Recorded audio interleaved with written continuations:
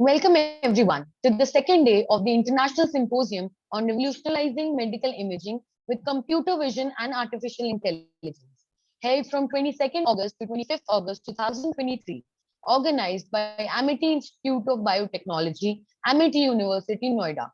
For today's session, I would like to humbly invite Dr. Vanathi Sundaresan. Dr. Vanathi Sundaresan is an assistant professor at the Department of Computational and Data Sciences, CDS, Indian Institute of Science, IISc, Bangalore. She is also the convener of Biomedical Image Analysis, Biomedia Laboratory at CDS IISc. Prior to this appointment, she was working as a postdoctoral research fellow at Athenuela A. Martinos Center, Department of Radiology, Harvard Medical School, and Massachusetts General Hospital. She received her doctorate degree at Oxford Center for Function MRI of Brain, FMRIB, Wellcome Center for Integrative Neuroimaging on WIN, University of Oxford. Later, she continued her research at WIN as a postdoctoral researcher, where she is currently affiliated as an honorary research fellow. She has over 9 years of experience in open source tool development for medical imaging applications. We are honored to have you here today with us, ma'am. I now request Dr. Vanathi Sundaresan to please start the session. Yeah, thanks everyone. I will just share my screen.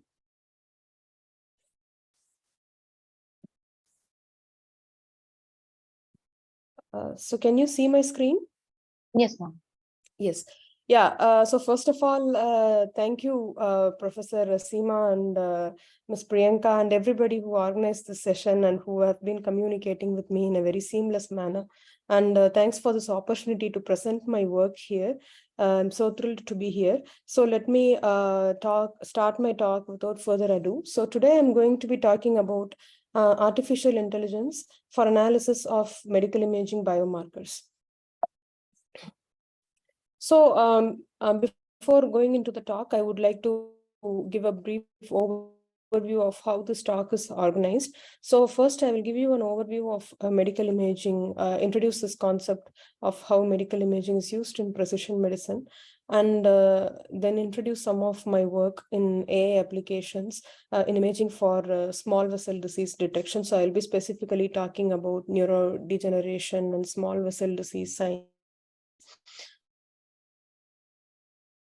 So both at individual subject level and all population map that can be obtained from these biomarkers. And I will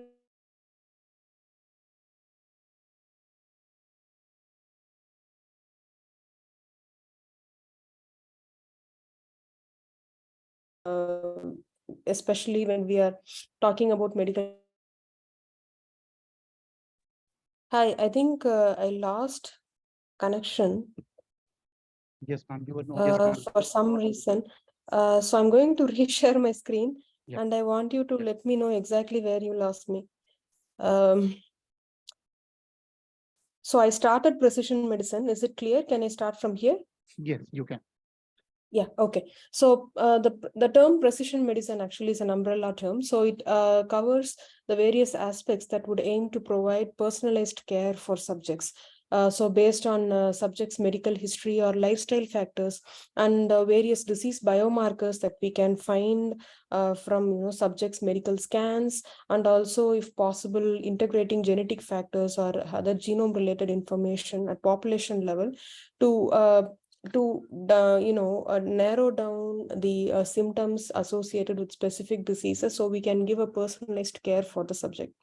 So for a very simple example, right, a patient walks into a clinic and reports mood changes or gait disturbances. This could be due to various reasons, starting from the dietary change or, alcohol abuse. It can be due to various changes, and we don't know what exactly it is due to. So whereas if we have a bit more information about the subject, for example, knowing additional information, such as, the subject has hypertension and their medical scan is revealing lesions in specific regions of the brain. They have smoking, they are chain smoker, for example, and they have these genetic disorders, for example, then we can probably, pin it down on neurodegeneration, potentially on some cerebrovascular disease as well. So that's exactly where medical medical imaging can be of immense use in precision medicine. So what are the other use cases? So I'm going to list, give a bird's eye view of where exactly medical imaging can be useful. So first thing is early diagnosis. So everybody takes routine scans once in a year, especially if you cross 30 or 35, you are supposed to take routine scans to, screen your body for any kind of disorders or anything. So in those kind of routine scans, even if the subject self-reports that they are normal, they have not been feeling any kind of discomfort. So sometimes incidental findings such as small lesions on the scans might reveal that they have early stage, they are in the early stage of degeneration or some kind of diseases, because at that stage, probably most of the diseases are reversible. That's what we want to find out. And the second aspect is differential diagnosis. That's exactly what I was explaining before. So differentiating diseases that have a similar set of symptoms. So knowing more about the patient's structural abnormality from their scans would be more useful in that aspect. And then screening and treatment planning. It's more of a longitudinal analysis where we actually look at the patient's scans at different time points, planning their course of treatment, what kind of drug to administer, and from the point of administration of drug, how the structural changes are happening in the patient body, basically. And is it the disease is progressing, or are there any side effects of the drug, and so on. And the next aspect is monitoring and predictive analysis. So here, the predicting or prognosing the severity of the disease and what stage the disease in, and also if surgery is involved, what is the condition of patient's structural anatomy of that particular organ before and after the surgery. So for example, if it is tumor, has the enigmatic tissue or the tumor core completely removed? Is there any tissue left behind? Doing that surgery, is it going to affect the any vital organs next to it? So all these things can be identified to certain extent using medical imaging, the scans. Data-driven and hybrid decision making. So artificial intelligence, especially machine learning algorithms, are heavily data-driven. So you extract as much as quantifiable information possible from these scans and use such information for arriving at the decisions. Additionally, so the clinicians will also have domain knowledge about various clinical conditions and also the structural anatomy of that particular organ. So can we impart these domain knowledge also on top of these data-driven information? Can we use a hybrid method to create a set of rules for making decisions or making recommendations to the clinician so that they can make the final decisions? So that is something that is really of increased scope in recent years in medical imaging.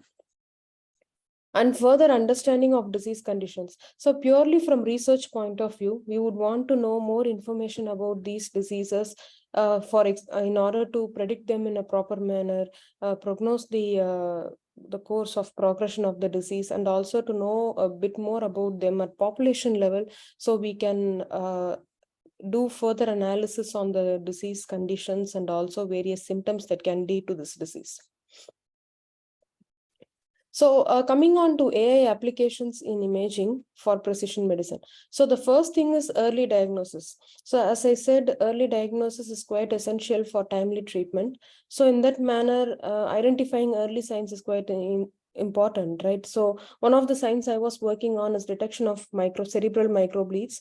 So it's extremely challenging because they are very small. I have shown a magnified part of this image where you can actually see the microbleeds, but in a normal image, especially taken with very low resolution, and also looking a clinician who's sitting down and marking these microbleeds over a period of time is going to be very difficult. So automated detection of microbleeds would be very useful for analyzing the further course of degeneration, because these microbleeds, they form one of the earliest biomarkers for various neurodegenerative and cerebrovascular diseases. And also screening and monitoring. So I have worked on a couple of modalities. So mainly on retinal imaging and neuroimaging, have also worked on cardiac abdominal CT images.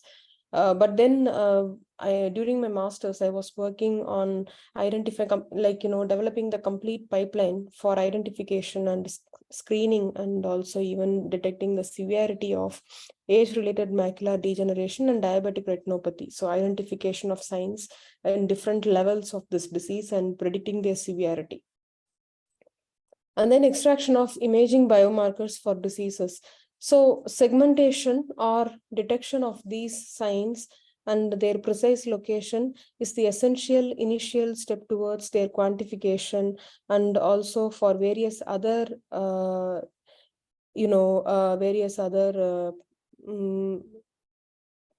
final end game, like various other objectives, like estimating the quantity of their load, or investigating their distribution at population level, that can give us a bit more information on how these disease signs are spread out within a population group. For example, I was working on white matter hyperintensities, which is another small vessel disease sign, which is of vascular origin, and it could actually lead to various cerebrovascular disease like stroke, and they are also early precursors of dementia. And I was also working on brain tumor disease, the glioma patients as well. So let me introduce the term formally now. Small vessel disease signs, or SVD, are associated with symptoms occurring in various cerebrovascular disease and neurodegenerative disorders. So the two main signs, which are white matter hyperintensities, I have indicated as WMH, are associated with various cerebrovascular disease. For example, stroke, due to vascular risk factors, cognitive impairment, and various neurodegenerative diseases. CMBs are also associated with hypertension and cerebrovascular diseases, mainly due to vascular risk factors, and CAA as well, that can lead to Alzheimer's. So increased load of CMBs and higher hyperintensities have been in general correlated with cognitive decline and gait disturbances. So these are the major signs for small vessel diseases. So I am going to majorly talk about hyperintensities and microbleeds, whereas there are also lacunar infarcts, which is a more intermediate sign of hyperintensity, and also enlarged perivascular spaces, which develops over a period of time in the SVD patients. Now, population level analysis of SVD signs. Let's start at population level, right? We were doing work on white matter hyperintensities. In general, what do I mean by population level distribution of biomarkers? So let's say that we have these subject level maps. So we have these anomalies detected on brain scans on individual subjects belonging to a population. Let's say people living in Asian population, like living in a particular region, and also they are of a specific age group, generally hypertensive. So you can actually define a population by these factors, right? Let's take blood pressure as one of the clinical factor.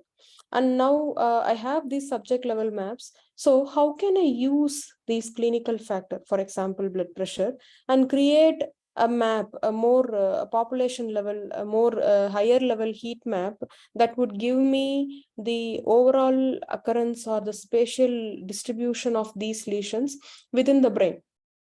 Right. This kind of map would be extremely useful in various scenarios. So whether a new subject, if they are walking in from the same population, you now have an idea, a prior of where to look in their brain, what regions of their brain are more vulnerable for these disease biomarkers. And also, then you have another kind of scenario where you want to extrapolate these population level maps, and you want to estimate where in brain it can happen in possibly an elderly age group or a younger age group. So that's possible if you have more information on their spatial distribution at much higher level.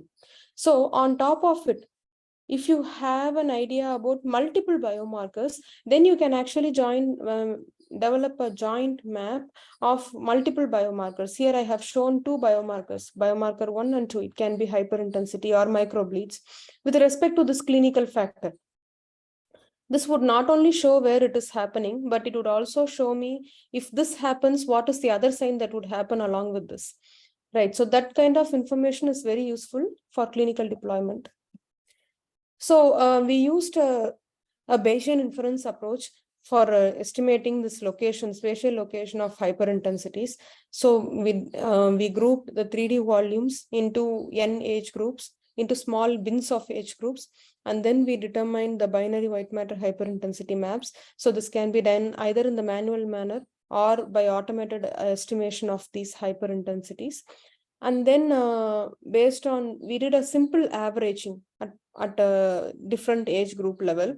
So we ended up with these age group, like the heat map. So the main disadvantage of this simple averaging is that it does not take into consideration the effect of neighboring voxels or neighboring pixels. So in that case, we need to have a smoothing function or function which takes into account the intensity values of neighboring voxels. So we use a B-spline approximation to get a more smoothened map, and also use that as the likelihood map to get the final white matter distribution map. So further to our experiment, we actually evaluated this method on the UK Biobank dataset, which is the largest brain imaging database. So currently we have, when this experiment was performed, it was around 40,000 subjects, and with a final target of 100,000 subjects. So for this experiment, we considered two factors. So I said blood pressure before earlier. So we considered hypertensive and non-hypertensive subjects. On top of it, we also considered age. So here you see an interactive effect between the two factors. One is hypertension, non-hypertension in the two columns, and then the two age groups. So younger age group, relatively younger age group, which is 65 years old, and then a older age group, which is 75 years, 77 years of old in the lower row. So the interesting observation here is that for between the age groups, we observed that the white matter hyperintensity, the probability increases along the periventricular regions or the regions closer to ventricles. So this can occur with normal aging also. Whereas if you look between two hypertensive and non-hypertensive group, these two groups, we observed that the lesion probability increases in the deeper region of brain, which is farther from ventricles, and these are the ones that can occur abnormally due to vascular risk factors, which also we further verified with the Z-score map. We can see the significant areas of changes are mostly in the deeper regions of brain, which are farther away from ventricles.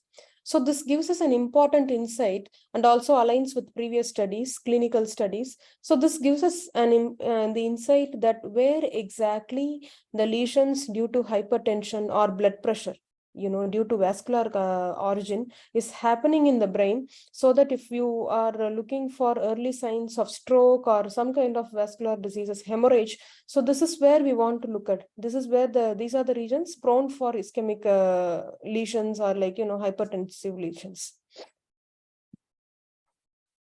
Now, moving on to subject level detection of SVD signs. So as I said, I have mainly worked on white matter hyperintensities and microbleeds.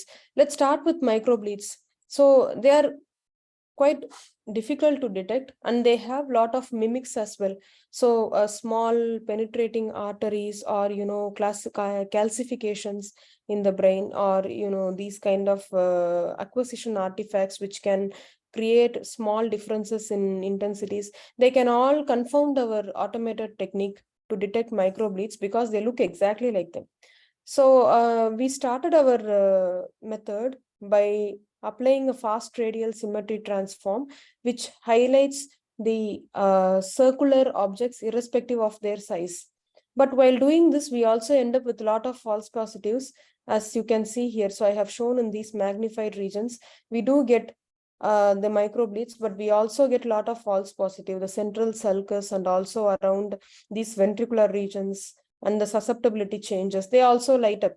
So this is our first step, to get all the candidates as we can, And in our next step, we use a knowledge distillation framework using a teacher-student architecture. So in knowledge distillation, a teacher model, a more comprehensive and a more generic teacher model is used to train a student model by distilling the knowledge. When I say knowledge, it's basically the softmax scores from the final layer of the teacher model. So that can be fed into the student model while training. So the training can be, the distillation can be online or offline. When I say online, the teacher and the student will be learning at the same time, training at the same time, or offline, it can be the teacher model is already trained and the student model is trained during the training process.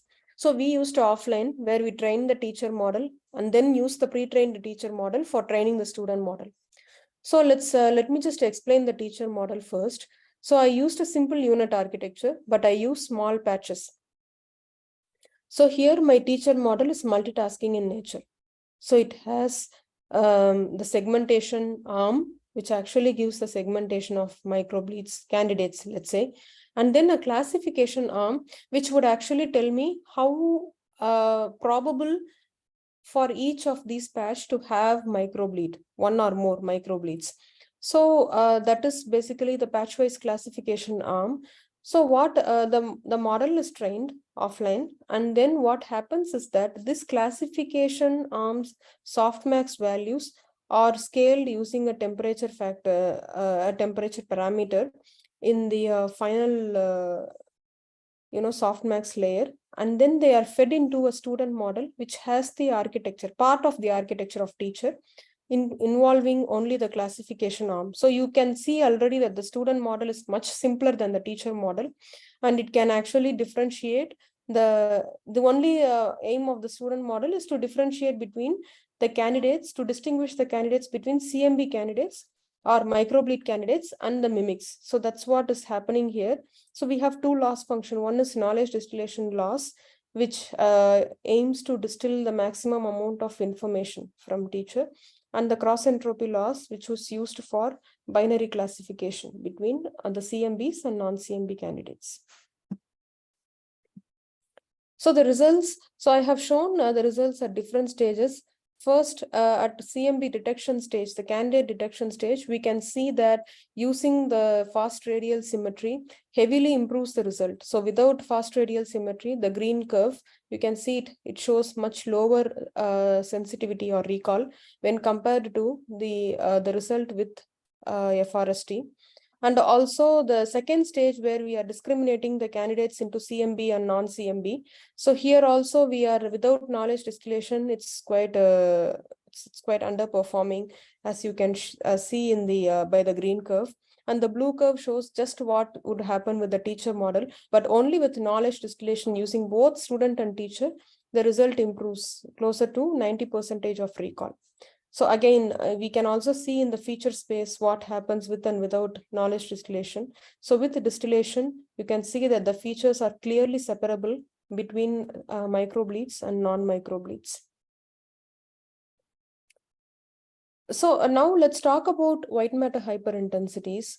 So as I said, these lesions can happen with normal aging, but they are also one of the important biomarkers of neurodegeneration.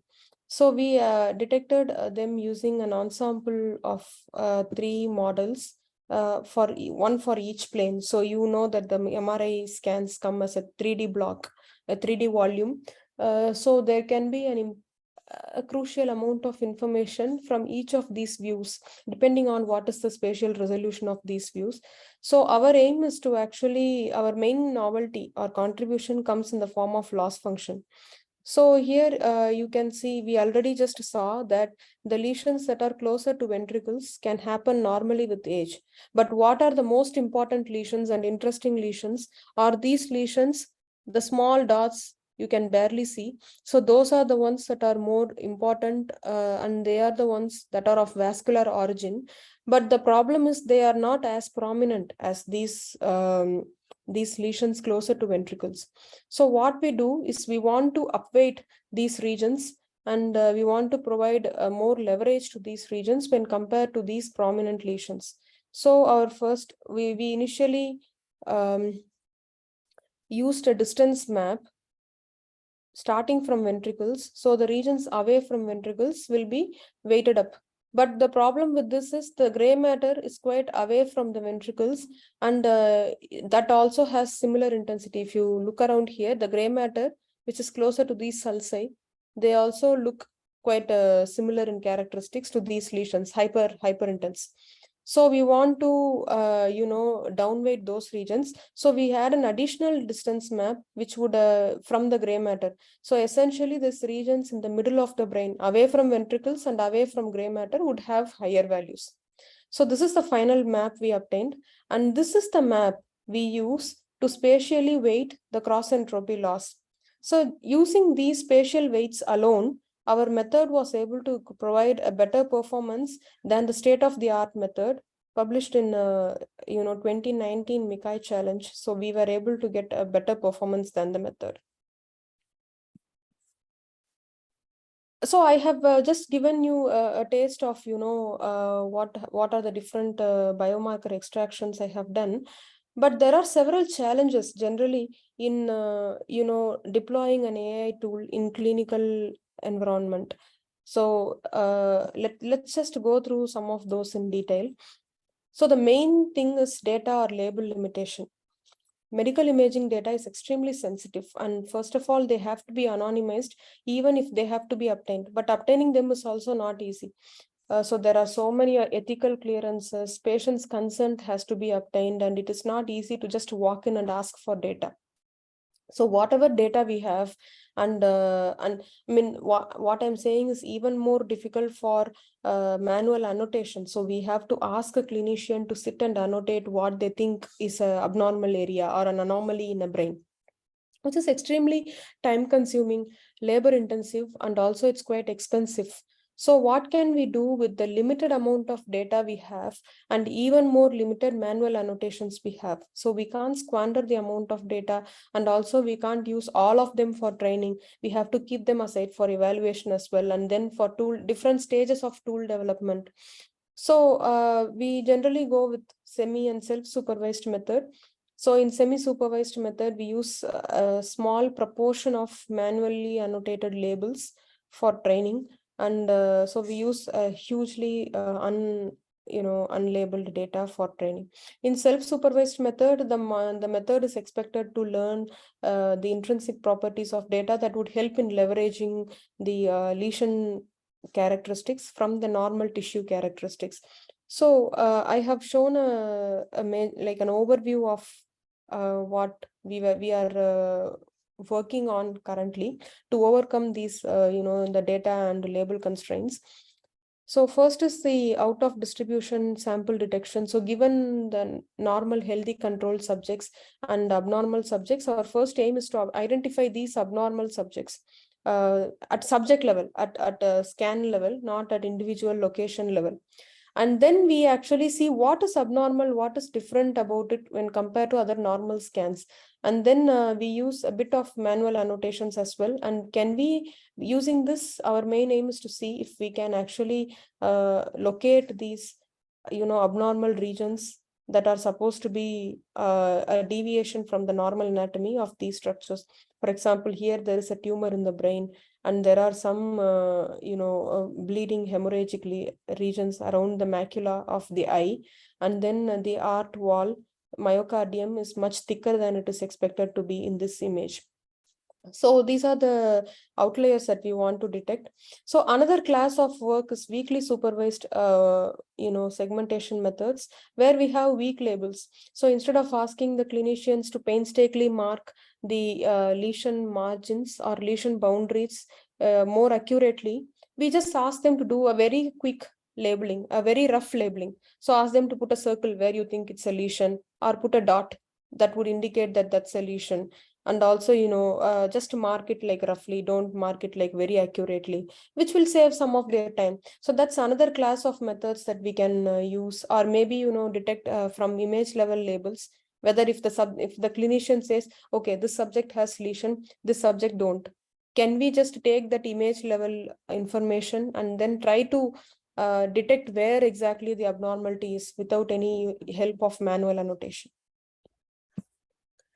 So one of the recent one that we are working on, one of my students is working on method called ANOSynth, which is a self-supervised multi-scale anomaly detection on medical images. So here, given a 3D brain volume, so the first step is to simulate the multiple scales of anomalies. This is artificially simulated anomalies. You take a noise profile and change the frequency and smoothing factor of noise. So here we have very high frequency noise, and slowly you reduce the frequency, and then for higher higher sized lesion. So this is basically thresholded to get these lesion areas, and also for higher lesions we do patch interpolation to introduce a texture component to lesions. So these lesions will also have ground truth because we are generating them. So now we train the method, transformer vision transformer based unit architecture, to train to identify these lesions in a supervised manner, in more of a self-supervised manner, because we are generating these anomalies ourselves, and then we get the final trained model. So in test time, it's even simpler because all we have to do is apply these transformer-based models. We don't have to do anything else. So even though it's quite complicated, these lesion generation happens during training. The testing is quite simpler. In the inferences, time is much lesser. So we tested it on brain tumor dataset, and so the second column shows the manual segmentation, and the third column is our segmentation output. And the localization, we have shown the localization results also. So we found that our method performs quite well on different scales, different sizes of lesions as well. So just to confirm, we also applied it on a completely different modality, retinal imaging modality called STARE, which is more of a macular degeneration. So we wanted to observe the amount of degeneration around macula. So from second column onwards, we have just magnified the macular region and shown what is happening in there. So we can actually see that the algorithm correctly identifies some of the regions of abnormalities in the macula. And so we have also got the localization result, where the green region indicates, the green spots indicate the manually annotated centers, and the dark, the black spots indicates where the output, the algorithm has shown the centers are. So we see that it's a pretty good match in this case as well. So our method does considerably well, with significant improvement compared to the existing methods, but performed on an independent tumor data set. And also for the retinal imaging, we obtained a good localization score and also a good image level score. So another work we did is a weakly supervised method using for hemorrhage segmentation on non-contrast CT dataset. So here we had only image level labels to tell us whether the hemorrhage is present or not. So we used a classification model, ResNet model, and then we basically obtained class activation maps from these models. Basically, class activation maps provides feature saliency in a spatial manner, where we can actually see what spatial regions of the image the model takes into consideration to make this decision of whether the subject is hemorrhagic or not. So the feature saliency can be obtained through distilling the gradients. So that's possible. So we obtained a class activation map and used this map to obtain pseudo label and trained a vanilla unit model, a 3D model, for getting the final intracerebral hemorrhage mask. So the test time, again, it's very simple because this is all the cam map extraction and everything is for training. But whereas on test time, we just apply the 3D unit and get the predicted intracerebral hemorrhage mask. So I have shown a few results here at different stages. So the non-contrast CT images is quite bad in the contrast. So we did an initial pre-processing by converting it to RGB image, and then identified the CAM regions, class activation maps, where what are the significant feature saliency regions. And then we obtained the final segmentation output. Compared to manual labels, you can see that it's quite accurate and here, sorry, it's exchanged, but you can see even a thinner region of hemorrhage has been successfully detected by our method. So ablation study, again, we can see that taking into consideration, we also added LSTM network, where it takes into consideration the subsequent slices, the contiguous slices, so that here it is more of a 3D information. So just by adding a few more slices and the spatial continuity, there is a bit more accuracy, improvement in accuracy of CAM maps. And we can see that compared to these CAM maps, these are quite accurate and leads to highly accurate segmentation output.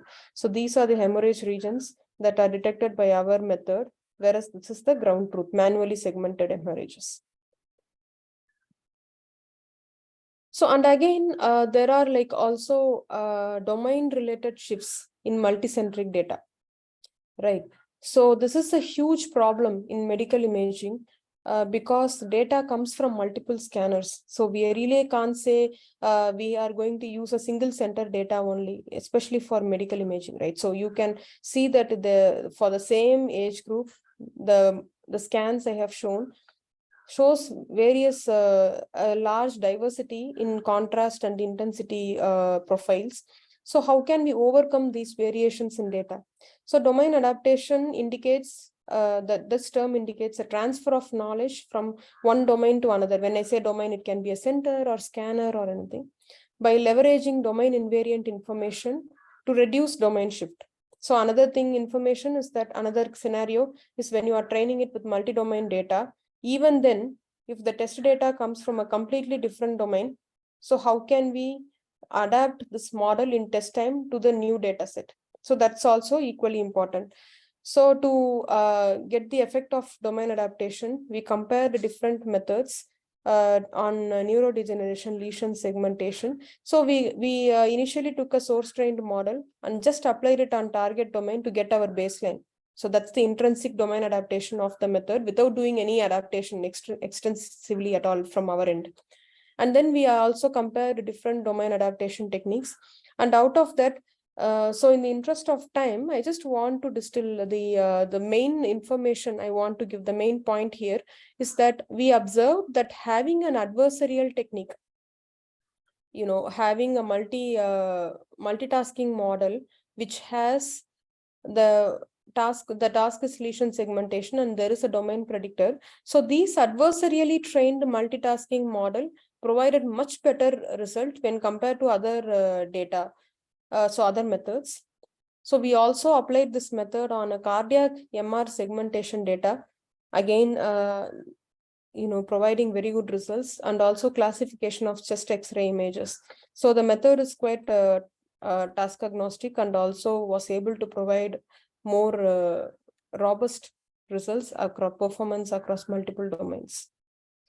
So here I have just shown that adding another so here taking the same model on UK Biobank dataset, here also we did not have labels. So the model, the whole training process is unsupervised, but adding an age prediction task in addition to the lesion segmentation. So the main aim in this work is to show how adding an auxiliary task of age prediction would increase the lesion segmentation task itself. Our main task here is lesion segmentation, but how adding an auxiliary task of age prediction would improve lesion segmentation, because age is correlated with lesion occurrence, right? Age is one of the risk factors. With increasing age, the subject is more prone to getting lesions. So how about tying up these two tasks together, which would actually improve the segmentation performance, and we actually obtained 20% increase in the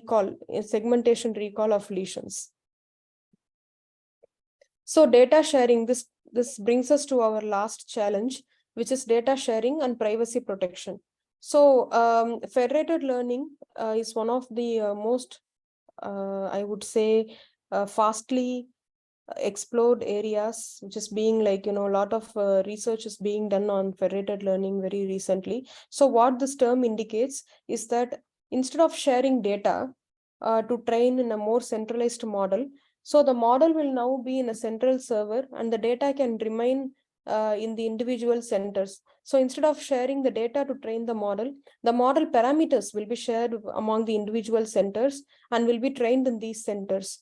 So now there is no need for sharing the data, or there is no need for the data to even leave the centers. So then the models parameters trained in the individual centers are aggregated and sent back, updated in the centralized server. So that is what the federated learning does. And there is like still a lot of challenges in this paradigm. Some of the emerging area is that addition of unseen centers in federated learning. If there is a new center introduced which has much different data distribution, so how can the FL framework cope? And another is cross-modal domain adaptation, where they acquire much different all of these centers will have their own protocols. They are going to have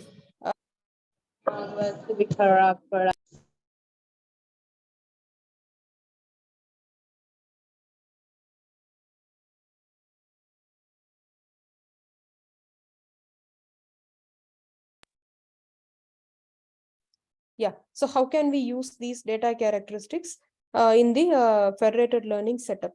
And also missing modalities. Like in some of the centers, there may be some of the modalities missing. So if every center uses CT and MRI, and if there is only one center that uses just CT alone, so how are we going to account for that missing MRI modality? So how can we overcome that? So these are some of the very interesting emerging areas in federated learning framework. So let me quickly finish with the opportunities and future directions. So I think in the clinical deployment, the first and foremost future direction of research, which is also currently happening, but more scope, a lot of work yet to be done, is interpretability and trust, explainability, right? So if the clinicians are going to use our tool, they will have to be able to interpret the results, the whole method. So already deep learning is a black box. We don't know what is going on much inside, what kind of parameters, how they are updated inside deep learning, right? The models. So, but clinicians need to have tangible information on what is going on inside deep learning, what is happening in training, how the results are obtained, how the decisions are being made. So any kind of information that would keep clinicians in the loop, so that their feedback can also be taken into account, so that this bidirectional interaction happens between the AI model and the clinicians. So for example, some of the aspects can be feature saliency. Just instead of giving binary maps, can we provide more, the saliency maps, which actually shows the heat map of, the MRI images, where the regions that are taken into account by the model to arrive at the decision, very much like the CAM map that I was explaining before. So can we provide something like that to clinicians? And also, instead of giving a binary map, how about a class probability? Like, given a voxel, the model can say, I'm confident that this can be 25% background, 35% ventricle lining, or 40% part of lesions. This shows how much certainty the model has in predicting that part as a lesion. And also example-based explanations. This can be incredibly useful in training new radiologists. So the model has already learned the characteristics of anomalies, right? So how about the model now generating some examples of these anomalies and how they will be looking on brain images, so that the new incoming radiologists or radio technologists who are taking training can look at these examples and train themselves. And out of distribution detection. So far I spoke about working on hyperintensities, microbleeds. So here I'm assuming that I'm seeing only hyperintensities and microbleeds in a subject's brain. That might not be true, right? When a subject is reporting with some kind of symptoms, they might have one or multiple existing pathological signs. So identifying anomalies as an open world problem rather than a closed targeted problem might be quite useful, especially in a federated learning framework. So you can actually mine a lot of pathological signs from different areas that can be useful for research as well, and that can also be used as a prior for further analysis of diseases. and accurate extraction of underexplored biomarkers. So how certain the model is in detecting these biomarkers? For example, here I have shown an example of uncertainty map. The model is always certain in its center, but as we move towards boundary, the model becomes more uncertain because there is inconsistency even among clinicians in marking these boundaries. Where exactly do you put the boundary, right? So these are some of the areas that can be of immense interest in medical imaging. So, and also characterization and reporting. So how can we report our results that is of terms that using the terms that are closely and easily understandable by clinicians, that is often used by clinicians in their line of work. That's quite important, and it's also, I think, very timely to do these kind of research because they have a huge potential in revolutionizing medical imaging for precision medicine. So I think with this, I will stop my talk, and I would like to thank you all for your attention, and I would like to thank my group, Biomedia Lab, and also our collaborators at Oxford and Harvard Medical School, and my other collaborators from Europe. So thank you all for your attention, and I can take if you have any questions now. Thanks.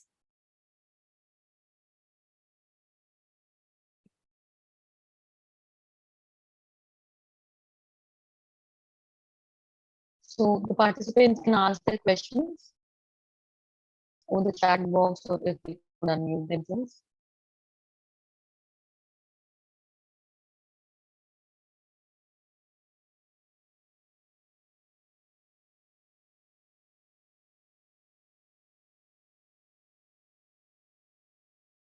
Okay, so I have a question, Professor Vanati. You have spoken about population-based studies. So what would be the sample size that would be significant to consider if you're doing some population-based studies? Yeah, so that's a very good question because,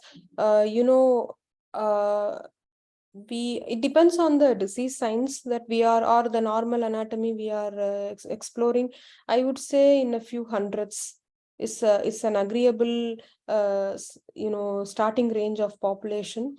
And I would also say if we are going to analyze the disease perspective or like the progression of disease, it would also be useful to have a fair share of control group so that we have both positive and negative examples, and we can see how the progression of disease happens. So the UK Biobank study we did, we actually considered 1,000 subjects from each group.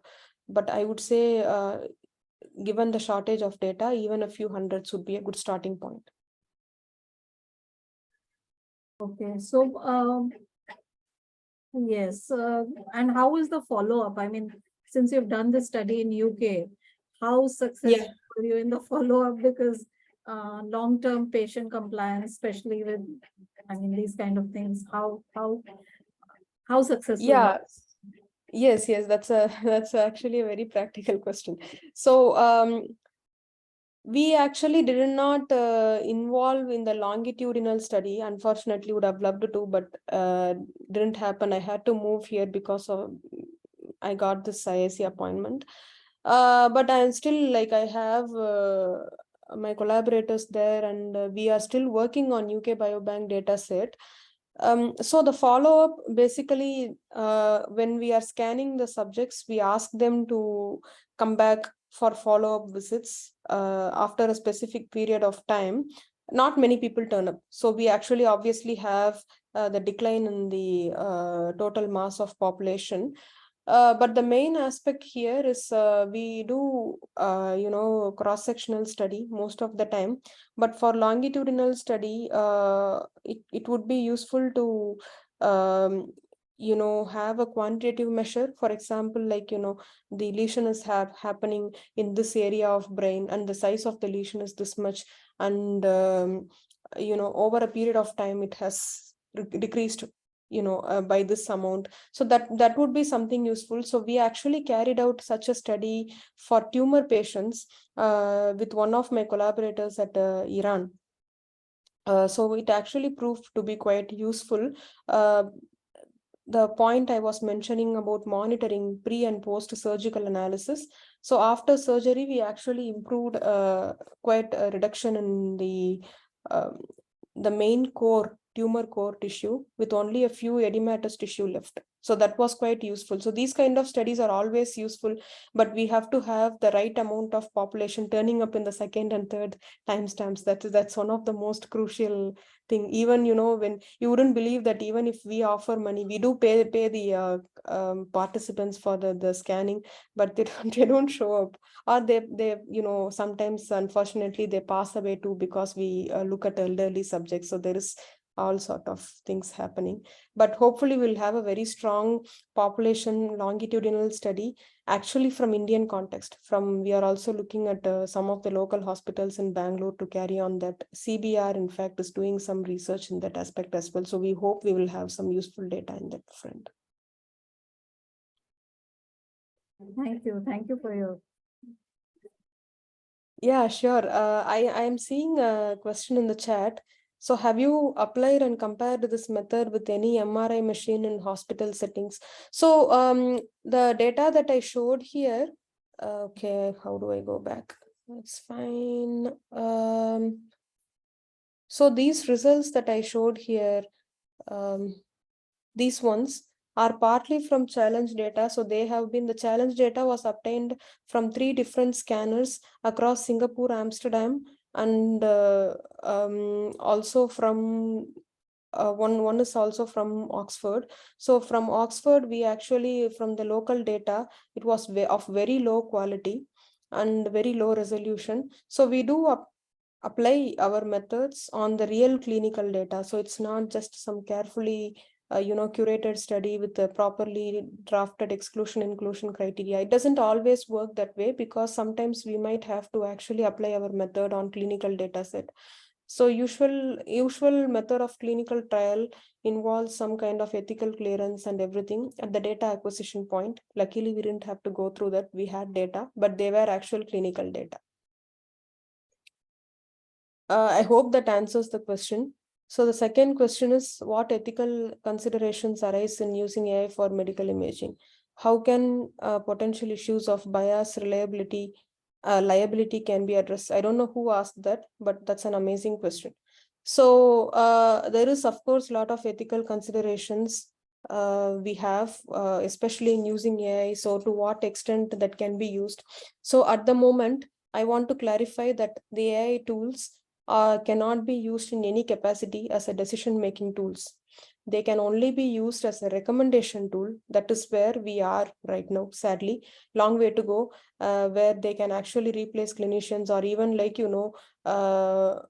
be an assistant to clinicians. Now what they can do is basically provide recommendations to people involved in radiology, where they can make their own decisions, where our method can actually provide quantitative measures to help them in arriving the decision. So because of this, because human, as in clinicians or radiologists, are still involved in the loop, there are currently not severe ethical considerations. But if some researchers tomorrow, if they come forward with such a method that would actually be used as a decision-making tool, then there would be a lot of ethical considerations that has to be taken care of. For example, clinical trials have to be performed in different regions and with different ethnic groups, so that to show that this method would work on different ethnic groups and at different disease population as well. And several ethical board considerations have to be obtained. So potential, I hope that answers the first question. Coming to the potential issues of bias and liability, I think there is always. So I can tell you that so far, whatever methods we have applied, majority of them, I can say confidently 99% of them are not on Indian population, because we are yet to obtain a data that would be, data plus clinical workforce plus, AI technical heads working on this kind of work together, so that we can actually develop this platform, having these publicly openly available data sets and the methods that can be used for identification of diseases. So that's exactly why we will have bias towards of so the models might be more biased towards Western population because they have been carrying out this kind of research. So we are trying to remedy that by using more of Indian population. So there is always population-based bias. It has to be more steps have to be taken to overcome that. For example, taking more generalized data, mixing up data. So that is required, and also, bias towards age or other clinical factors. So it's always good to have a very balanced data. If there is an imbalance in data, the bias is going to happen. Liability, I don't know what the participant has meant exactly here. So liability towards patient or liability towards, industry or clinical liability.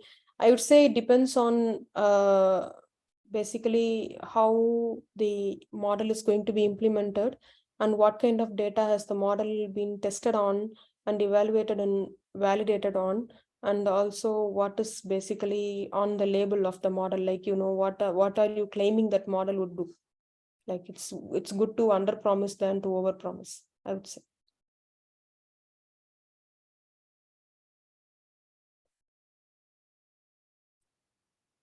So are there any other questions? I don't think there are any more questions. I think.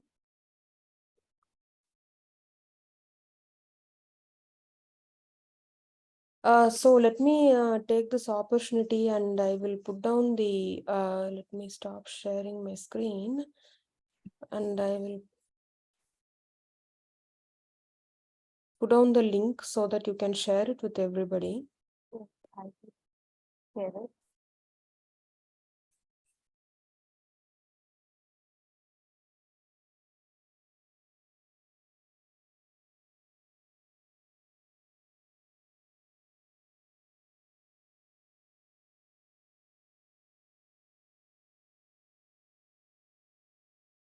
Okay. So I have just shared the link with everyone. So post lunch, when we meet again at 2, can you all please clone the Git repository and just in your local machines and be ready. So please ensure that you have Python. So the packages are already mentioned in the tutorial itself. A basic version of Python, anything greater than 3.6, and then NumPy, SciPy, scikit-learn. So all the packages required for basic machine learning. So in this in the afternoon session, we are going to work on the conventional machine learning methods, nothing more advanced. So I hope we can basically it can start something simple, and we will be advancing to machine learning based classification tasks. So the required packages are in the README file or in the very first tutorial file, I think. So you can go through those, and if you want, you can actually install those. If you don't have them, you can install those meanwhile during the lunch. So if you have any specific questions, you can let me know meanwhile. Right, so we can meet again at 2 o'clock. So Okay, thank you great. for such an insightful session, ma'am. We will now have a lunch break, and I request everyone to join back here at 2 p.m. for the hands-on session.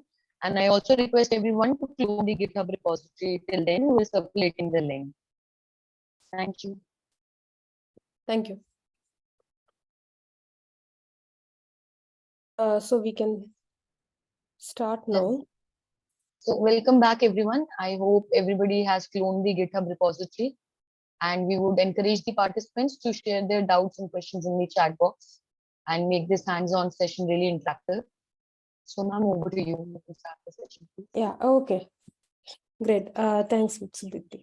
Okay, so let me share my screen.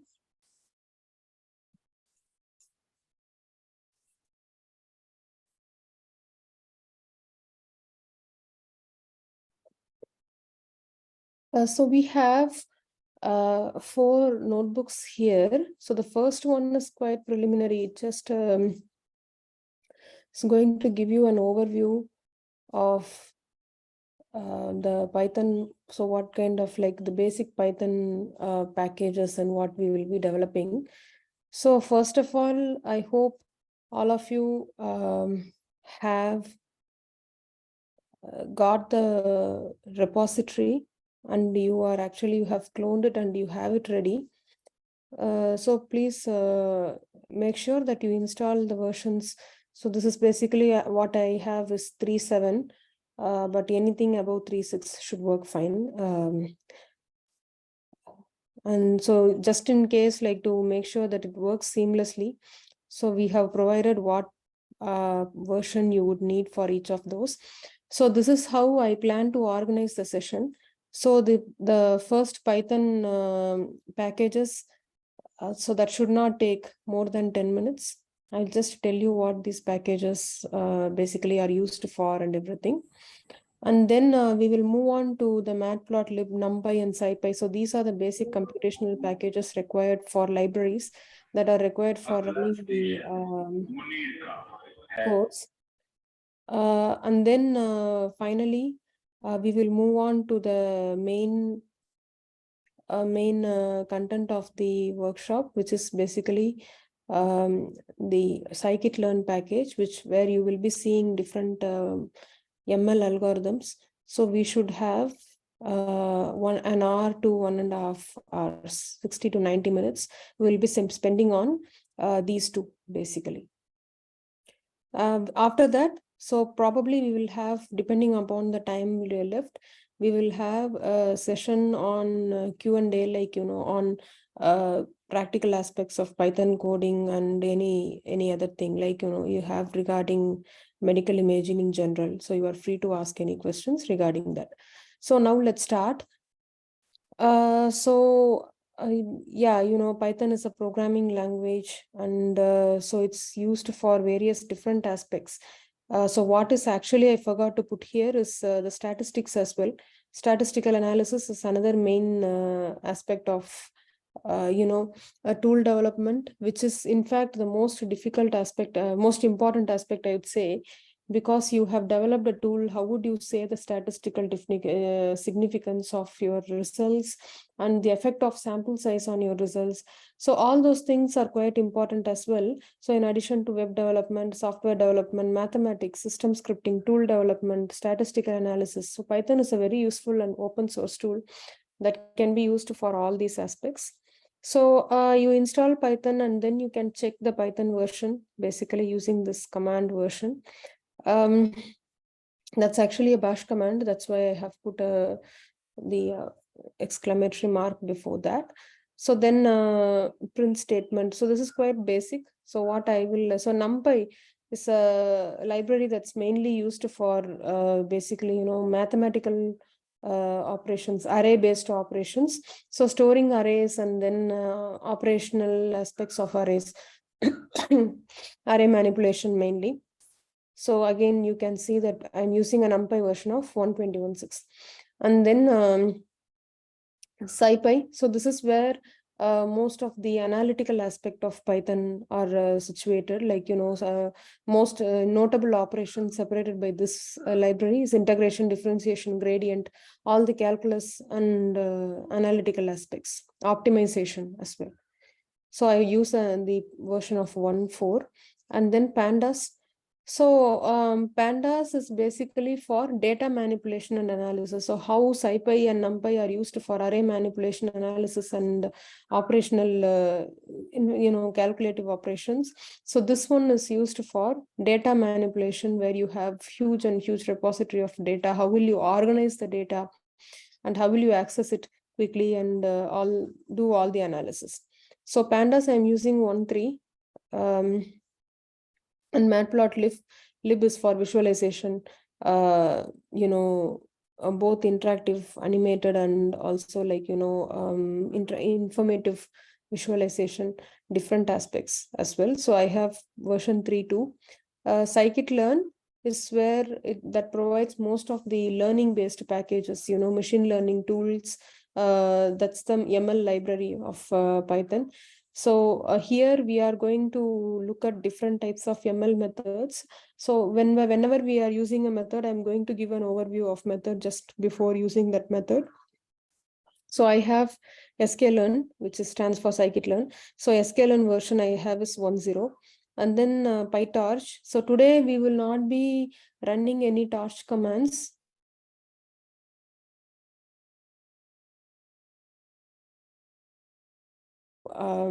Probably in some venue we can think of a venue to work on deep learning as well, but today we will be seeing mainly the conventional machine learning methods. But PyTorch, and the starting from now, the packages, libraries that you will be seeing are mainly used for deep learning and more complicated analytical tasks, main deep learning computational architectures and everything. So the PyTorch version I have is 1.11 plus CUDA version of 1.13. So now Keras, again another open source software library for deep learning. So actually, Keras also uses TensorFlow backend. So I will be talking about TensorFlow next, but I have Keras version of 2.8, and TensorFlow is a free open source library developed by Google. So PyTorch is developed by Facebook. Again, TensorFlow is developed by Google. There are quite a few variations, differences between PyTorch and TensorFlow in terms of the ease of programming, the nativity of programming, and also the ease of porting, and also implementation related ones, parallel programming, multiprocessing, and multi-threading. So each of them have their own pros and cons. So if you are used to TensorFlow programming, so that's quite good as well. Or if you are used to PyTorch programming, then you would know how it is quite easy to program with PyTorch and everything. So I have the TensorFlow version of 2.8.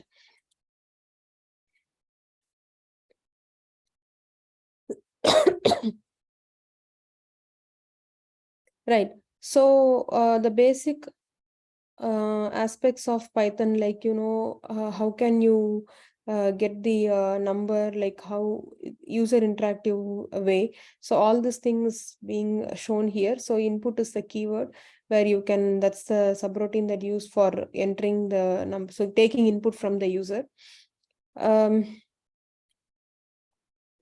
And then you have the data types. So there are like more clear information about it in a later part of this tutorial. So where you can actually say that what kind of data you have, what is the data type for this particular input that is provided. And then a very quick instance of how the array is being used in Python. So that is dynamic array indexing, where you don't have to so this is what you call as list comprehension in Python. So you don't have to use the for loop and do within a loop each single time. So in the interpreter, so if you do this in a single go, so you can also write for X in something, then you can actually put a loop and then you say int of X. But instead of this, in array comprehension, you do everything within an array. So that's quite simple as well. So in float, so what do you want the floating point to be? And all those things are provided here. So you can go through this quite quickly. This is all basics. We are already short of time, so I would recommend you that you go through these Python data types, strings, how to do all those things, in your leisure time. So if in this tutorial, I would assume that you already have an overview of simple Python programming. So let's quickly move on to the second one, which is NumPy and Pandas Matplotlib.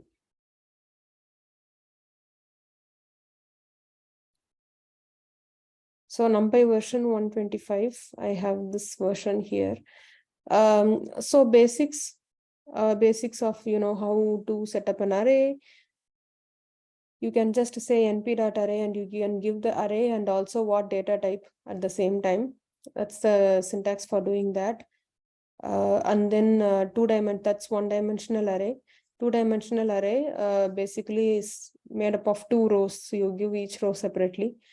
So you can say what is the dimension. You can print it using ndim attribute, and an array as dimension and shape will give you the shape of the array. That's another attribute of array. And so that type is another attribute. You can get the data type of the array. And then the item size, which means that how many how many size it will occupy on the disk in bytes, and the n bytes total size.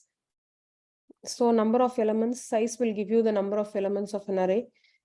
So changing the specific rows, accessing the specific rows.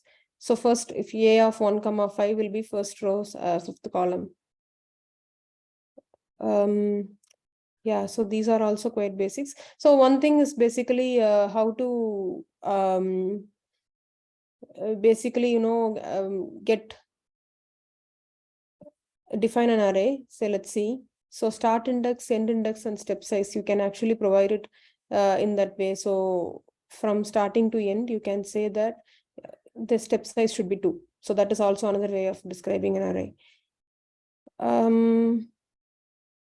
And then, this is basically these are basic array manipulations. I just wanted to give an overview and for you to give an exposure. So this is a 2-dimensional array and tuple. So another thing you want to note here is different. There is 2 open braces, which shows that this array is present. This A is a variable that has tuples of arrays. Right, again, this is having, it's all present in tuples. So the array is stored within an array within an array. So it's a higher dimension. We are going in higher dimensions now. If you look at the shape now, that is 3D, right? Because it is of incremental tuples. So in initializing different types of arrays. So this is something that we use generally in storing the images and everything. So you initialize a 0 array and then you store the image in that array. Like you assign the image values to that array. So once basically you say that ones or zeros doesn't matter. So this is how you can quickly initialize an array. So you can say that 2x2 array I want, and instead of giving ones, you just say that this is the number I want. Or you can actually say np.ones and you can multiply this array with that particular number, 99 also. That's another way to do it. So full like is actually, you have an array already, it will create an array of the same size, but fill it with these numbers. So random is again a way to generate random numbers, but the array size is given here, 4 rows and 2 columns. Again, randint will provide the integer from the specified lower value to upper value within that range. And this provides the size of the array. Yeah, identity matrix you can provide this way. You can generate this way. And then zeros. So this is different types of initializing arrays. So basic mathematics, you can have a look. Statistics, you can get all the descriptive statistics of an array. So, mean, there is minimum, maximum. You can also get the average by np.mean and standard deviation by np.std. So this is reorganizing arrays. So you might want sometimes to stack images together or stack 2 arrays together, n-dimensional arrays together. So you might want to reshape an array first to match the dimensions, and then you can actually stack them together or manipulate them or store them together. So reshape, you have to provide what size to reshape to. And then stacking, so you will have vertical stacks. And then you can stack them vertically, like stacking the columns. So same way, horizontal H stack is stacking the rows. So how you can stack. And then array operations, adding the scalar to the array, and then adding 2 arrays together. So now we come to the most interesting part of this. So how to start plotting the different things. So this is a very simplest plot you can do. So I have matplotlib version of 3.7. And so you just plot given X and Y. Plot gives you a simple plot, line plot of X and Y coordinates. And then you can also, if you leave it as it is, you are not going to get any markers. But if you just want the markers, you can provide the marker type, and that will be plotted instead of a line. So again, same thing. So this actually shows how to change different types of markers, colors, marker size, and everything. So just go through this. Feel free to change different aspects of it. The color is here using color keyword, and then MS stands for marker size, and then OR. These things actually show what is the shape of marker. Star means the star marker, and then plus marker, or asterisk means star marker. So you can change different types of things. Please have a go with it, like whenever you have time. So again, how to provide title. So this is quite important when you are preparing your manuscripts, these aspects, because your figure conveys a lot of things when you are writing manuscript or when you are presenting something. All the axes should be properly labeled. The legend should be present if there are more than one curves or more than one plots in a single image, in a single axis. And also the figure title really helps. So this is one way to create a neat image, right? So you have all the axes in a very clear font, and then you provide X and Y labels, title, everything. And adding grid lines would help in identifying where the data points are, like, without even markers, especially if you are averse, or if you are not a very great fan of markers. So you can actually add grid lines so that people can get an idea of what you are talking about when X and Y values are. So this is basically the grid parameters, color of the grid, line style, line width, everything. So subplots. Again, this is also quite important. You tell in the subplot, you specify what is the total number of, so basically how many rows, how many columns, and that would determine how many plots you are going to put. And then one means this is the first plot. So that's, you say plot dot subplot, and you start plotting whatever. And if you want to alter the figure size, you can just put plot of fixed size, and then you can change the figure size as well, which I have not mentioned here, but you can adjust the figure, the overall figure size using that command. Again, so as I said, multiple plots are involved, so it's good to have a legend. And so yeah, so basically you are plotting the coordinates here. You can see, you can actually tell where the legend should be placed, everything. So these kind of scatter plots are quite useful for identifying, like plotting various clinical factors with respect to the quantitative measures from you obtain from medical imaging. Would be good to show the correlation between the results, the actual results, and the predicted results, to show if they are correlating well. So these kind of scatter plots are really important and really useful in that way. Again, bar charts, right? So you use plot.bar for this, and you can actually define all the bar parameters here, the color, the width, and everything. So pandas is, as I said, it's a data structure library that can actually organize your data and in a tabular format, and you can visualize your data very nicely. And pandas also can help in subselecting the data. Basically selecting certain subsets of data and accessing them in a very efficient manner using header details and everything. So you just say pandas, PD stands for panda, import it as PD. And then you say data frame. So that will put this data as in a table format. Now, while you are doing, you can also give column headers. So it's very easy to access the data if you give headers. So this is how then if you display, it will be showing the pandas will arrange data in a very nice tabular format for you. And now you can access it just with the name as your dictionary. So it will now be a dictionary of headers. You can access also that way. So deleting is quite easy as well. So I have shown how to delete. And then selecting I location of 2 means the second row you can actually take. So then I basically to select a subset of data, you can also select an array of things. and how to append the two data frames together. So concat is the command to append the two data frames together. Dropping, basically selectively dropping, you give a instruction and then drop. So you are basically dropping rows with label 0, whichever has a label of 0, you are dropping those.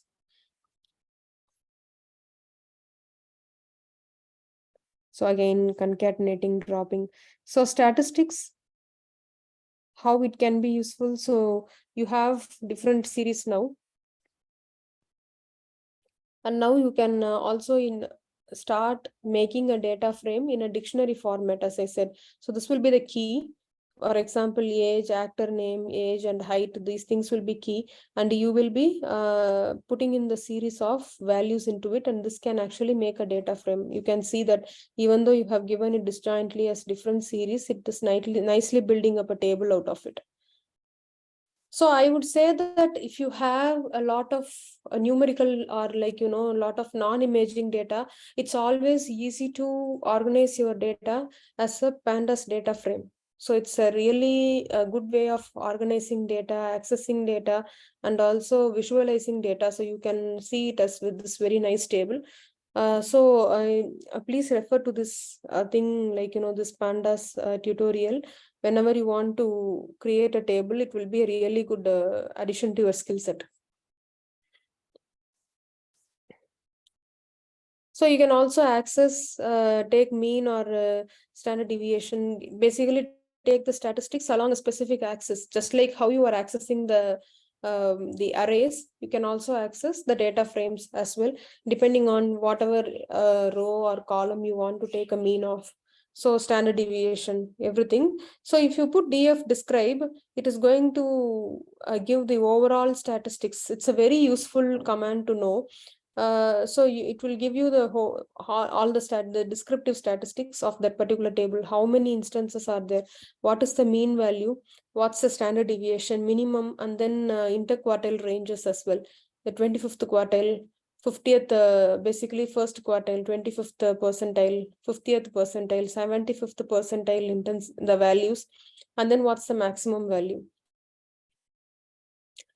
So df.where is for selecting data, by putting in some constraints. So for example, we have this filter where actor name is this one. Then you are selecting all those things which has this actor name, or in place true is basically like wherever you have these values, you just select it. That's all. Applying more filters, you use ampersand for and or vertical row for or. So in that way, you can concatenate different constraints for selecting.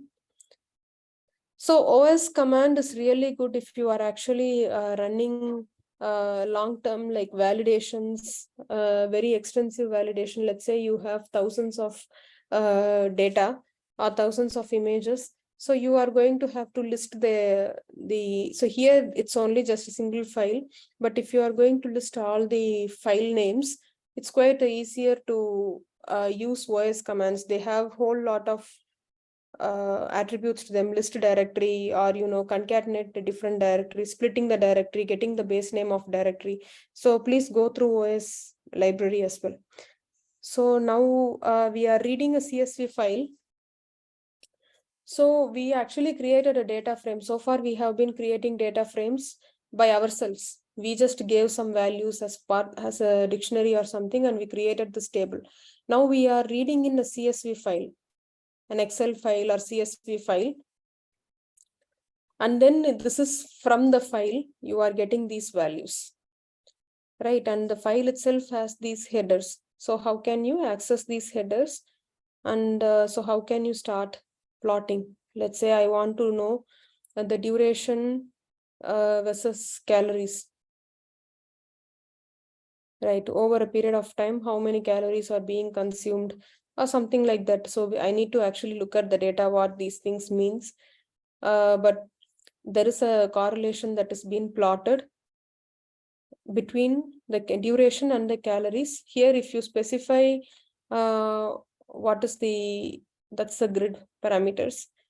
So you just take the duration as x-axis and calories as y-axis, and then you plot those values. So you see, giving a header for each of the columns is really useful, especially for plotting with pandas.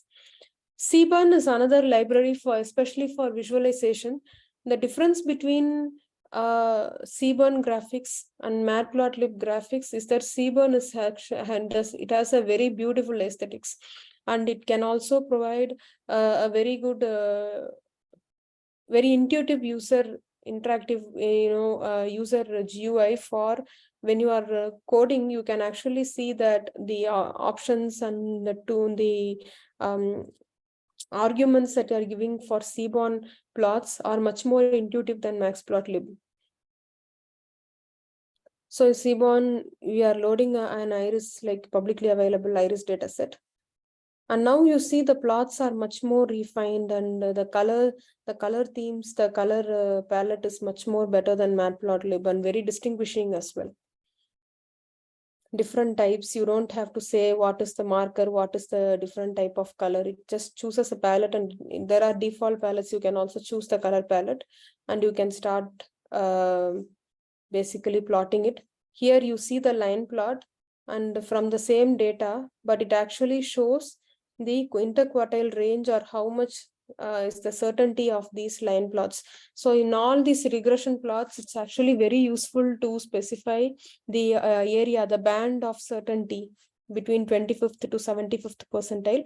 That is shown very nicely in this plot. It's one of the quite distinguishing aspect of Seaborn plot. It gives a lot of descriptive statistics like this. So scatter plot, again, you provide a scatter plot. So you see the commands here, line plot gives you this. This is also a line plot. So far, we have been plotting for the same data. We have been plotting line plots. So now we move on to scatter plot. Right, you just say scatter plot. There are no lines, just the markers to distinguish between different data. And then distribution plot. Distriplot stands for distribution plots. So this basically is so you get a bar plot, but it's not of the intensity values. It's of histogram, sort of a histogram data, where you get the distribution of different values, a frequency information of different values, and enclosed by the it's also like available in MATLAB or from Python as KDE plots. So here also it's like it's more of a distribution, and the upper cap is shown by the or what do you call as the distribution curve is shown on top of these bars. So joint plots, where you actually get these different types of interactive effect of the two different variables, and see how the histogram of them are, like where they are densely distributed, by taking a projection of these two as well. So regression plot, so you give these values, you put a scatter plot first, and you take this correlation coefficient, you have to get the regression. So all those value, basically the regression value along with the correlation coefficient can be estimated through the regression plot. And then finally heat map. So this gives you, we often use it for confusion matrices, or for zooming in a specific part of image, or when you have multiple classes, how can you do the multi-class confusion matrix? So something of that sort. So here it's a very randomly generated matrix. You give the data and the annotation, then you see that how far it is coinciding with the data. So heat map always has to be accompanied by the color bar, so that we know what is the value exactly. So there are different style types that you can do with this heat map, whether to display this value and everything. But it's a very useful tool for providing, analysis results. So you can read more about the other plots of, so Seaborn has numerous other plot types. You can always go through them in the tutorial that's provided in the link. It's the own Seaborn webpage. You can have a look at that. So I want to know so far if you have any questions. If not, then we can maybe we can go for a 5 minutes break, and then start the other two important packages, where we will be seeing different ML techniques. Maybe we can reconvene again at 2:50, and then go through this for another 40, like another 70 minutes or something. Yes, So ma'am, I think you can start. I can start. Okay, I will start then. So in this session now, I think we will see different machine learning methods and how to, train those models and predict the results. So we will actually use the scikit-learn package for this session. So here I want to, for those who are not familiar with this, I want to introduce the concept of supervised and unsupervised models. So we have even in the context of medical imaging data. So we have, let's say, medical images, and we have certain, we have a task at hand. Let's say we have to detect where the abnormality is, or we want to segment exactly the boundary of the abnormalities, or we want to classify the images into normal image or abnormal image. We have to get different manual labels for it. If it is a classification task, we have to have a yes or no label from expert. We have to have for segmentation, the actual boundary delineated by the expert. So we have to have all these labels. So we provide both the data and labels to the model, whatever machine learning model we want to train. So this process is called learning and training the model for using data and label. And if we use labeled data, which means in the presence of label, if we train the model, then that training is called supervised training. If we don't have those labels, or if we let the model figure out what the intrinsic properties we would use to differentiate between the normal and abnormal regions, then that's called unsupervised training, or that models are called unsupervised models. So here we will see a mixture of different supervised and unsupervised models for our problem. So I want to introduce two tasks here. The first task is classification. As I said, given a set of features, numerical features, so how can we classify the data points? Each data point will have n-dimensional feature. The number of features will be equivalent to the number of columns in a data matrix, feature matrix. And the rows will indicate the data points, the number of data points. So given such a feature matrix, how can we classify different rows into, different classes? Usually binary means we have two-class classification. Otherwise, we have multi-class classification. Here, the relevant task is called regression. So we have all these features. So how can we basically get a target output as a linear combination of these features? If that is the equation we have, how can we find the coefficients of all the features? So in this way, we can actually see which of these features are important, which of these features are not. Then we can, and the natural next step would be to do a dimensionality reduction, because we want to get rid of useless features or less impactful features, and we want to reduce the dimensionality. I already said that each data point will have n-dimensional features.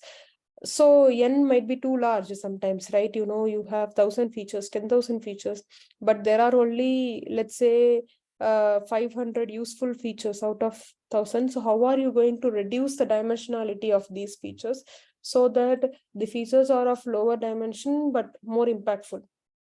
Clustering is an unsupervised method, generally unsupervised method, where you don't have labels, but you actually group the data points into multiple clusters. You can actually provide the cluster size, number of clusters, and let's say if the cluster size is 3. So given these data points, given these, let's say 700 data points, 700 rows, how would you classify or group these 700 points into different clusters? In our case, 3 different clusters.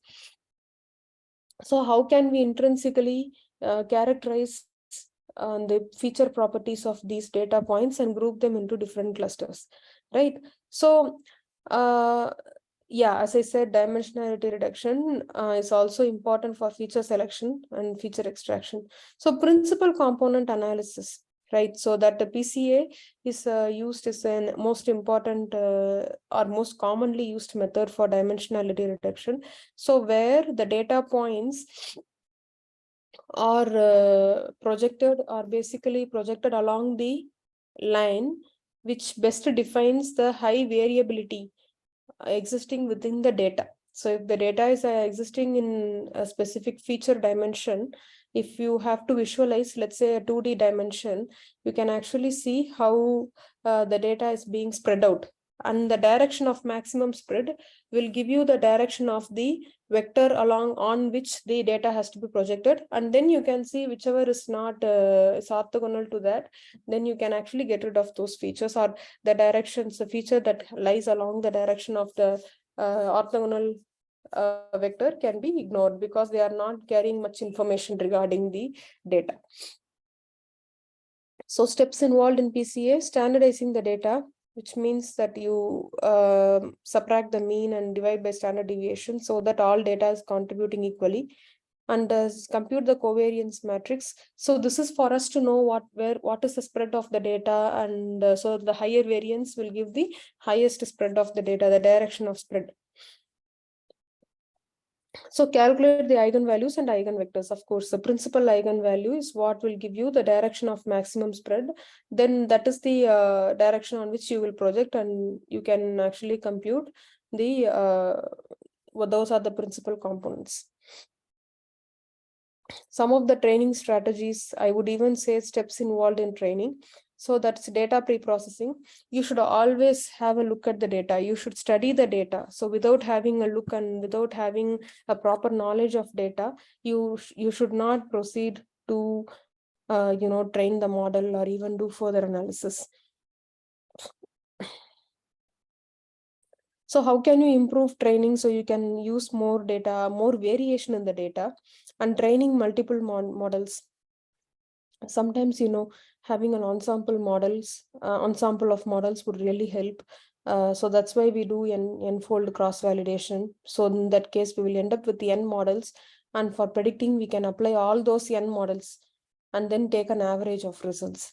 So ensampling, as I said, feature engineering. So while you are working on it, like you can use techniques like PCA and other dimensionality reduction methods to select the most important features out of the mix. And model tuning. So hyperparameter tuning is a very important aspect to develop any model, like what kind of, for example, in SVM, which we will see later. So what should be the hyperplane distance, like the C value, the M value, what is the maximum separating hyperplane you should use, and what's the tolerance value. So all these things matter. And regularization is basically like how much of the noise value. So that is to reduce bias, right? So you are trying to reduce bias by saying how much of the error I'm planning to regularize for. And how can I make my model more robust by doing regularization? And finally, data augmentation. This relates to my second point where I said there should be high diversity in the data. So data augmentation would result in making so it literally means that we are inflating the data by applying different transforms. So the same data, but its distribution is slightly changing. So that aspect imparts variability in the data. And then evaluation metrics, which gives us different scores or different tangible quantitative values, which will show us how good our method has performed. Like, for example, area under the curve, loss values, even while training, you will be able to see. And area under the curve, that would give us how well the method has performed. The higher the AOC, the better. And then F1 score, which will depend both on the sensitivity and precision. So precision, how precisely you are detecting, and then recall. So you will actually see the formula for these things. If you just go to Wikipedia, I think one of my further demos also has these formulas, so you can have a look. And then regression evaluation metric is the mean square error. You have the target already, and you are predicting another target based on this linear combination of different features. You just see how close that your predicted features are to the actual targets. So you can take the mean square error between the predicted and the actual targets. So now you have the packages, the individual modules for all the above specified aspects of training and everything from sklearn package.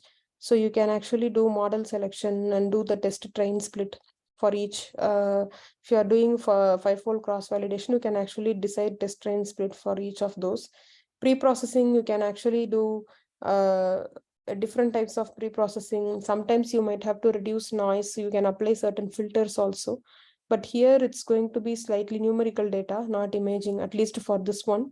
So standard scalar, how do you standardize the data? And so those packages I'm importing. And then SVM, from that, yes, support vector classifier, from support vector machine. And from neighbors, I'm using K, I'm going to show K nearest neighbor classifier, linear model. So linear regression, you really don't want a model. You can actually use mathematical formulation only. I'm going to show logistic regression. And metrics, we are just going to see accuracy score today. And under decomposition, there are PCA, ICA, LDA, a lot of things, but we are going to work on PCA today. So mixture, we use Gaussian mixture models for clustering. And model selection, so we are going to use K-fold cross-validation, right? As I said earlier, so cross-validation score and cross-validate. So these are the commands I'm going to import from that, right? So I'm listing the data, reading. So here is the data. So I'm using a standard breast cancer data set. So the data set details are in here. Breast cancer Wisconsin diagnostic data set. So here it actually gives different attributes of the aspirated volume from the breast mass, and these are the different attributes of cells present in the biopsy report. So you can actually see the radius, texture, perimeter, all those values are the features that we have for classification purposes. So you can go through this. This is also more information. These are the number of attributes, 30 attributes, and there are 569 instances. All this information are available, right?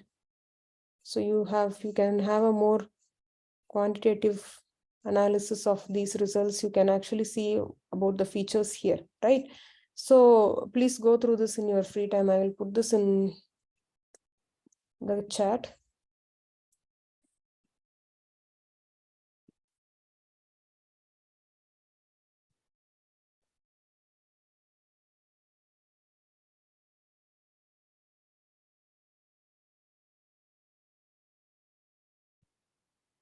Okay, so there you go. So you can have a look at the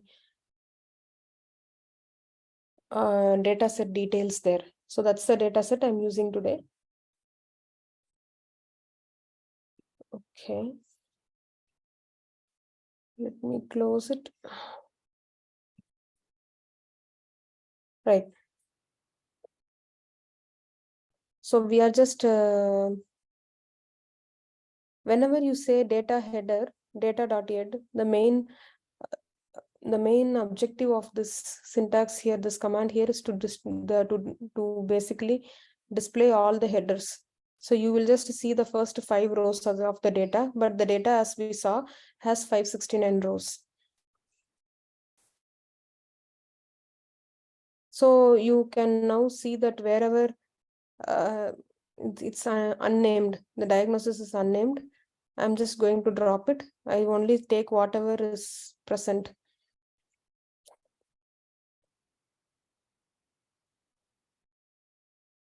So now initially I do the test train split. I'm going to take the training data of 398 and testing data of 171, and I'm taking the full feature set.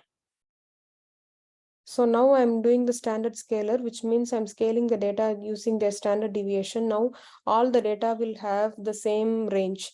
So now none of the data will be of higher or lower value. So all of them will be impacting the classifiers equally.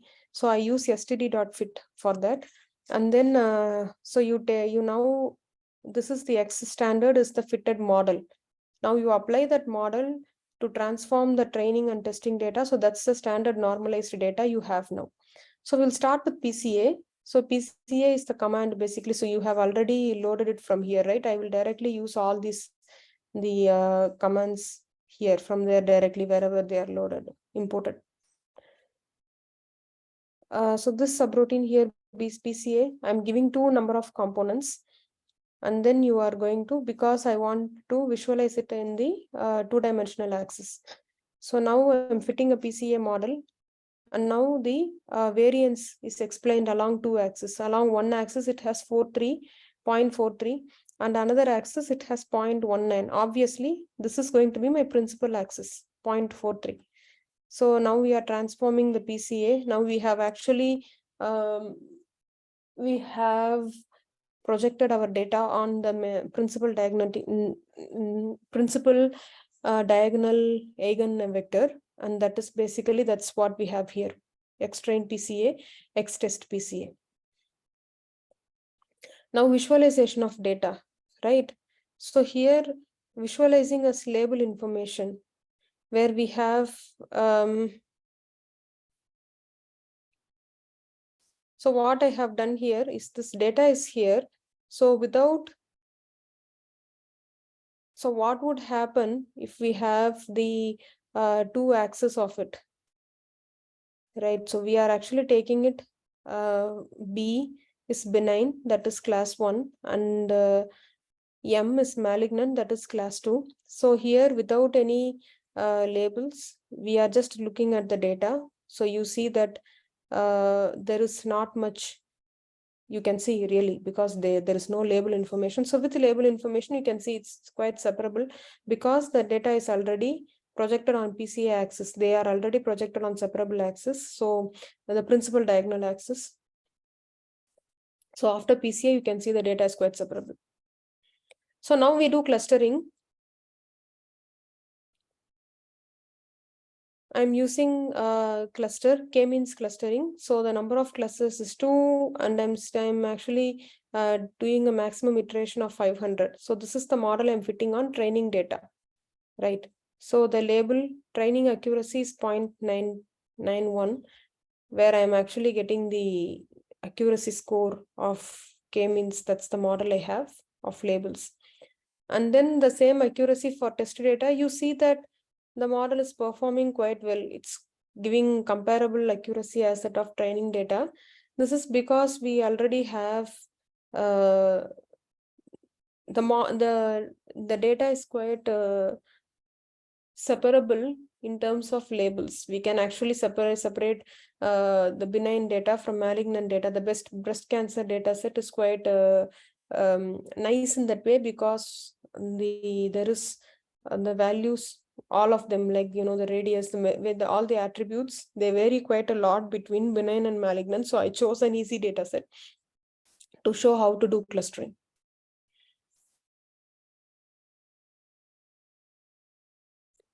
Right. So now you think about it. So this is basically the result on the PCA reduced data. So you see now that it's quite different from what we see here. Some of the samples are being taken as full, when you use full dimensions, all 30 features, here using only 2 features, we can see that this is quite different from that. So we can easily see that this would be the, so what the point I want to make here is that by reducing the dimension, we are also distilling the information, right?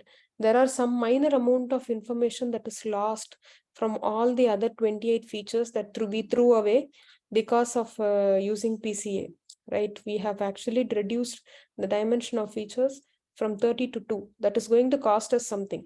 So I would say that you have to do PCA in a very careful manner, and possibly some of the instances that are defined as malignant here might be misclassified because we have lost some information,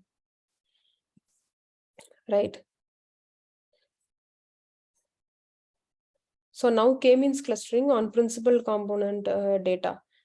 Now you see that's actually, there is a difference. So this is the actual test samples.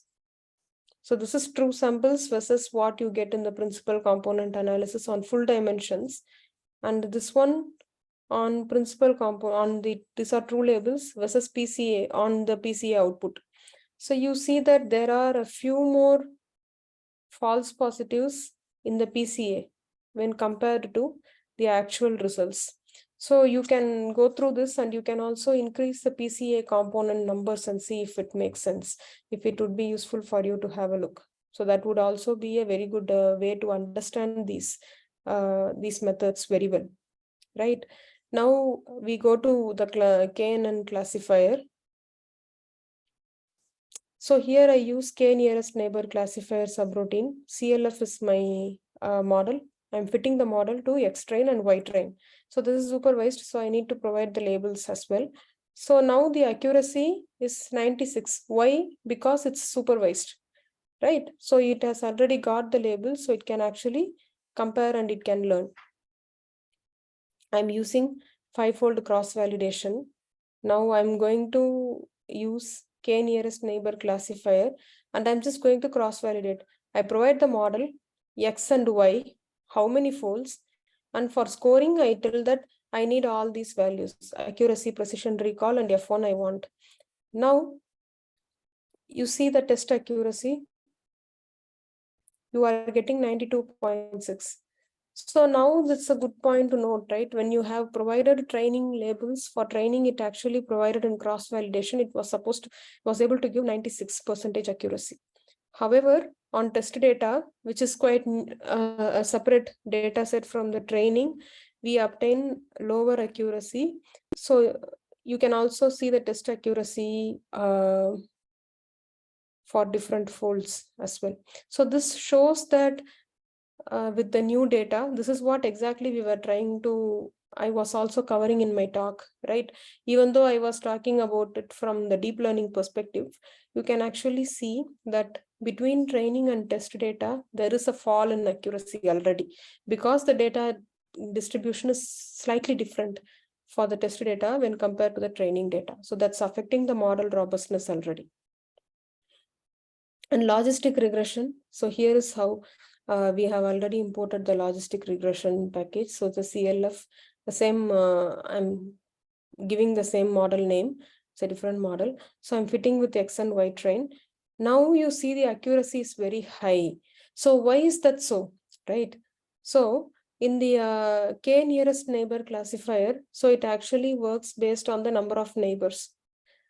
So in default, I think the K nearest neighbor has 5 neighbors, if I'm not wrong, but you can always change that. Whereas in the logistic regression, it models, it's more probabilistic in nature, and it has a non-linear decision boundary. So it's much more flexible than linear regression. That's point 1.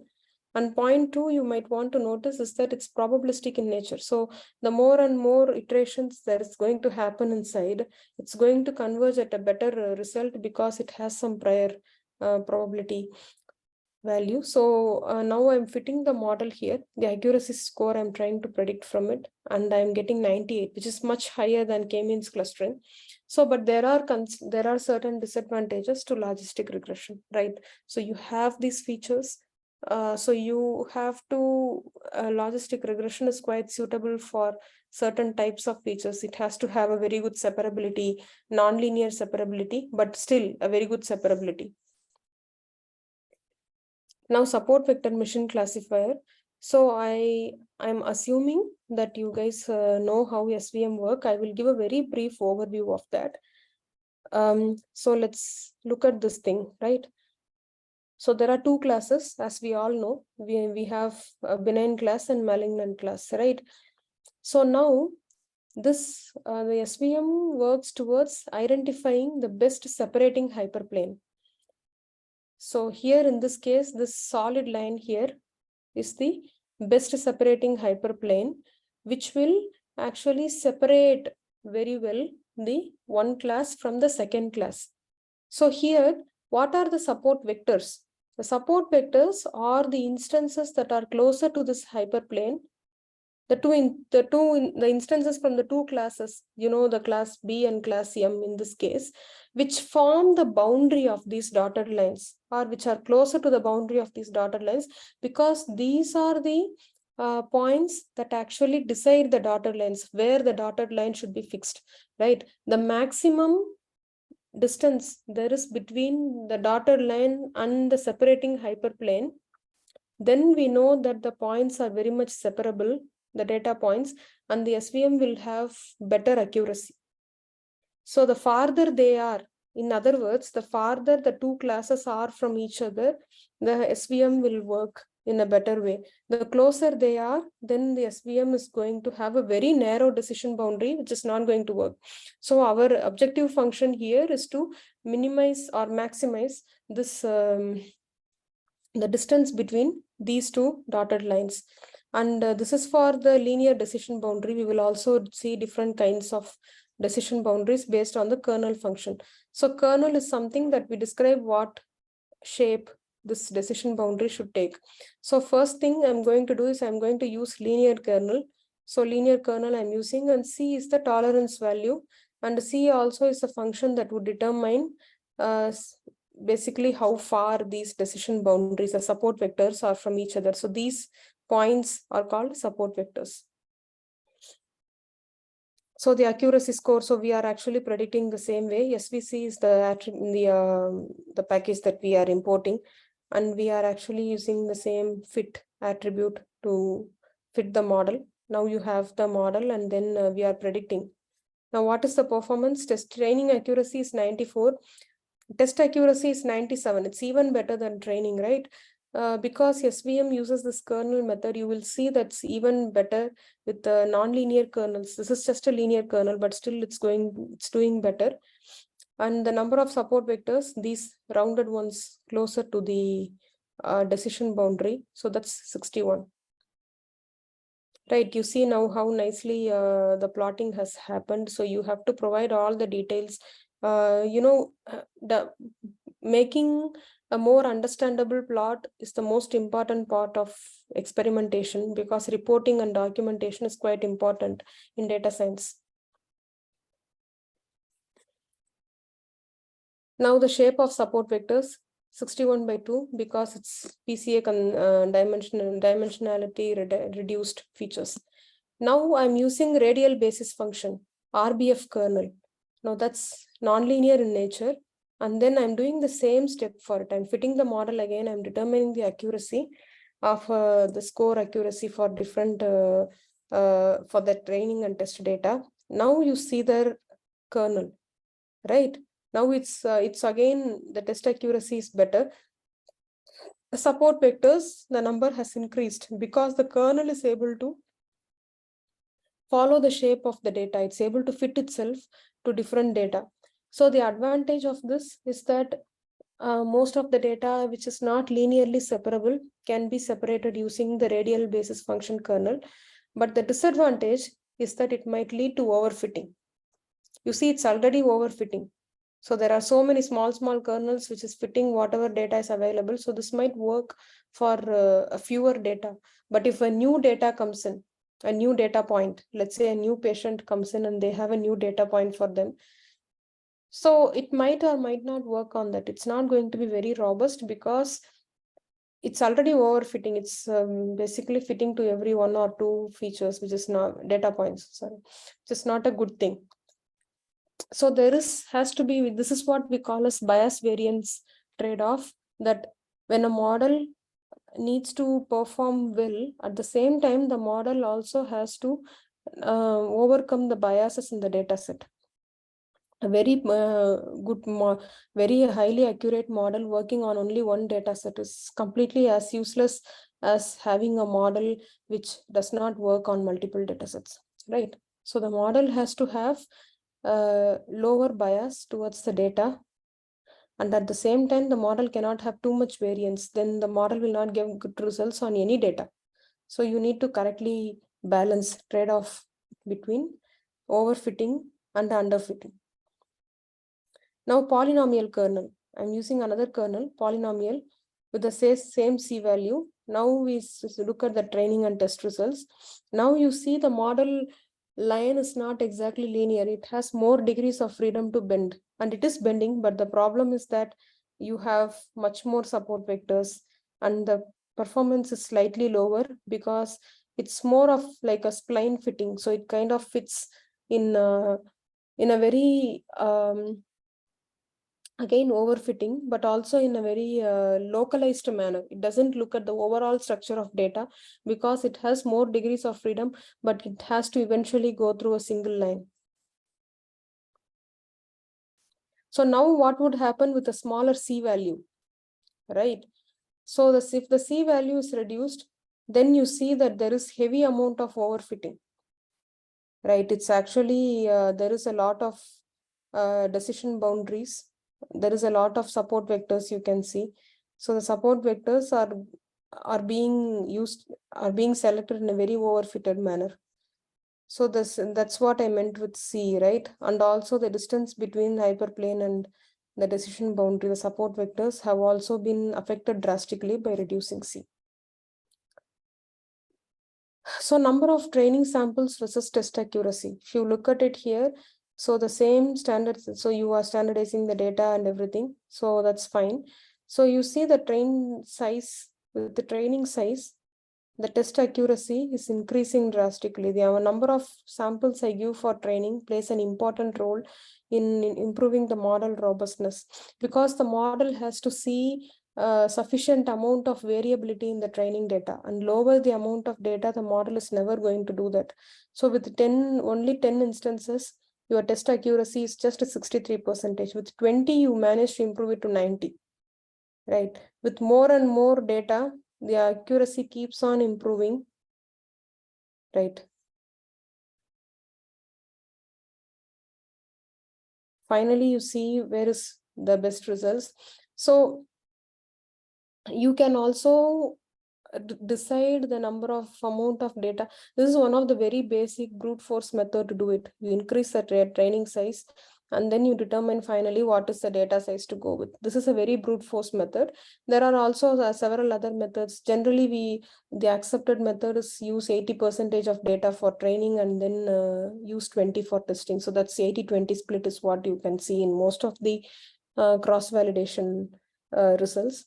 But even then, what if that 80 is only 80 samples, right? That 80%, we have to have the more and more data we have, the better, right? But in often the case is that you might not have that many number of data. That is when we go for data augmentations, as we discussed before.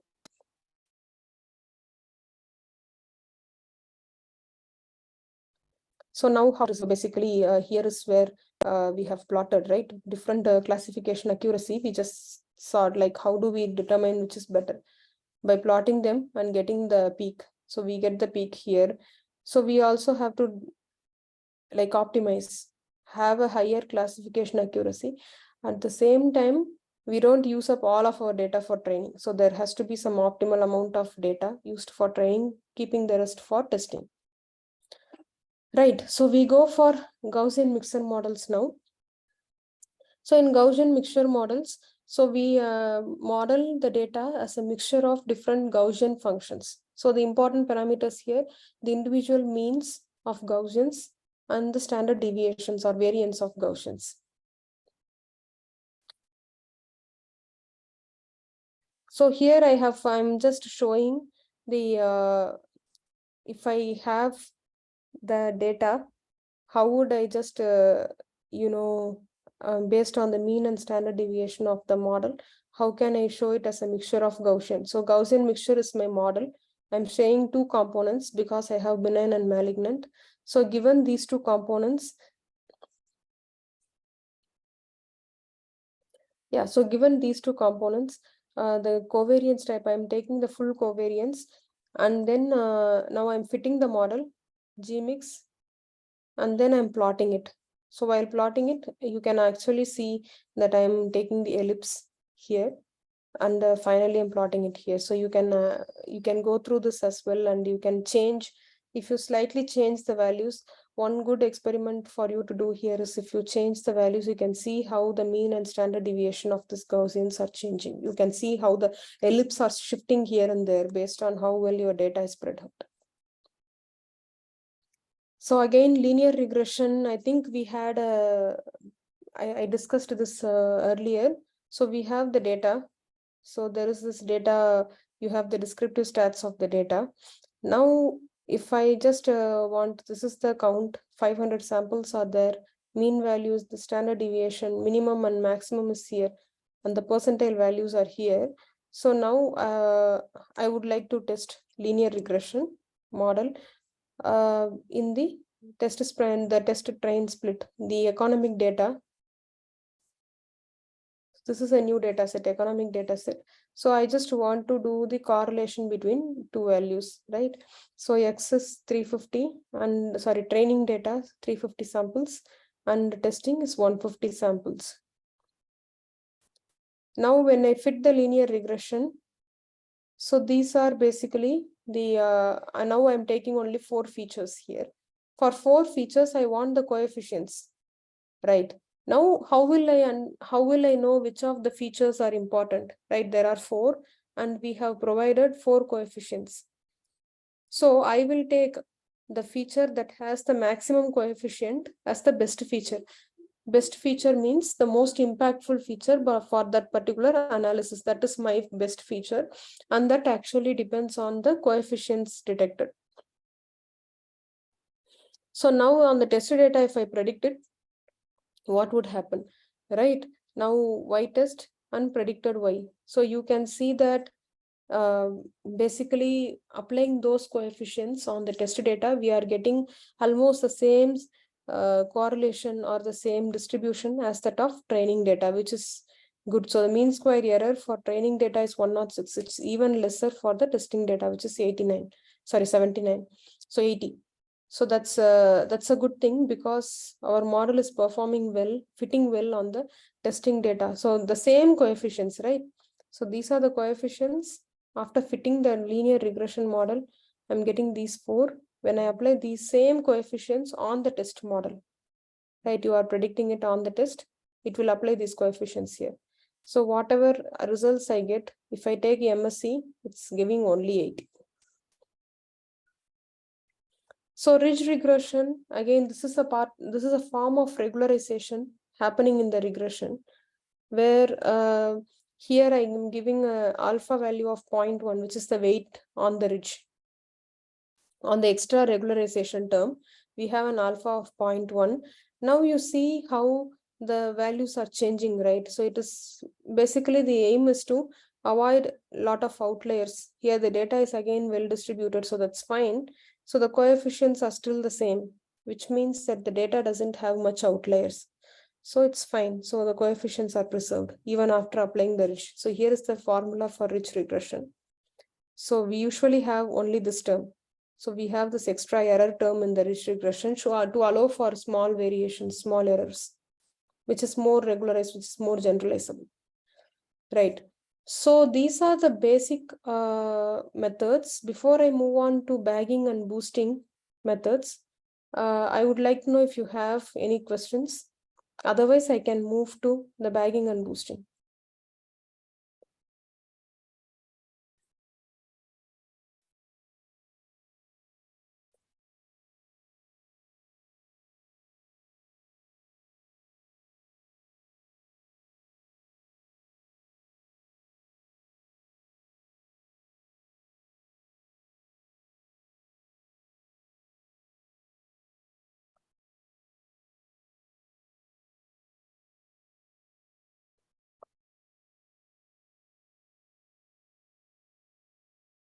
Okay, so if there are not any more questions, I will move on to, I will move on to the last part of our tutorial. I will keep it relatively short for another 15 minutes so I can allow further questions for the last 15 minutes. So here are the formula for different evaluation metrics. You can go through it. But essentially, higher these values, better the results are, right? So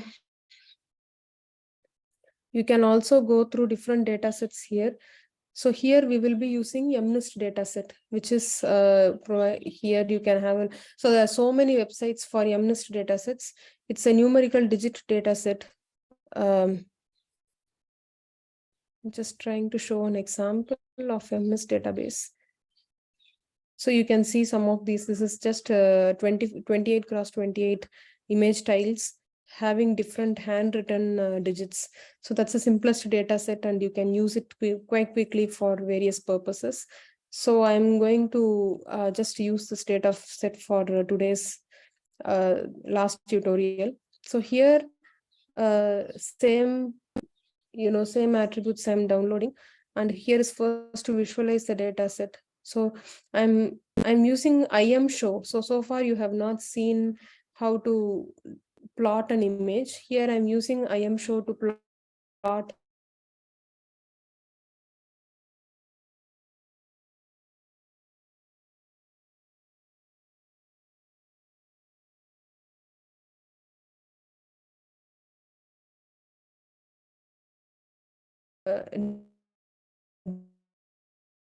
digits images, and basically Bayes theorem needs to have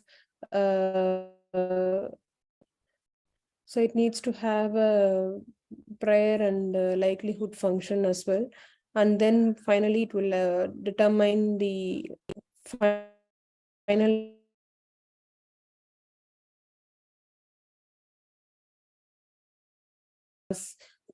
the product of individual likelihood. Right.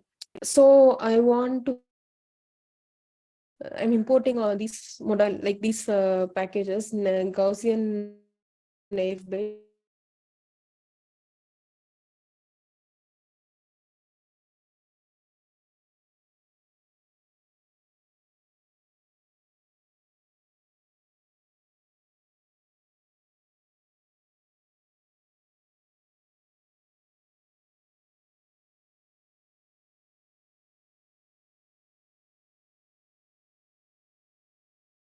As their likelihood distribution. So Gaussian is what testing. So generally people say that, okay, we actually sample from Gaussian distribution. They have to follow Gaussian distribution, right? So here multinormal and Bernoulli is giving a better results, because even though it's a imaging data set, there are multiple intensity values. It's basically a binary image data set. So for binary imaging, basically Bernoulli is going to give a better prior, whether you can see this instance or not. How many of this instance can you see a white voxel than a zero voxel? That's basically what is more useful. So that's why basically this Bernoulli and multinomial is providing better results than the the Gaussian. So ensemble methods. Here I'm going to talk about two methods in bagging, bootstrap aggregation, which is also called bagging. So I'm going to talk about random forest method, and under boosting, I'm going to talk about AdaBoost method, right?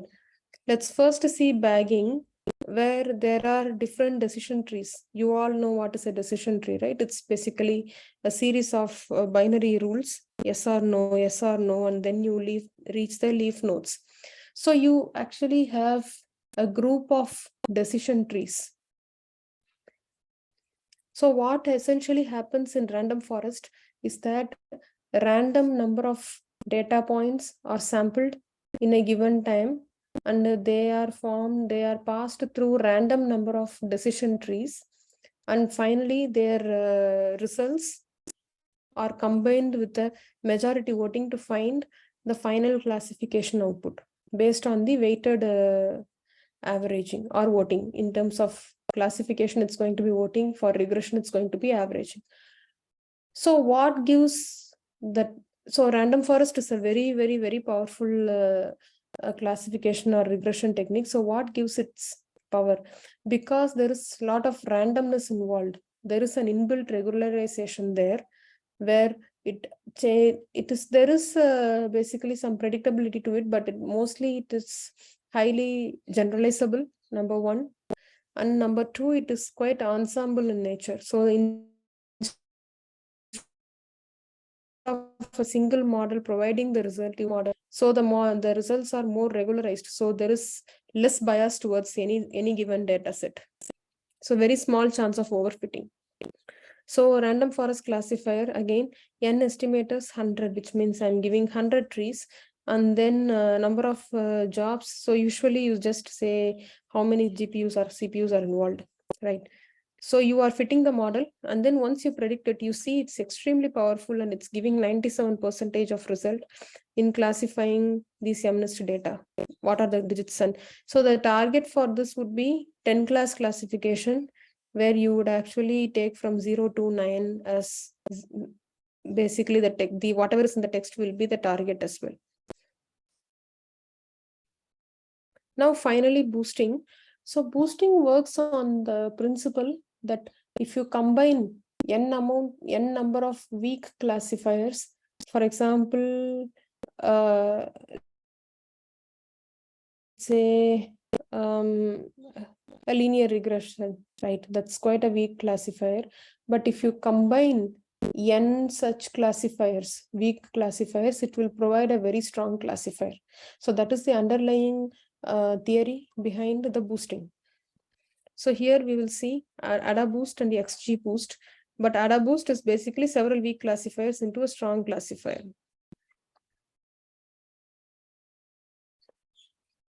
So you say ADA boost classifier and 100 estimators again, but here instead of randomly bagging things, you are going to concatenate the results, average out the results as you see here. So this actually doesn't provide as good result as bagging, right?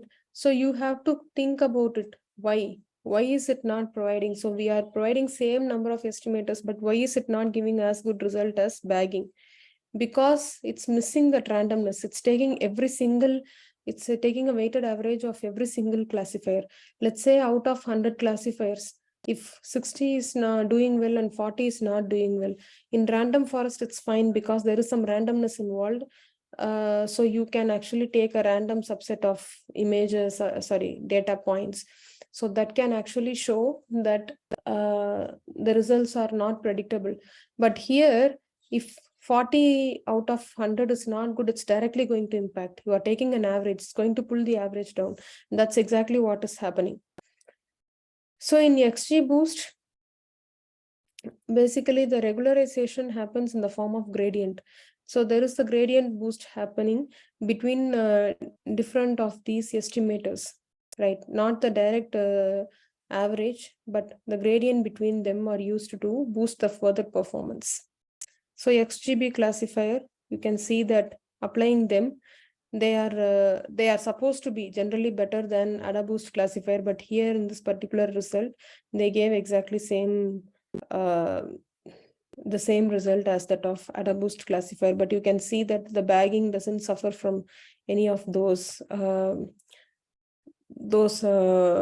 shortcomings. So finally, we are going to look at the artificial neural network. This is going to be a very basic form of MLP, multi-layer perceptron. It's not going to be a deep learning, a very deep model at all. So this is just for you to give an idea or a precursor to deep learning. So you will be looking at a basic form of MLP here. So to just give you a perspective, there are input features, and then they will be passed through different hidden layers, and finally the output will be calculated.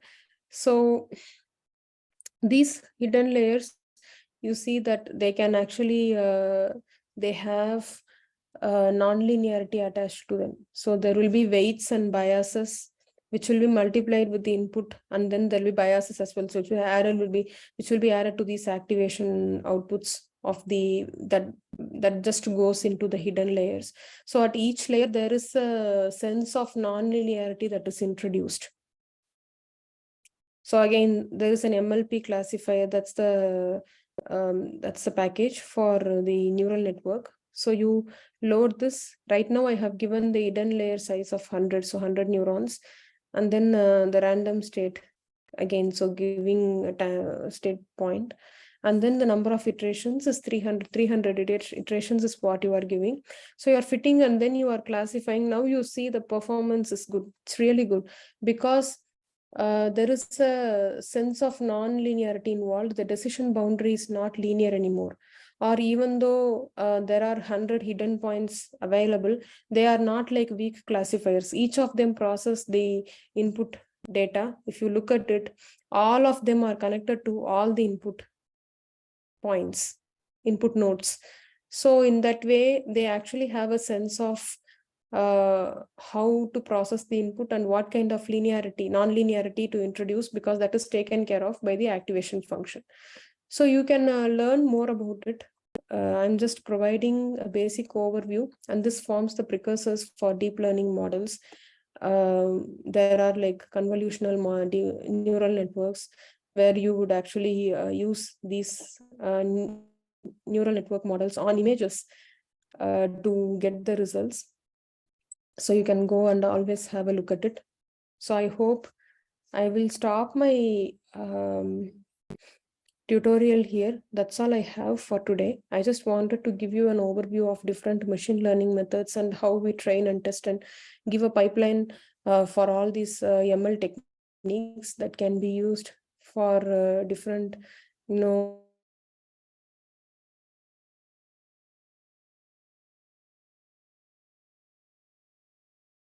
data, including imaging data purposes. I'll stop here and I can answer. So are there any questions? Should we stop here? If you have any questions, you can ask them now, or you can also, write down in the chat.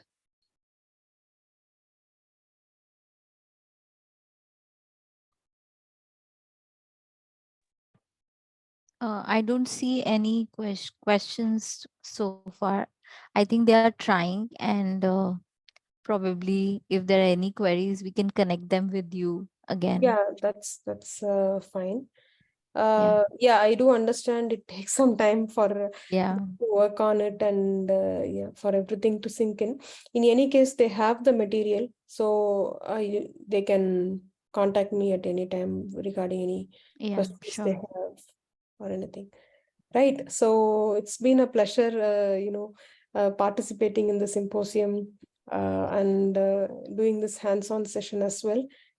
Thank you so much for the opportunity, and I look forward to seeing you all on some other occasion. But thank you so much for giving me this opportunity. Thank you so much, Dr. Vanathi, for accepting the invitation to be here. We are so glad to have you. And it was an excellent session by you, starting from the very basics to take them to the students to the advanced parts, which you can explore and try and learn more about it. So I am so happy that you could join in and spare your time. And we look forward to having you again in future workshops also. Great. Yeah. Thank you so much. And thanks, Professor Seema and all the other coordinators as well. Thank you so much. Thank you. Thank Yeah. you, Doctor. Thank you. I will drop off now if that's okay. Yeah. Yeah. Yeah. Fine. Yeah. Thank you. Yeah. So just for the information of the participants, the next session starts at around 4 p.m. So you can take a short break of like 15 minutes if you want. And please stay joined in, because again, it will take time otherwise to start the session. So we'll start at 4 as soon as the speaker joins in. Hi, Animesh. Hello, Priyanka. Can you hear me well? Yes, I can. So Great. good to see you again. Same here. Same here. Yeah. So can we start in the next 5 minutes? Oh yeah, absolutely. Because I had some problem.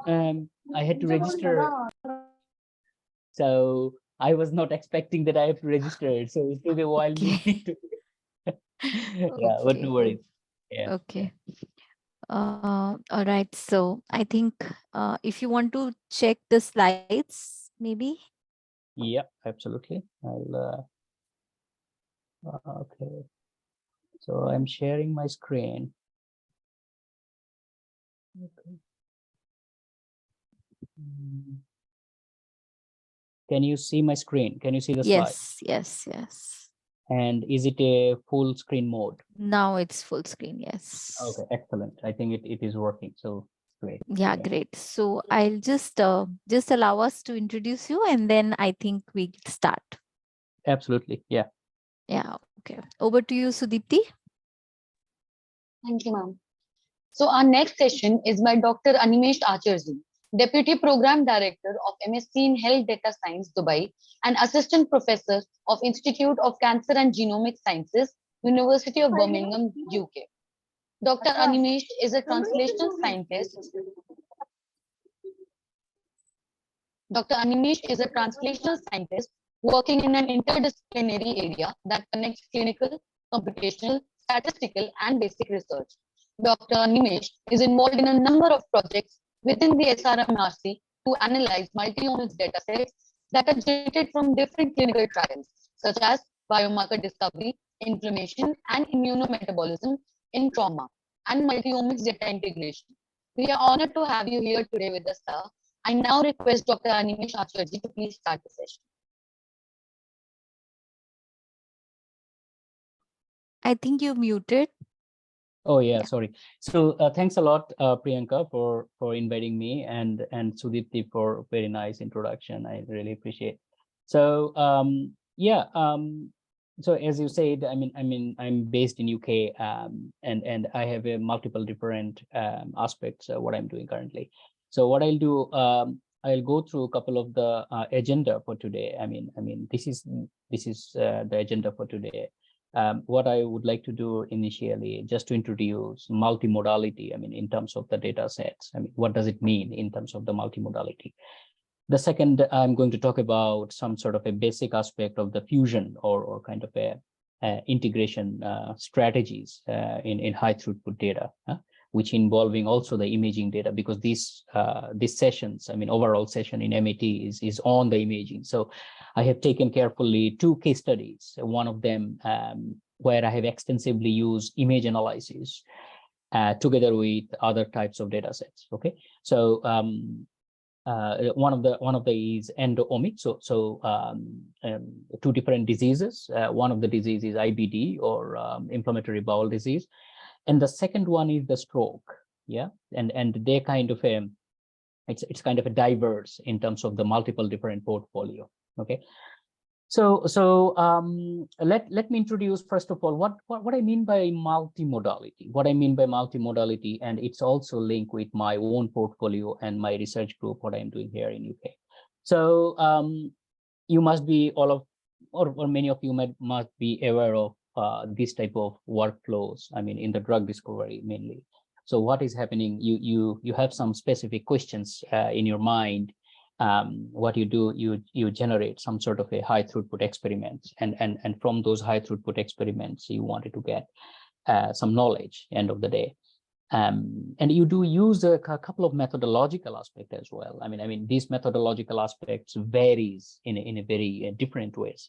For example, nowadays we are into the artificial intelligence, machine learning, and all this kind of settings. So the whole idea is getting the knowledge from the very diverse set of data sets. So when I say diverse, I really mean it is kind of a heterogeneous, like proteomics, metabolomics, healthcare data, electronic healthcare, imaging, X-rays, MRI, and all these kind of things. And then what you do, some point you wanted to discover the knowledge, right? So knowledge means the actionable knowledge in a way, meaning that you wanted to set up a new trial, and then you wanted to see which are the markers you are going to target for the future studies. Yeah. And then you follow up, and you do a design, and you follow up with the study. So this is an excellent review paper we have written together with my PhD student, and we published this one, and we are highlighting a couple of aspects here. So in my lab, what I'm interested in, first of all, I'm trying to understand is how best we can strategically, you can analyze multiple different modalities. Yeah. So when I say strategically, that means there will be a component of the biology, there will be a component of the statistics, there will be a component of the computer science, and it's very, very heterogeneous. And people come from multiple different domains here. Yeah.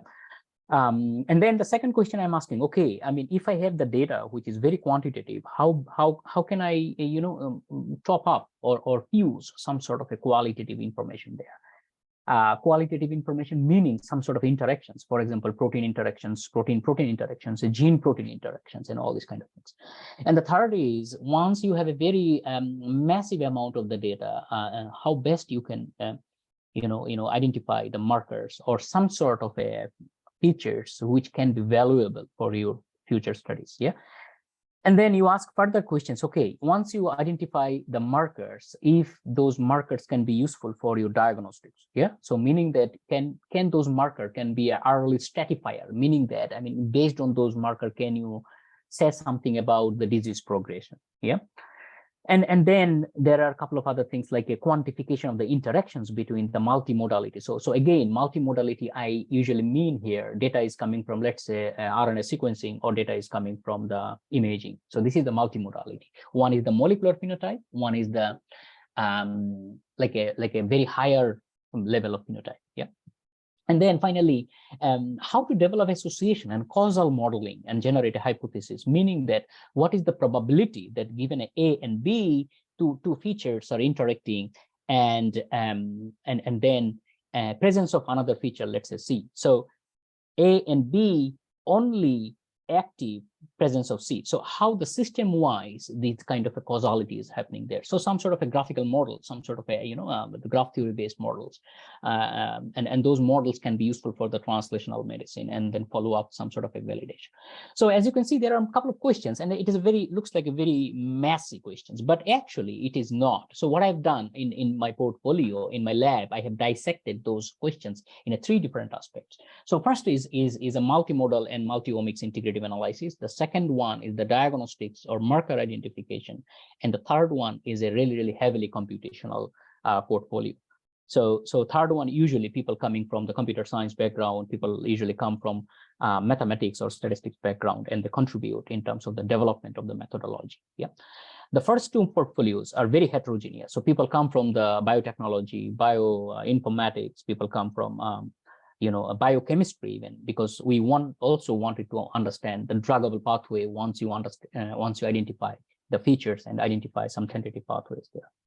So, and then I also want the people to talk in my group, meaning that what are the possibility that some of the people coming from computer science, they definitely don't know as much as the people coming from the biotechnology background. So I want them to interact with each other and learn from each other. It's very heterogeneous and very interdisciplinary framework. Now, what we do in our lab, data is the key. Data is the key. So without data, we cannot do anything. I mean, definitely, in nowadays. There are 3 types of data I'm in my lab we are experiencing. Number 1, stakeholders data. So people do experiment, people come to us and say, okay, I have the data sets, I mean, like a targeted or untargeted and multiple different omics type of data, can you help us? Okay, so that's, I call it as a lab or stakeholder data. The second one is the public data sets. The public data sets, in a way, they are freely available, like TCGA, gene expression on the genomics. There are MIMIC3 data sets, which is coming from United States, which is a lot of phenotypic data, and hospital ICU, the people who are, getting into ICUs, those type of data sets. The third one is coming from the Queen Elizabeth Hospital, where I am also affiliated. Around 50% of my portfolio is working with the medical doctors. So there is image, ECG, X-rays, electronic health record data. So you can definitely say in the hospital settings, those data sets are a little bit different from the other molecular data sets. Okay, usually these hospital data varies precisely the imaging data and electronic health record data. They are unstructured. What does it mean then? It means that, I mean, you need to do something top of it when you are getting the data. You cannot just use it as a kind of a desert like image. I mean, you need to do some extra effort to make it happen, to discover the knowledge. Yeah.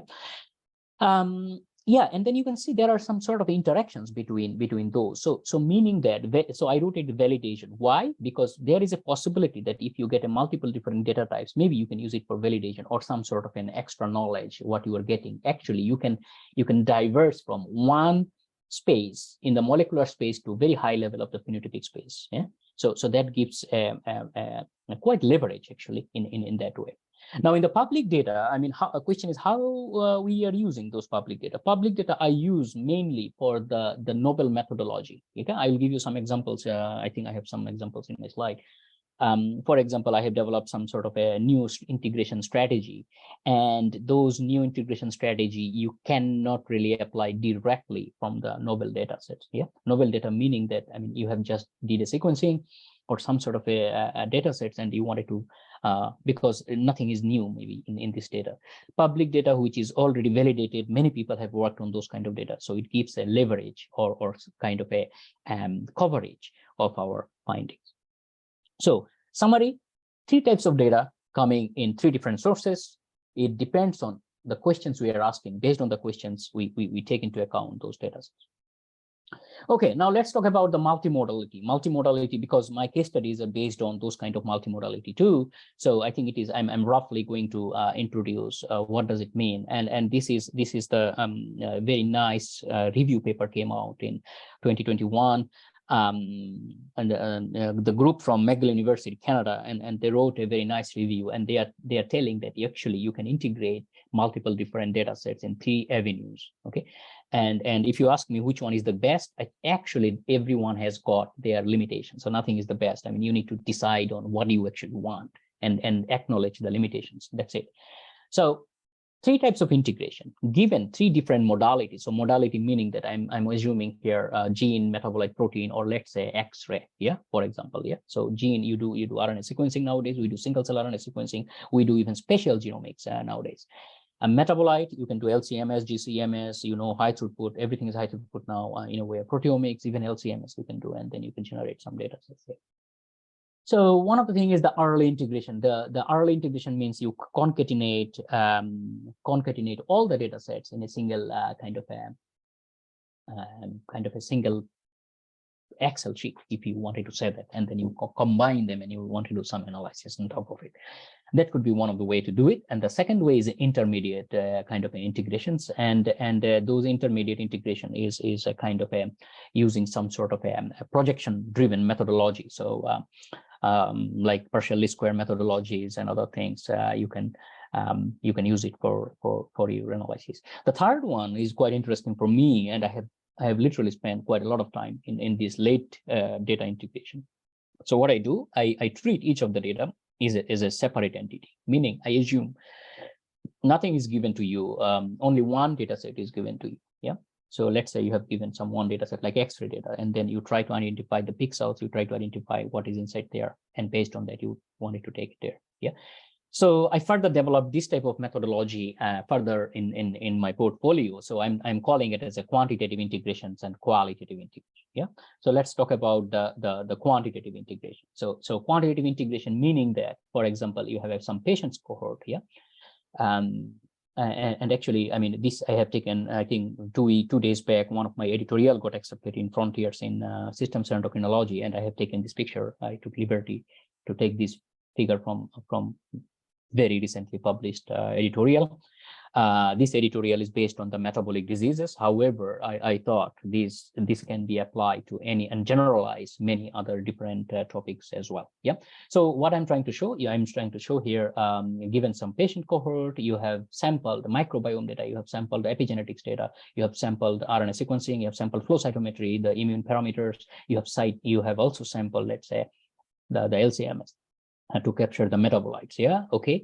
And then you have made a structured data. So what does it mean? Structured data. Structured data means you have a defined number of rows and columns. Yeah. Usually rows are representing the patients, and the columns are representing the features. Yeah. So if it is a microbiome features, you are actually referring to the abundance value of the microbiome. If it is RNA sequencing, if you're referring to the gene expression, gene count data from the genes. Yeah.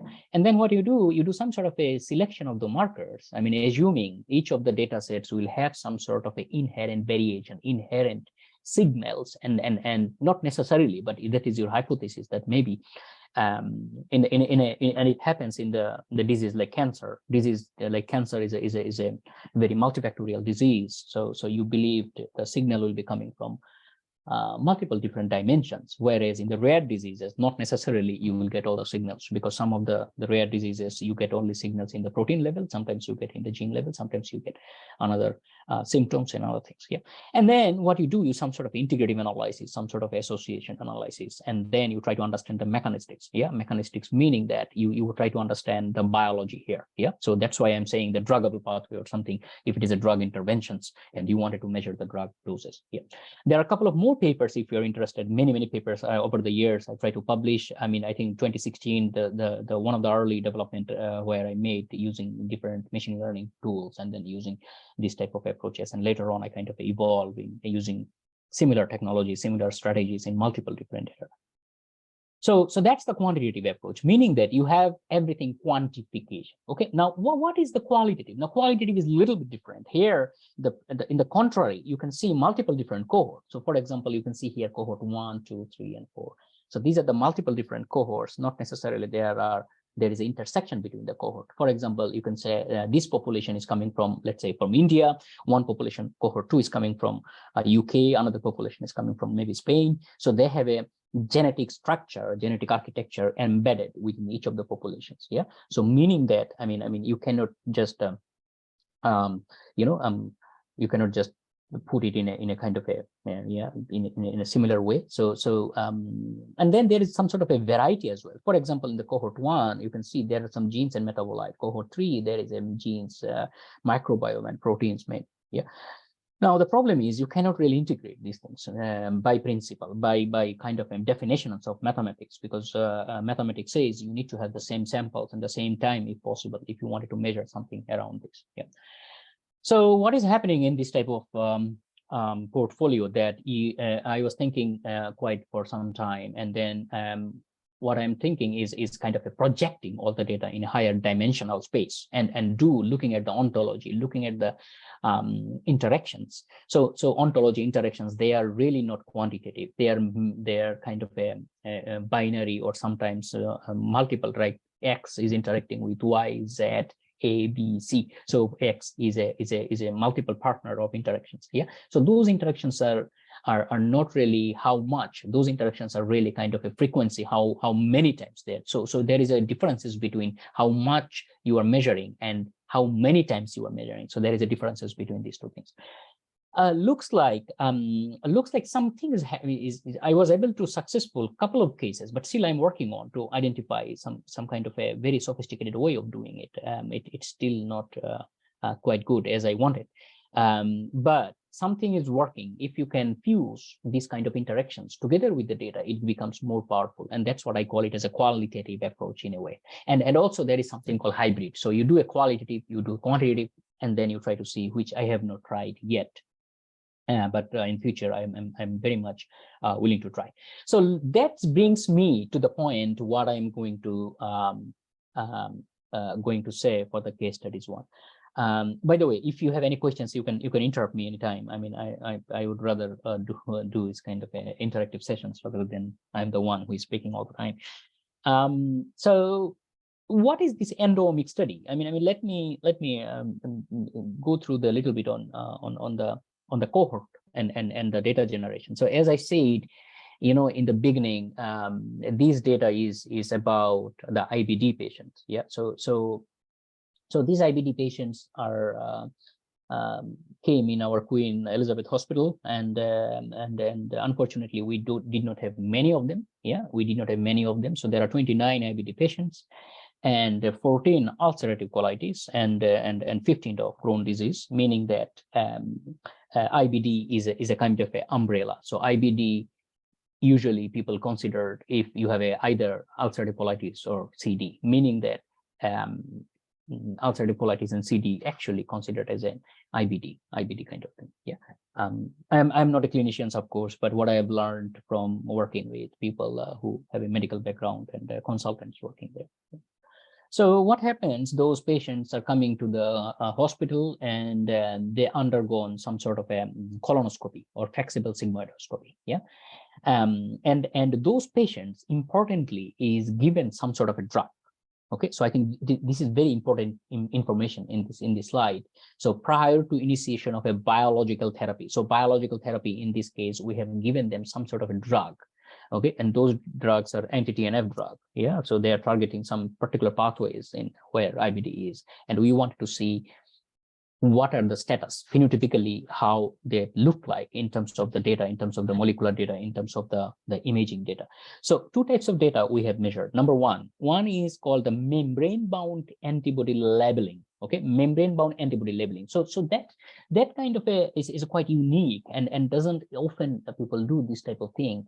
And we have done it using the confocal laser endomicroscopy. Yeah, so that's the imaging part I'm bringing in here in this meeting. So, and then they also have a transcriptomics data, so which is quite not very traditional, because usually people, if they want to do transcriptomics, will do transcriptomics data. Yeah, they will usually not talking in a higher level. But then this is very unique study where we have combined kind of two different experiments. One is on the same samples, by the way. Yeah, so people have given a drug. We wanted to see if drug is worked in two ways. One is the PCLE, that's the technology we're talking about, endomicroscopy. That is the name of the technology, and this is like a similar sort of a imaging kind of a thing where you get screens and other things. Yeah. And transcriptomics. So for the transcriptomics, we have done two ways. One is we also wanted to validate our findings. So I have looked at the public data sets where people have given some drug. So in this case, as you can see here, this is infliximab. Infliximab is a kind of a drug which is given to the IBD patients, and those drugs are actually usually targeting the anti-TNF pathway, so TNF pathway. Yeah. Okay, so if I talk about the graphical abstract, if I talk about the graphical abstract, what is going on in this study? Yeah, so you have an IBD cohort. There are multiple different way of doing it. So I have just talked about the RNA sequencing, and what are the outcome variable? Outcome variable, we are measuring the patients responded to the drug and patient did not respond to the drug. Yeah. So it is a drug intervention study. Yeah. So it is very important to understand that we are not classifying the disease. We are classifying if the patient has got responded and the patient has got not responded. So it's more kind of a precision medicine or personalized medicine kind of a scenario. Now you can ask me, okay, how do you measure the responded or not responded? I think I have one slide here. We have measured in a various scoring. We have given them various scoring, and those scorings are accumulated scoring. Yeah. I'll come back to that one. How do we measure the responded or not responded? However, this definitely one component is the omics component, and the other component is very interesting that these are the image. So for example, you can see here PCLE. I just explained what is PCLE is. So this is the in vivo, but also we have some ex vivo PCLE too. So in vivo data, ex vivo data, RNA sequencing data. And then we wanted to combine if combination of these imaging parameters, which is coming from the PCLE measurement, and the molecular parameters, which is coming from the RNA sequencing, does it help us better understanding of the drug response and not response? Now, in IBD, remember, I'm telling all the time the anti-TNF kind of a drug. So there are many different categories where particular drug is targeting particular pathways. There are a couple like vedolism or some sort of a vedo. I can't remember the name of the drug. They are actually similar sort of a drugs because their mode of action of the drug is very similar. It has to be similar, otherwise you cannot compare in this study. So because one will be targeting some other pathways, one will be targeting different pathways. It doesn't work usually in terms of design of the study. Okay, so I think it is clear in this. So what I'm trying to say in this slide, multiple different data sets generated. One is the molecular phenotypic data, so RNA sequencing. Another is the very high level phenotypic data, which is imaging parameters. And our objective is to understand how responder versus non-responder. Again, one of the massive limitation in this study, I mean, you appreciate the fact that we have only 29 samples. I mean, we cannot do nothing much. However, the design already took 2 years for us just to set up these kind of things. So we have spent quite a lot of time to develop this technology and then embed it in the clinical practice. By the way, any questions so far? Okay, no, if not, I'll move ahead. Great. So if you look at the patient demographics, that's kind of a very standard way of representing the data. And you can see one of the important thing is here These are all kind of age, gender, ulcerative colitis, and all these kind of things. However, you look at this endoscopic activity, okay? Remember, I mentioned about how do we measure the responder and non-responder. So these are the endoscopy, multiple scoping. And actually, Picasso score, we have developed Picasso score, and this paper, my colleague Marietta, she published in a Guts paper and American Journal of Gastroenterology, where she has developed this Picasso score. Those scoring is telling you the inflammation in the gut, saying that how much inflamed, how much not inflamed. And we compared actually multiple different scoring techniques, and from those scoring techniques, you kind of getting a sense is the drug is working, responded versus not responded actually. Yeah. So if drug is working, probably in this case it is responded. If not, this is not responded. So these are the demographics, now kind of a basic kind of a data to representing from this cohort.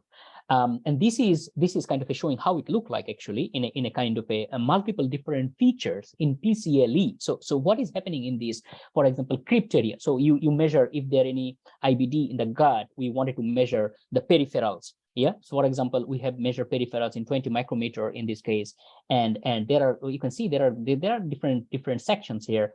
Those sections has a different name. So you can see the architecture of the crypt, distribution, area, eccentric, diameter. So many different parameters we have phenotype in this case. Yeah. And again, the whole idea from the study, as I was telling, that can we kind of a link between if some of the genes influencing those areas or the other way around, these kind of things. Yeah. So first, let's talk about the data which we got, and let's talk about a little bit of RNA sequencing data. So you might be looking. So if I show you this picture, this is from the principal component analysis, and in this principal component analysis, this is called the score plots, and you can see very clearly the responder versus non-responder kind of data. It's very clear that those patients are behaving very differently, so which is quite good. So meaning that maybe our phenotyping is quite good in a way. Top of it, which I'm not showing today, is we have also done partial responder, because we are not sure of some of the patients that is kind of a responded and is it kind of a not responded. So that is something we wanted to measure too, but we could not. We have done some other analysis where we have combined partial responder with a non-responder, partial responder with responder, and we iteratively we have studied these data. However, saying that this PCL looks good, meaning we should expect some of the genes will be varying. So there will be expectation. If someone is showing me this slide, I would say, okay, looks good. The two different cohort, responded versus non-responded, behaving differently, but then probably there will be a lot of genes probably upregulated and downregulated, and actually that is the case. So total differential genes, we got 342 genes. There are 75 genes are upregulated in terms of the responder, and then downregulated 267. Yeah. But again, these are the quite high number of genes, and then question is how do you minimize the number of genes? And here comes the PLS. So PLS is called as a partial least squares regression analysis, discriminant analysis. So just to give you a basic idea, how does it work? So if you have a Y, in our Y is a classification, and Y is our responder versus non-responder, and then you have an X matrix. The X matrix is your, in this case, the differential genes, 300 something. So you can see 29 patients, 342 genes. It's a quite a underdetermined system. Okay, you cannot really do some sort of a you cannot statistically, you cannot invert the variance covariance matrix, and that's why you don't have any solution of this type of matrices. So what you need to do, some sort of a technique. Either you do some regularization technique, some sort of a, machine learning techniques, or this type of thing, and trying to get the estimates, and based on the estimates, you try to say what are the predictability. So the basic principles of PLS means it trying to maximize the variance covariance matrix based on the correlation. Sometimes people use many different distances as well. Y and X need to maximize, and then it try to predict Y in a way. Now, one of the important thing in the PLS is the variable importance in projection. So what does it mean? It means that, I mean, it kind of giving you some sort of a importance, and based on the importance, you can kind of you kind of prioritize which are the genes or which of the phenotypic trait is important and which of the genes are not important. Yeah. So in the literature, usually people take into account BIP is more than one, considered as an important one. Okay, and there are papers, quite a lot of papers, people have done it. So we have followed up these things, and then we try to see which are the genes actually looks like this one. So we have chosen a couple of interesting genes. For example, you can see in these data sets there are different pathways or different biological pathways or different biological functions where genes are we looked at, and as you can see, some of the genes which are up and down. And these are the quite interesting genes. We wanted to follow it up. We wanted to follow it up in a particular kind of a validation, and then later on, if the validation, targeted validation succeed, we wanted to do a trial with the hospital together. That was the whole plan. So interestingly, many of the genes came up here, like SCTN, and SCTN is up. ILK, RC1, these are quite interesting. LMA4 is down in this non-responder kind of thing. So so we got quite intrigued by these results here. Now, if you and the question is, okay, this is the data from the training cohort. This is the data from the training cohort, and in the machine learning settings, there is always a kind of a always a kind of a thing. So you need to test what you are looking at your training set, how often you could reproduce these results in a new cohort. Yeah. So we did not have any validation cohort. So what I've done, I have looked at is there any public data where the similar drug is given. Okay, similar drug. So drug may not be exactly the same. However, the drug, what I mean is a kind of the mode of action of the drug is a very similar. Okay, so here in the OC means optimal cohort. Optimal cohort, we call it as optimal cohort because this is we wanted to identify the optimum number of genes and the phenotypes in this case. So as you can see, these are the genes we have. We thought based on the clinical aspects, based on the computational aspect, those genes will be interesting in a way. So we have seen some up and down regulations here. And then, as you can see, if I do some sort of a sensitivity and specificity in a ROC curve, that gives a quite high AUC values. So that gives us our confidence that probably something is happening there. However, we wanted to believe if something is not by false positives and something, because 29 samples, you cannot really, you cannot really believe 29 samples because there might be false positives because of the number of samples are not that great. So we could reproduce actually some of the genes, for example, here, as you can see here, and then if you do exactly the similar analysis, you can see there are 0.86, which is quite lower compared to our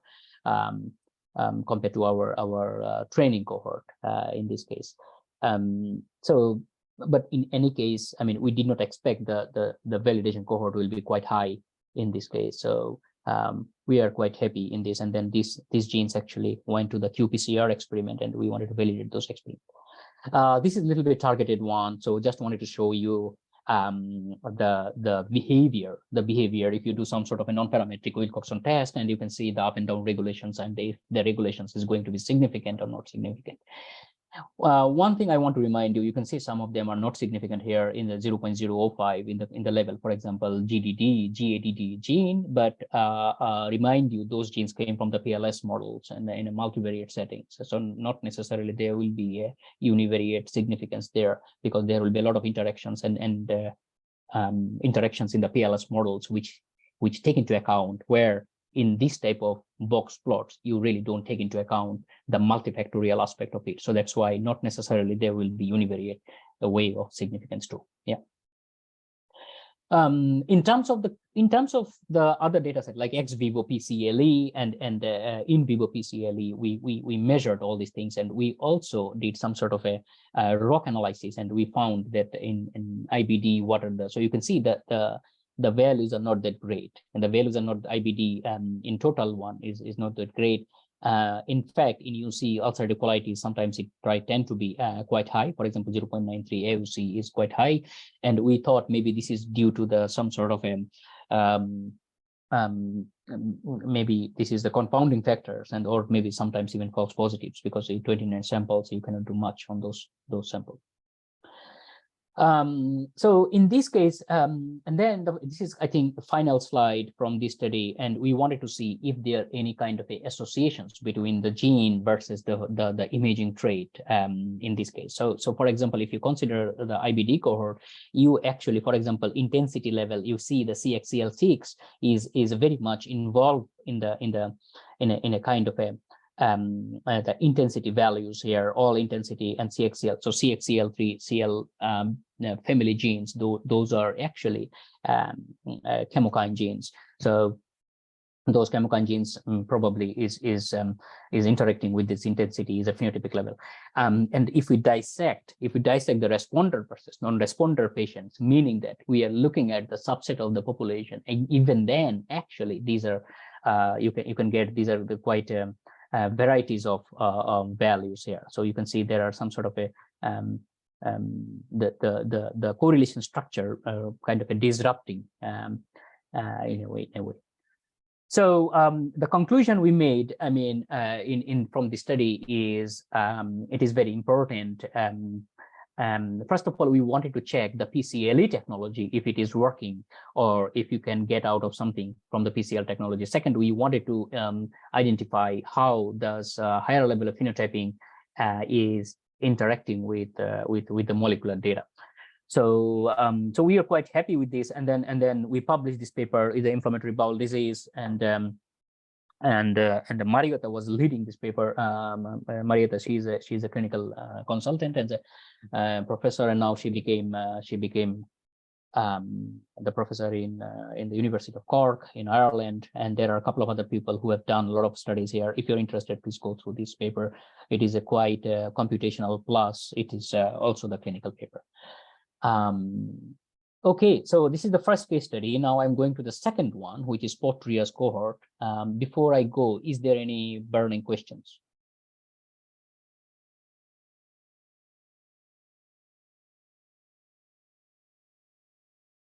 No.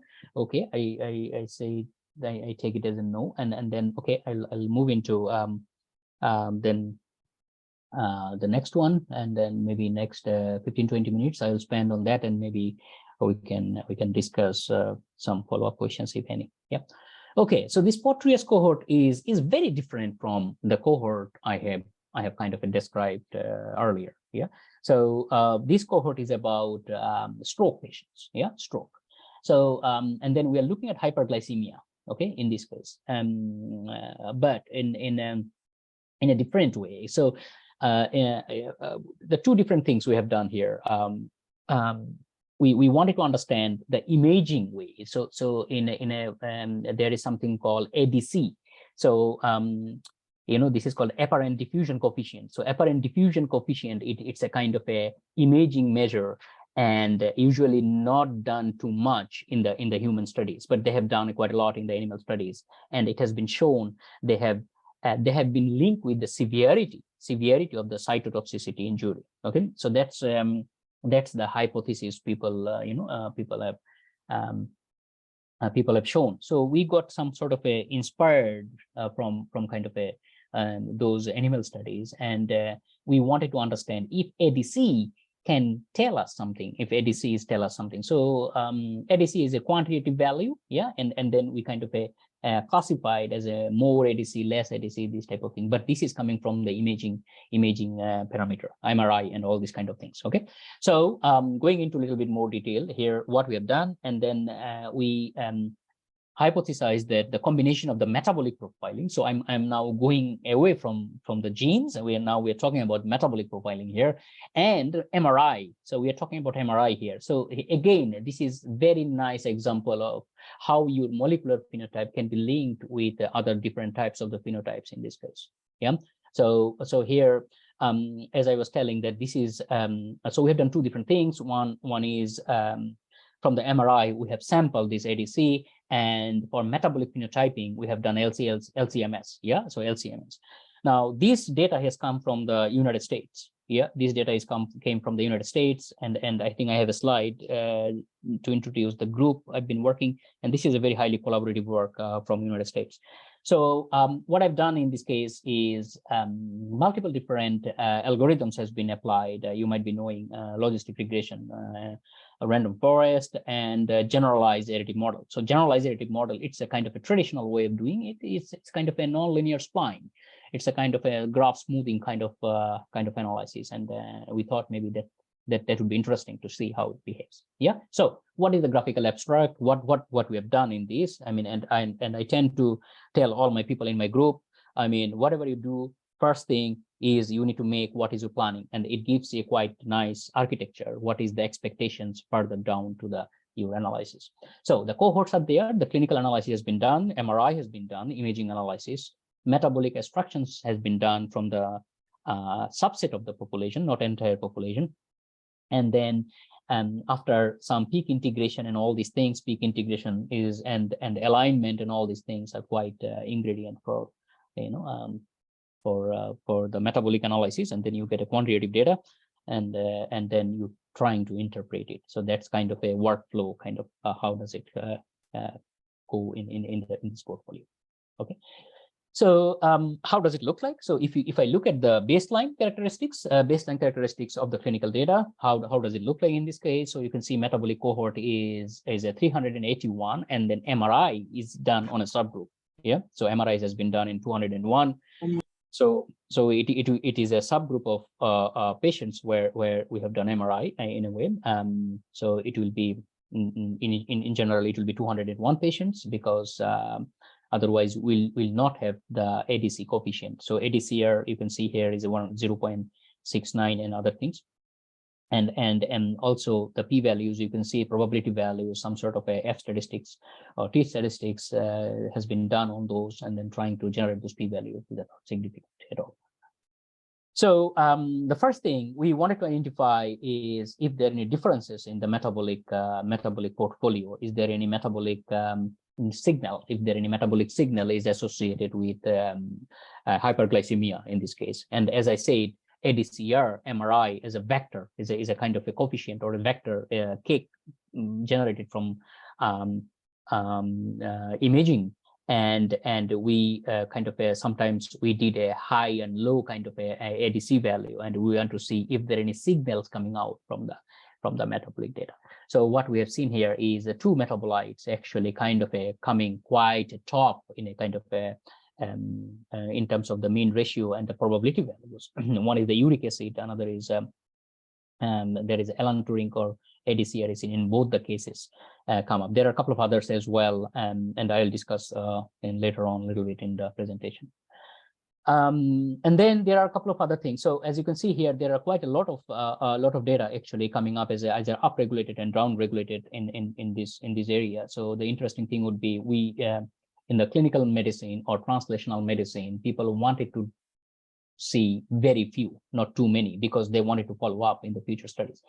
So what I've done here, some sort of optimizations of the random forest modeling. Random forest has been existing for quite a long time, but then if you write an objective function in this metabolite, you can say, okay, out of 200 metabolite, let's say you wanted to identify which are actually the top one metabolite, which are, so you can see the graph, you can see maybe there are few metabolites, which is giving you maximum or AUC value. Okay, that probably could be the interesting ones. Yeah, and if I do so, then what you get something like this, something uric acid and gluconic acid. It's kind of coming up in the top, and probably this is something to do with MRI, and MRI as a ADCR coefficients we are using as a proxy of the hyperglycemia, and then you understand the disease. Yeah, so this type of thing. And then when this gluconic acid and the uric acid came up, we were kind of intrigued by this analysis, and we thought, okay, maybe we need to look into a little bit more in the detail. And then we kind of are trying to identify if there any other metabolite which is causing some sort of a similar behavior in this portfolio. So and these are the metabolite which came up very closely associated with the gluconic acid and uric acid. Those might also be quite interesting for our analysis. And then if you use only uric acid and gluconic acid, you get a AUC value 0.74. I mean, it's not great compared to the, I mean, if you look at the sensitivity and specificity combined value. However, it does tell you something on the imaging part as well in the context of hyperglycemia and stroke. And then what we have done, we have selected a couple of metabolic profile, and then we have done some sort of a GAM modeling, generalized iterative modeling. So if you can see right hand side, we wanted to express how uric acid is behaving across multiple different populations, if it is increasing initially and then decreasing. So these are the splines. We can write a mathematical equations, and actually we wrote a mathematical equations from these. So you can see uric acid in x-axis and y-axis is a spline, is a function of uric acid, and then you can write those equations there. And the left-hand side, you can see the correlations, how those correlations are. For example, you can see the allantonic acid and gluconic acid, they're kind of together. So red means they're highly correlated, and then blue means they are negatively correlated. So gluconic acid is negatively correlated with ATP consumptions in the body when you have a stroke. Yeah. So it's quite interesting for us. And then we claimed from these analyses that maybe uric acid and gluconic acid as a marker of hyperglycemia and the cytotoxicity injury after stroke. So people have not looked at earlier, but maybe people need to look into the imaging component, given the imaging component, the time frame or some time is taking less time if they want to do the traditional medications. So this is the study. I mean, we published this paper 2 years back, 3 years back, with the translational stroke research, and then this is actually collaborations with Harvard Medical School, with collaborations with the Center for Genomic Medicine, with the Taylor group, team from Taylor. Taylor is a Taylor Kimble. Taylor is a clinical guy, but he does a lot of basic science as well. So his portfolio is divided into hospital and Center for Genomic Medicine. And then one of his colleagues, Suzanne, I was working with Suzanne in Cambridge, and then Suzanne left Cambridge and went to Harvard. So we made those interactions, and we together make it happen. So I think they are doing now GAM study, so which is a further study follow up from these studies. Okay, discussions. So what we have learned, I mean, so far. So first of all, the integration and the fusion, sometimes it's a very useful. And integration, you can do multimodality. Again, I'm coming back what I said, meaning that you can come from the multimodality from the purely phenotypic point of view. You can do the multimodality, also the molecular level of view. But in any of the cases, it gives you a kind of a mechanistic understandings how the disease is happening. Even sometimes more than that, is sometimes how the marker is affecting therapeutic target. For example, you can think about like those genes we found, those genes can be the therapeutic target in IBD. Those metabolites we found can be targeted in a way, together with, not alone, together with something else, maybe with a drug, maybe their sensitivity or specificity can be improved. But nonetheless, that gives you a very good candidates for targeted experiments. So from the high throughput experiment, you kind of are getting a marker, and then from those marker, you do targeted experiment like a qPCR or targeted metabolic experiment, and then you try to validate those results, and then trying to publish some papers around those, even from the grant as well. Yeah, variable selection. I mean, I think it is very important. I mean, you cannot even look at many of them. Sometimes in traditional way, in the genomics world, people try to look at the differential genes and trying to take top 50, top 20 based on p-value and whatever. I think it, together with the differential genes, you also need to make some sort of a multivariate analysis, and you combine the knowledge coming from the univariate versus multivariate, and then you mitigate those effects, because some of the disease might be multifactorial and you don't see it if you just see some univariate analysis. Okay, and the interdisciplinary research, which is very important nowadays. I mean, if you wanted to successful meaning that, I mean, how do you success? I mean, success is a very complex thing. I mean, you need to many parameters involved, like the publications, grant, collaborations, and many things. So people need to come from multiple different domains together. I think it was very clear. Like I was working with the Taylor, and then he's a clinical guy. He doesn't know anything about modeling, and I was the leading on the modeling aspect. The Suzanne doesn't know anything about the clinical thing. She's an experimental chemist. So I think these things need to be happen more and more, irrespective of geographical locations, wherever you are. And it's precisely I'm trying to do something in my group too here. Yeah. And that's what I said. AI, clinical and experimental biology need to be combined. And AI is a kind of a buzzword nowadays. I mean, of course, you cannot do too much sensitive like deep learning and other things in the 29 patients or like a, so that is also limitations. Which cohort you are going to talk about? I mean, if you think you are going to bring the elephants in the room, okay, can you sustain? I mean, that's another question. I mean, not all the things looks green. I mean, there are many other things we need to be taken into account when you are doing some sophisticated technology here. So yeah, so I think that's finishing up my talk, and feel free to contact me if you have any discussions or anything. But I'm happy to take any questions if you have. Hello, sir. Hi. Yes. Hi, hi, Dr. Animesh. This is Abhishek here. Hi, Abhishek. Hi. Hi, how are you? It was I'm really, good. I'm good. it was really a great talk. I hope it is. This is going to be a very useful talk for the students, and they are going to be benefited from it. Yeah, they will contact you, whoever is willing to come abroad or probably joining Birmingham at your lab or probably related to that. Absolutely. I mean, as I said, I think Priyanka was here in Birmingham, and I think some people are contacting already, so that is good. Yeah, so which is good. I mean, I think some people already sent. I mean, I think I'm going to talk one person from MET. I mean, I don't know. She's a current cohort or she is passed out. I was not sure. I need to figure out. She met actually. She came in Birmingham. So yeah. Feel free. I think Yeah. Payal. Yeah. Well, Yeah. She's Yeah, a current yeah. cohort. She's current. doing BTech Okay. Bioinformatics. Yeah, from All here. right. All right. So she's Okay, planning okay. to join Yeah. in UK some lab as a master's Okay. student. Okay. No. This is very important because I did not get when I was in India that opportunity, and I would Yes. pretty much like other people to get it because you know what I mean. I mean, so that is the key thing for me. I mean, oh well, if it is a 50 people at some time, then it will be very difficult for me. But if that's but you know what I mean. I mean, yeah. But I think one of the key requirement. I mean, you can join any mean, but your enthusiasm should be, and that's what I will check. That's it. You don't know, that doesn't matter. But if you are not enthusiastic, I cannot help you at all. Yeah. And your barrier, I think this is for the students mostly. I mean, the people who are working with me, I mean, it's a variety of degrees, as I was telling. I mean, but if they don't know many things, like if I combine a computer science guy with a clinical guy, they're kind of almost quarreling each other because they don't understand each other. You know what I mean? So some guy is telling with the transfer learning, and another person is telling, that can you measure this in clinical settings? But this is the whole point. I mean, you need to make those cultures. But they are both enthusiastic and they make the effect. They are willing to make those differences.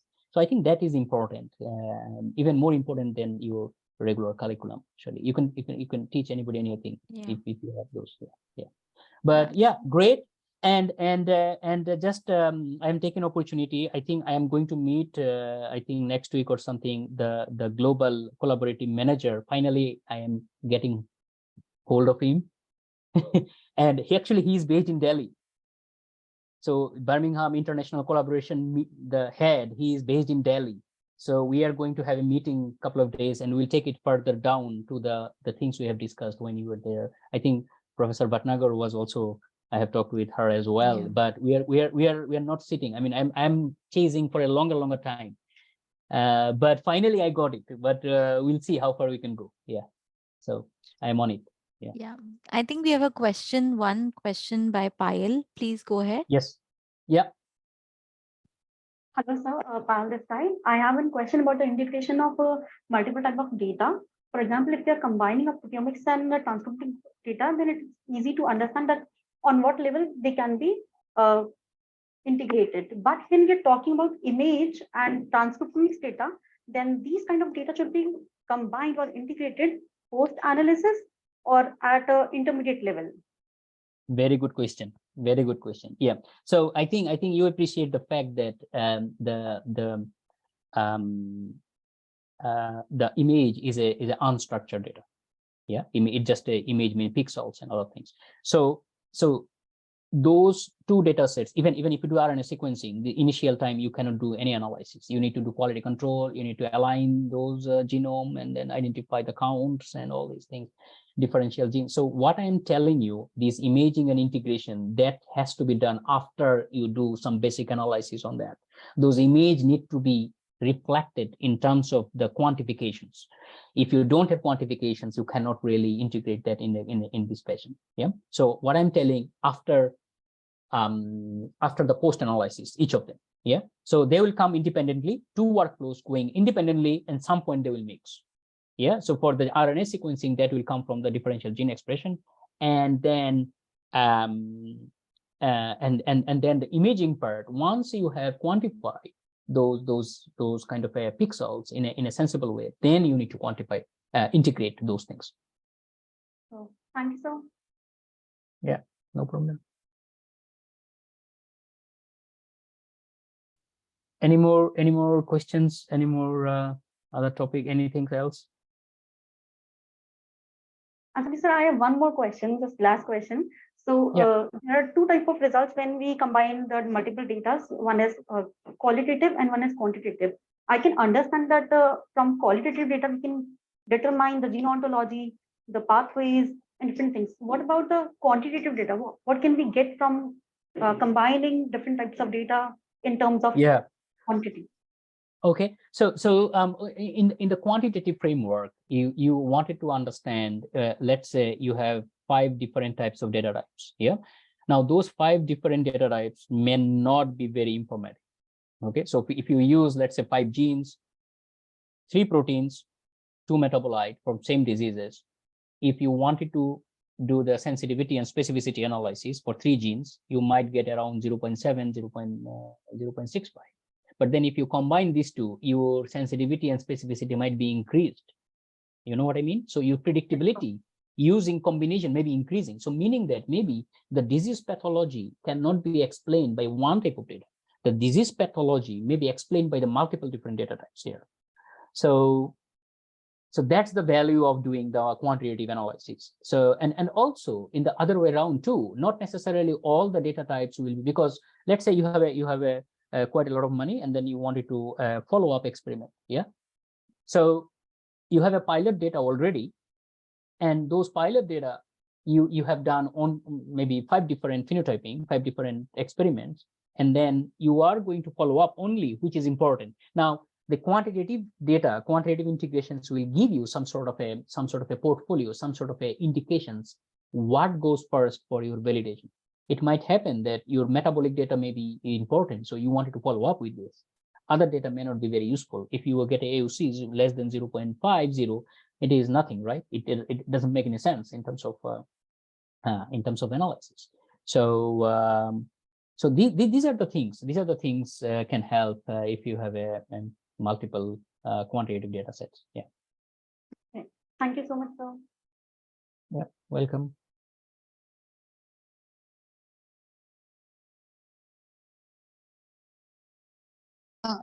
So I have a question. Yeah. Good afternoon, sir. So I am a PhD student, and I mostly work on microbiome data. And a lot of times when I mostly use public data sets which are available on NCBI and other databases. A lot of times I find that after my analysis that a lot of metabolites or proteins or other pathways, they're very important for the disease that I'm focusing on. But since I'm working just on the microbiome data, I don't know how to go forward so that I could integrate other types of data sets too, for a multi-omics study or probably image analysis or other things. So from a perspective of bioinformatics solely, how can I move forward? Very good question. So again, I think I have published a paper on this. So you might want to look into that. If you send me email, I will send you. And then this is exactly what we have done in this paper. We have also done a publicly in the colorectal cancer, publicly available data. So I have used 16S rRNA from 2 different cohorts. I have used LCMS for metabolic data, believing some of the short chain fatty acid synthesis bacterial species will be interacting with short chain metabolite like taurine or amino acid like taurine, alanine, and those type of things. In the lower GI, I mean, if you're talking about the neurological disease, that might be different, but usually in the colon cancer, IBD, pancreatic cancer, usually short chain fatty acid synthesis, these are kind of interacting. Yeah. So if you send me email, I can forward you that that paper. I think I published 2 years back, and we did use the BART model. You know the Bayesian model. Yeah, Okay. we have used the Bayesian modeling, and we try to kind of integrating single cell RNA sequencing, bulk RNA sequencing, microbiome, and metabolite, and also the clinical data. So I think it will be useful for you if you can write to me. Yeah. Yes, so I have shared my email address over chat. Zoom chat. Yep. Yeah. Yeah. Thank you so much. Yeah.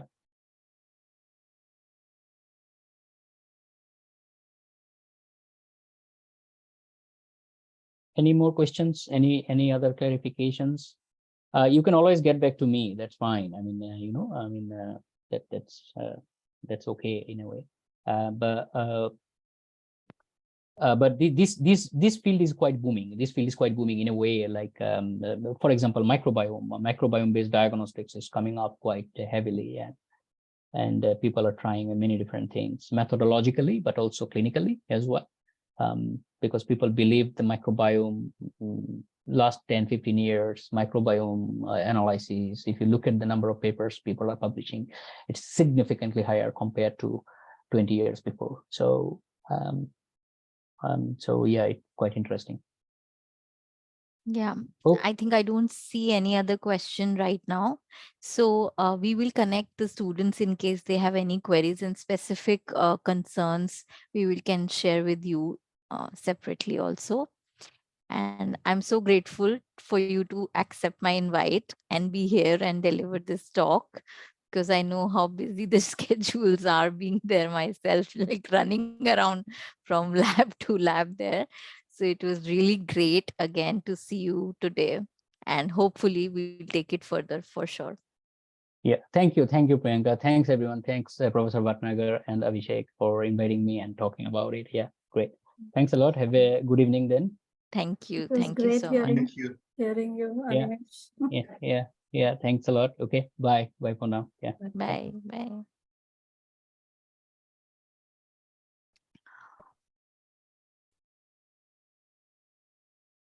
So we are just waiting for our next speaker to join. Yes, I can't see her here right now.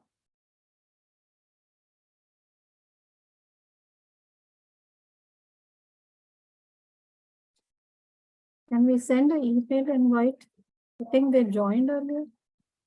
Yes, I saw one of them. I think Salim Doa.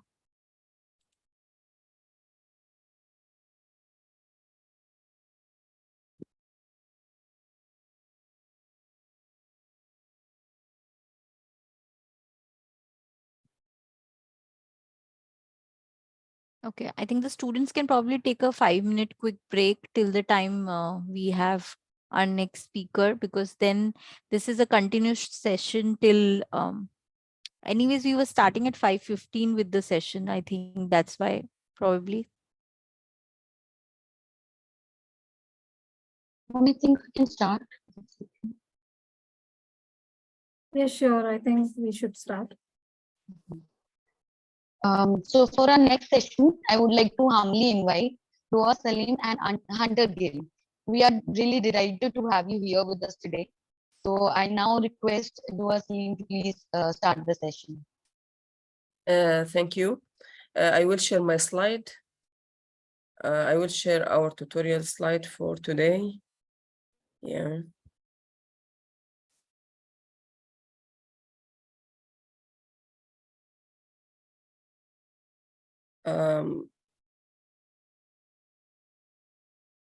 I guess you see my screen. Yes, it's on full screen. Sounds good.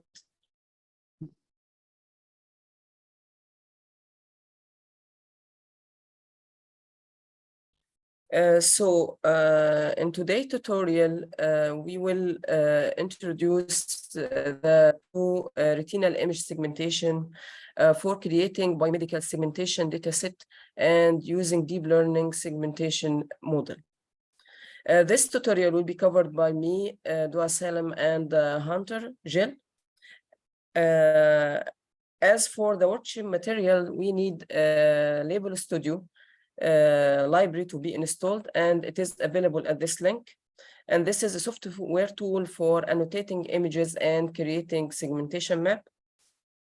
We also need Python version 3.6, in addition to some Python package, including OpenCV Python available at this link, NumPy available at this link, TensorFlow available at this link.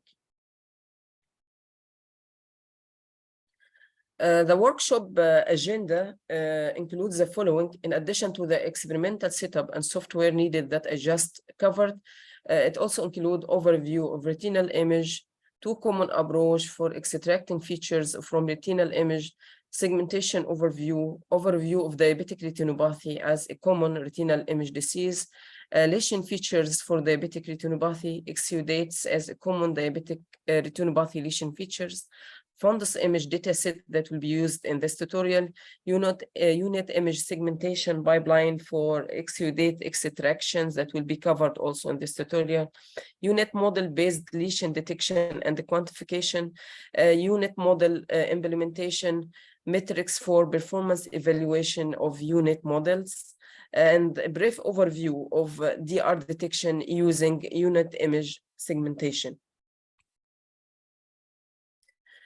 Let's first start about to talk or describe overview of the retinal image. The retinal image is a retinal photograph and surgery-free, totally safe technique for taking picture of the back of the eye, or what we call the retina.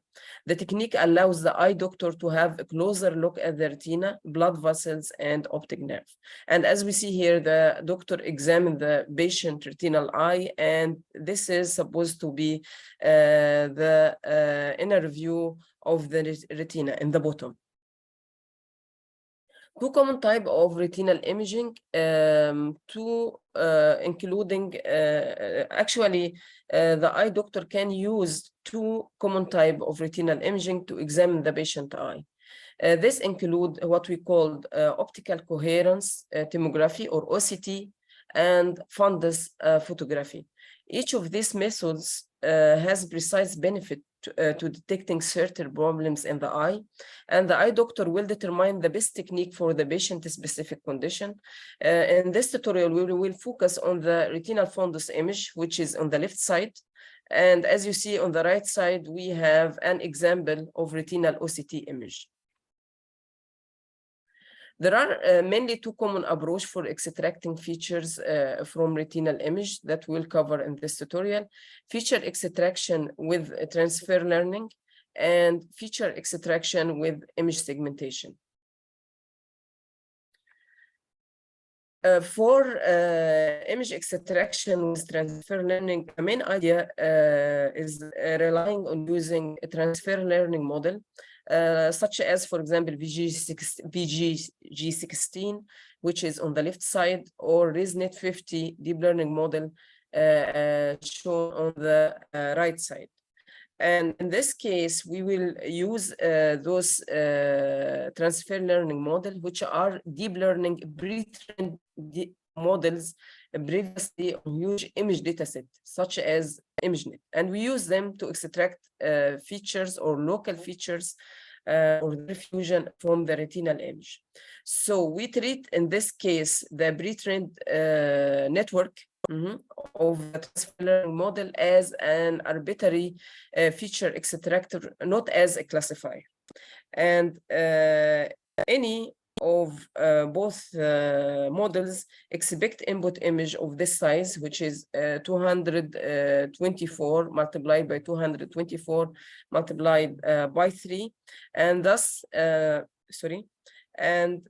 thus the image should be reshaped before feeding them to any of the 2 models. The feature extraction occurs via the final layer, before the classification layer, before the fully connected layer, that output the volume of 7 by 7 by 512 in case of VGG16, as you see. This is the dashed area here. This is supposed to be the feature extraction area before the fully connected layer. And the output volume should be of 7 by 7 by 512 for VGG16 and 7 by 7 by 2048 features in case of ResNet 50. Of course, we can use also other transfer learning model, but here we sketched or just presented VGG16 and ResNet 50 as an example.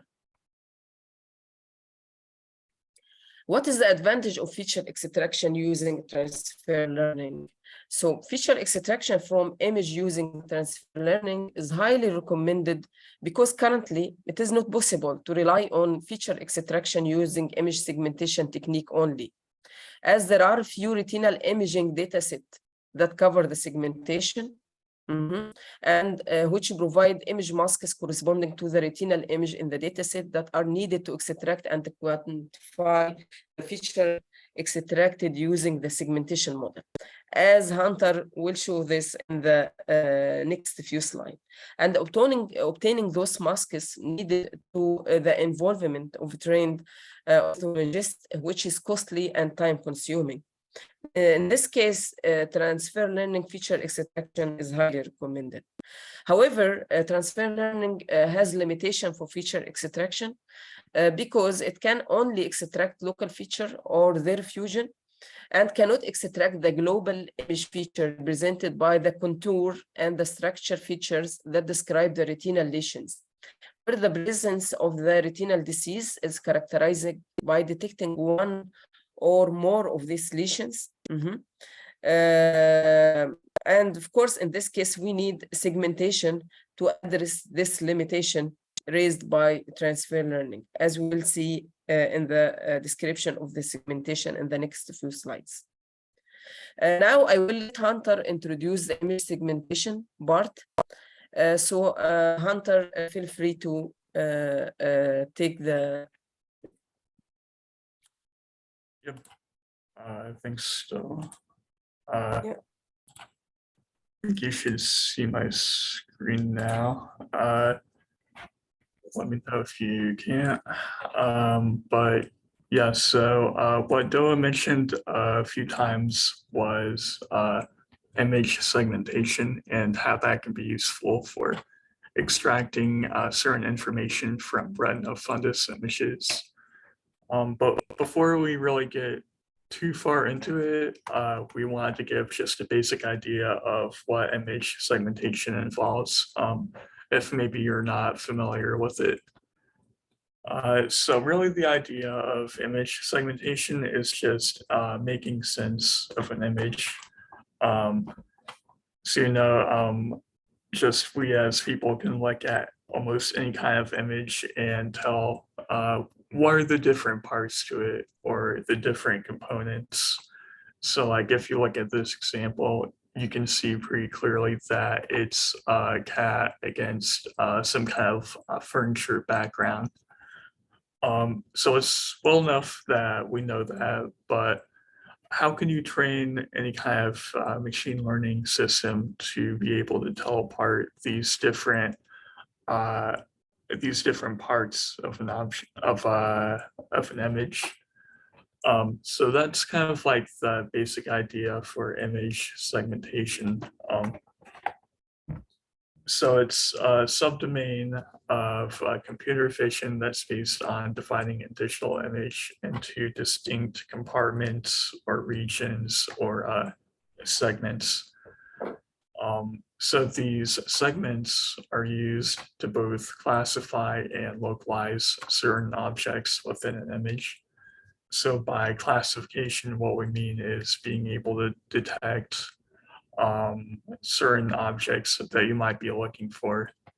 And localization means that we're able to say where those objects actually are in the image.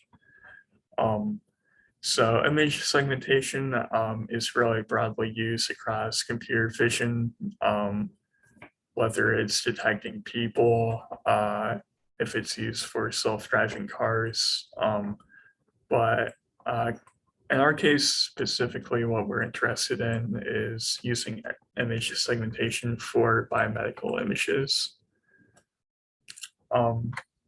So how you really do it in practice is that you have a list of objects of interest, and it can really be anything, and it's a bit related to the problem that you're focusing on. So you could have a list of objects of interest, or maybe you're interested in all of the objects in an image. But the idea is that each of these objects rather represent separate classes. And for each class, you'll assign it a unique distinct pixel value.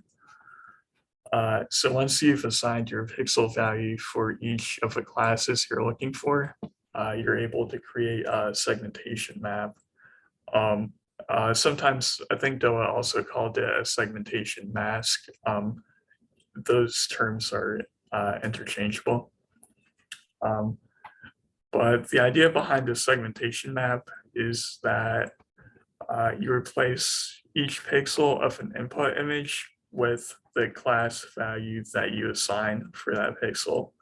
So all the pixels of an image belong to some object or another. Maybe it's the object you're looking for, and maybe it's not. But either way, it'll have a certain class value.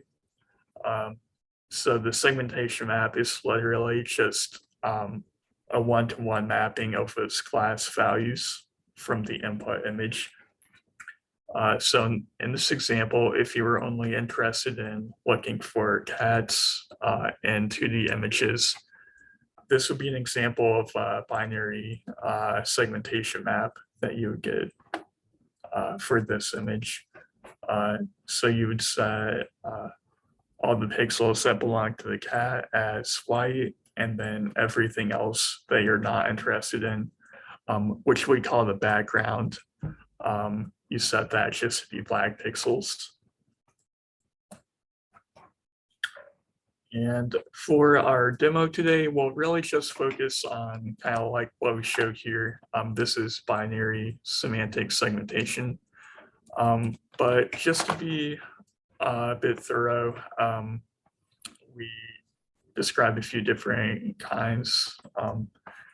So the example we just reviewed was binary segmentation. So you have just one object that you're looking for. You set that to white. Everything that's not that object is set to black. You could, sometimes it's a case that you're looking for more than one type of object in an image. That's actually a pretty common thing. So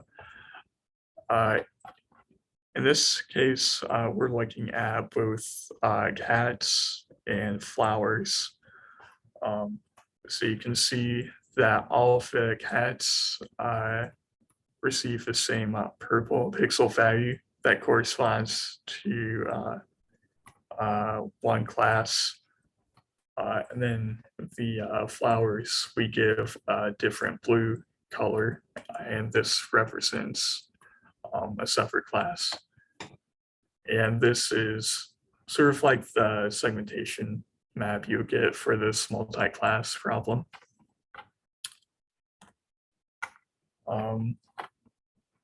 And then there's another type of segmentation that we won't really touch, but is worth mentioning. And this kind of has to do with a bit of the idea of hierarchy, where you're interested in an overall parent class.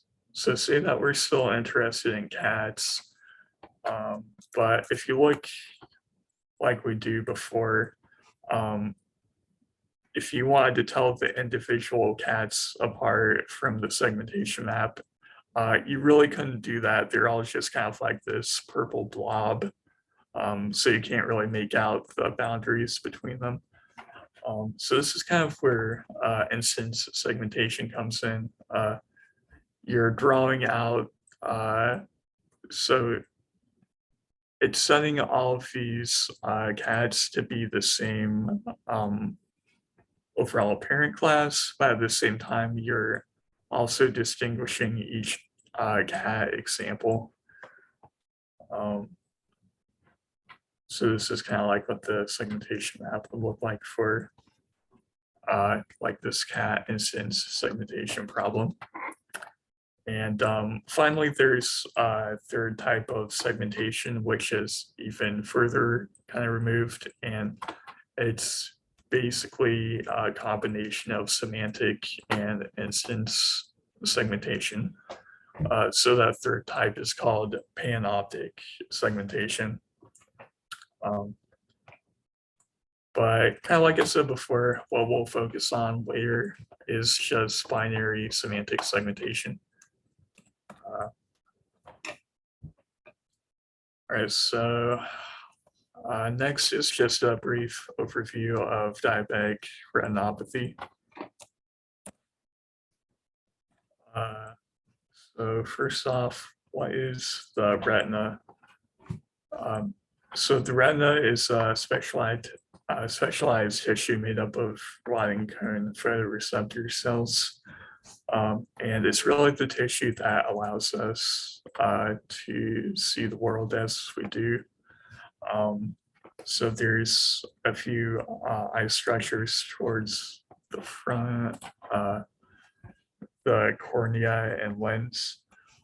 These act to project or direct light that's coming into the eye onto the retina, which is towards the back of the eye. And as the light hits the retina, the photoreceptor cells are able to generate electrical signals based on the patterns of light that are received. And once those electric signals are generated, they travel along the optic nerve, again, towards the back of the eye. So those impulses will travel along the nerve all the way back to the occipital lobe, which is the visual cortex of the brain. So all that really to say that the retina is a crucial part of vision.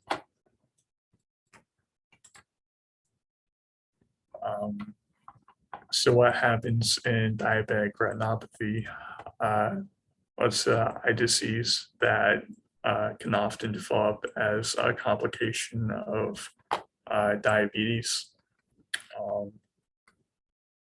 So there's, it can really occur in any diabetes patient, so type 1 or type 2. It can also, there's also a kind of like a subtype of diabetes, gestational diabetes. It can also happen there as well.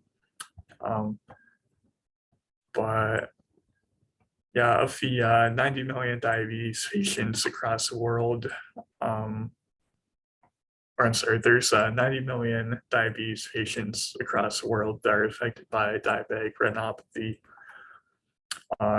The likelihood of developing diabetic retinopathy, or DR, increases with the duration of diabetes.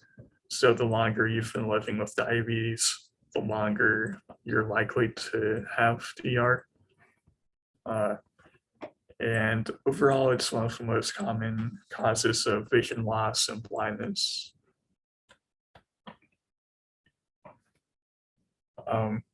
So diabetes patients often have a lot of difficulty with chronic high blood glucose levels. So the high blood glucose levels is a condition called hyperglycemia. So not really straight away, but over time, hyperglycemic conditions can induce damage in the retinal microvasculature and lead to a sort of breakdown of a blood-retina barrier. So the retina is a very metabolically active tissue. Like you never really stop processing vision, and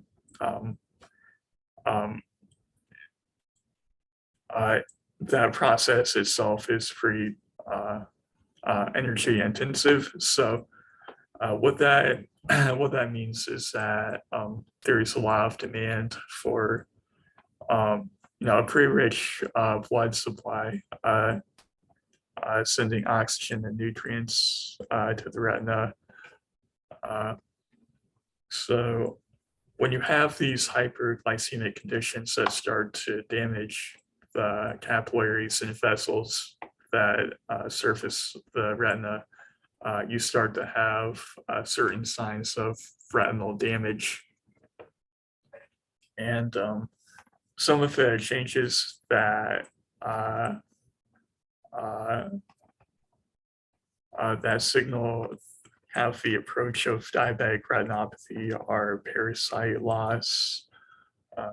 So this is kind of important for keeping the capillaries or blood vessels held together. So parasite loss and increased permeability. There can also be capillary occlusions or areas of retinal non-perfusion. So areas where the retina isn't receiving any kind of blood. And it could be due to leakages, or sometimes there's these blockages that can occur in the capillaries. So like those showing, there's images that you can take of the retina through specialized fundus camera systems. Fundus images are a pretty widely used way of detecting something called retinal lesions and diagnosing diabetic retinopathy. So what we mean by retinal lesions are changes to the retinal structure or areas of damaged tissue that can develop over the course of disease progression. And there's really quite a few that you can encounter. So the mildest ones are generally the ones that start the earliest. Some of the first lesions that you can see are microaneurysms. So these are areas where the blood vessels are starting to kind of swell, either due really just due to blockages in capillaries. When you get those really small areas of swelling, you can also have some fluid loss, just as it builds up around the blockages. Another really common lesion type are exudates. So as the blood-retina barrier is degraded, there will be fluid from the vessels that will leak out into the retina itself. The fluid itself doesn't really stay in one place, but it will carry with it certain fatty substances, so proteins and lipids. And I don't know if you can see my cursor, but these are like these pretty light yellow areas that kind of just like look like blobs. So those are exudates. As you lose fluid from vessels, of course, you're losing blood as well. So there's different types of hemorrhages that you can get from the vessels out into the retina. Conable spots. So these are related to these are kind of related to areas of retinal non-perfusion. So eventually that'll affect the nerve fiber layer of the retina. And it'll lead to these kind of these wider areas that look like little tufts, like conwall. Neovascularization. So as blood vessels are damaged throughout the course of diabetic retinopathy, there's a VEGF factor that's produced, and that's basically a signal to create new blood vessels to replace the ones that have been damaged. The problem with these new vessels is that their growth isn't quite as directed, and they're actually quite fragile, so they'll lose fluid pretty easily. And then fibrous proliferation. So this is kind of scarring on the eye that can lead to blindness. So as the scar tissue forms, it can actually detach the retina from the back of the eye. So that this can lead to blindness. And this is just a bit of a simpler cartoon that shows some of the lesions that we talked about. So lesions like exudates, hemorrhages, microaneurysms, and neovascularization. So all of those taken together are hallmarks of diabetic retinopathy. And really what we'll focus on for the demo part of this workshop is exudates.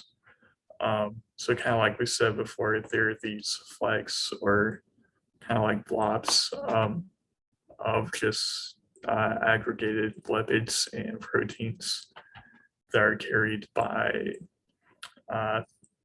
capillary fluids as they move out into the retina.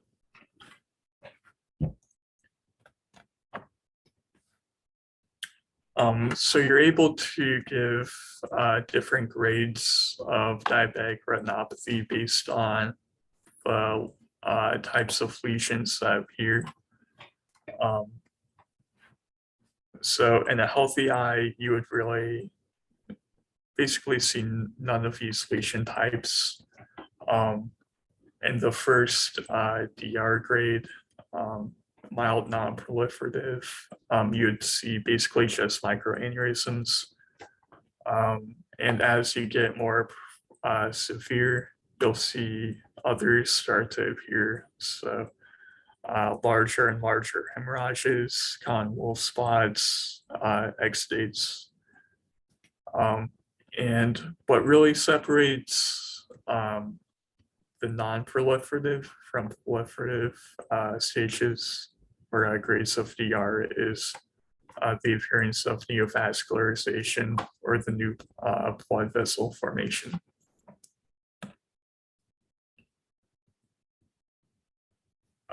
So with all that in mind,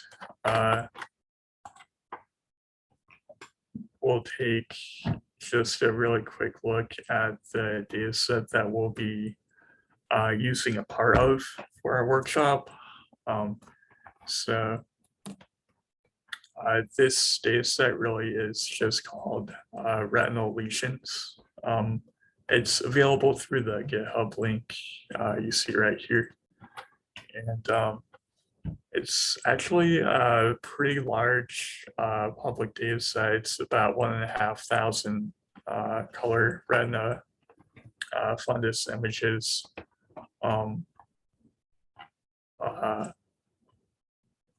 All of these images have been de-identified, so there's really no way to link them back to any kind of patients.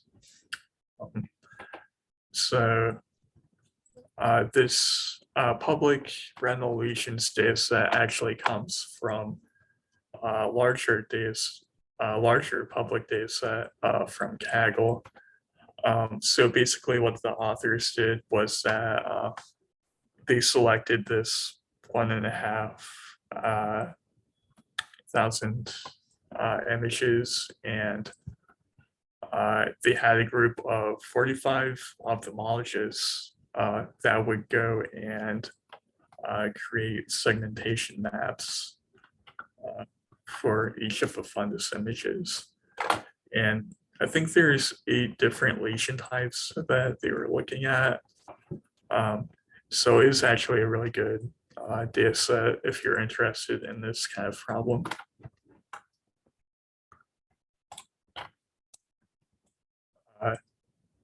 So it's just giving like a really simple idea for the segmentation pipeline.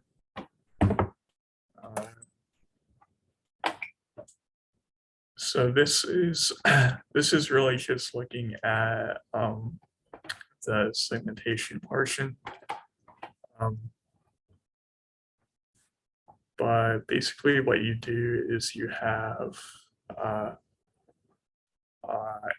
the retina fundus images as input.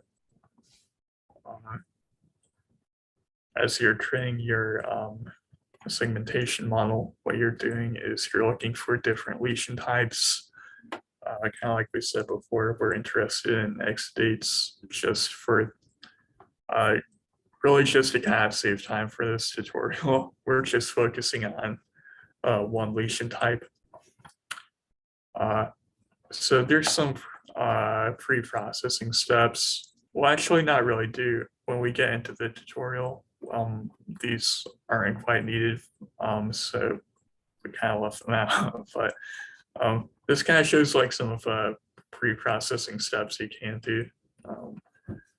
So like using only the green channel and different types of rotation augmentations that you can do. But the idea is that you're feeding in these retina images and the segmentation maps as well. So you can see the this snippet of the fundus image with an area of exudate. And you can also see the corresponding snippet of the segmentation map. So the idea is to take in, once you've trained a segmentation model, is that you take only the fundus images and you're able to predict the segmentation map. And once you have these predictions, you can do some downstream analysis. Like just a really simple step is counting up, trying to give like a quantity for your lesion. So this is kind of like what we're showing right here.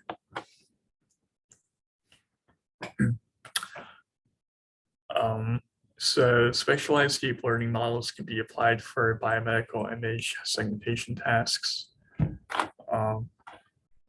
So what these models are doing is looking at pixel level patterns for all of the segments of an image.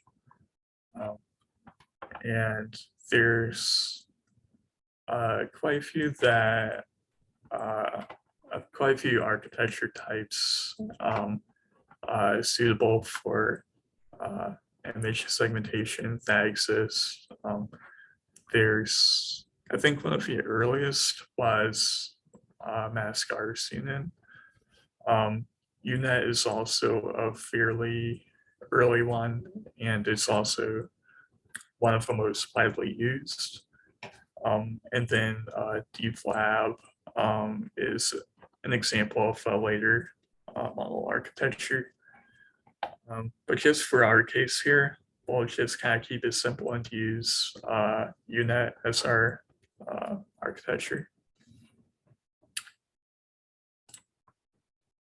So really, what UNet is a paired encoder and decoder network with skip connections. It's kind of how it gets its name. If you look at the diagram here, it kind of makes like a U shape.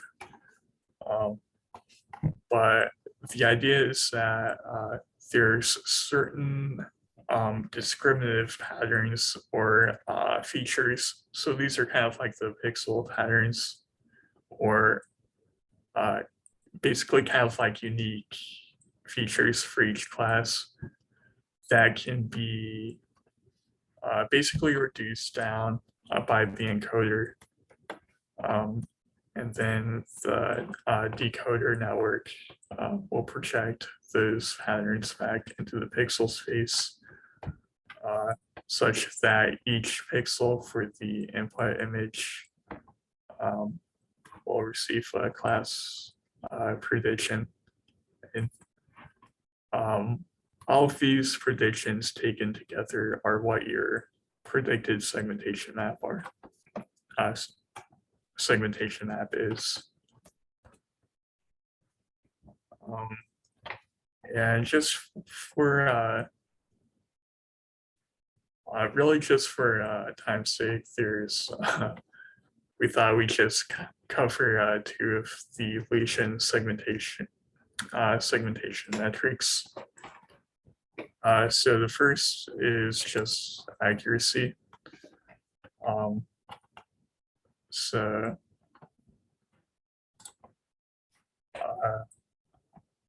so the true positives is a sum of foreground pixels that are correctly predicted by the model.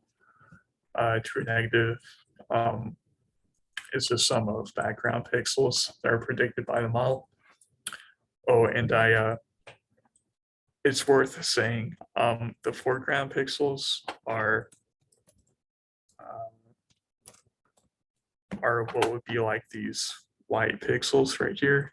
In the background pixels would be the black. False positives, some of background pixels that are misclassified. False negatives, some of foreground pixels are misclassified. And then we also have intersection over union. So A represents the overall area for a given pixel in the ground truth segmentation map. And A prime is the same, but for the predicted segmentation map. So really what you're getting with intersection over union is how well, if you overlaid your predicted segmentation map over your ground truth segmentation map, how well would those align? Or is basically the idea behind that. So ideally, they would overlap perfectly and you would get an IOU score of 1.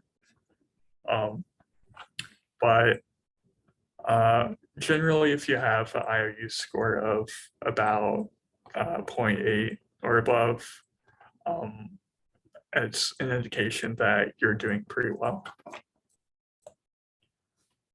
So I think that during a talk yesterday, Dr. Changa may have discussed a paper that we've done a bit ago on this topic. So this is just kind of a quick look at our unit segmentation for exudates.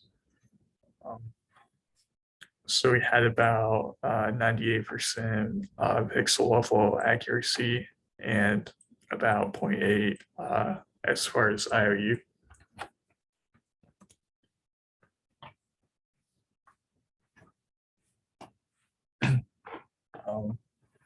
So when we talk about segmentation, it's really something that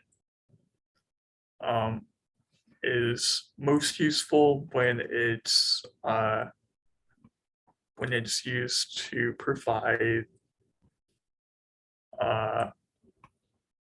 information for something that you're doing downstream. So Kind of at the heart, image segmentation is really just information extraction from images.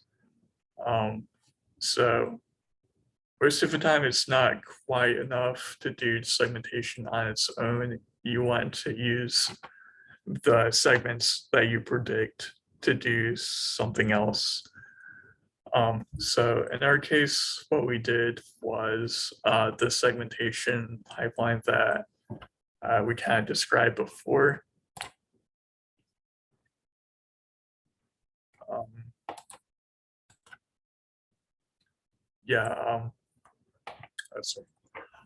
So yeah, we have the image segmentation pipeline that we had before. And basically what we do is count up the number of each lesion that we predict and write that to a data frame. So you'll have different values of lesion quantities for control versus DR fundus images. So once you have this data frame, you're able to train a classifier model to predict, what quantities of lesions can be used to diagnose diabetic retinopathy. And the decision model that we used for our paper was XGBoost. Doa, I think I saw in chat that you might have something to add.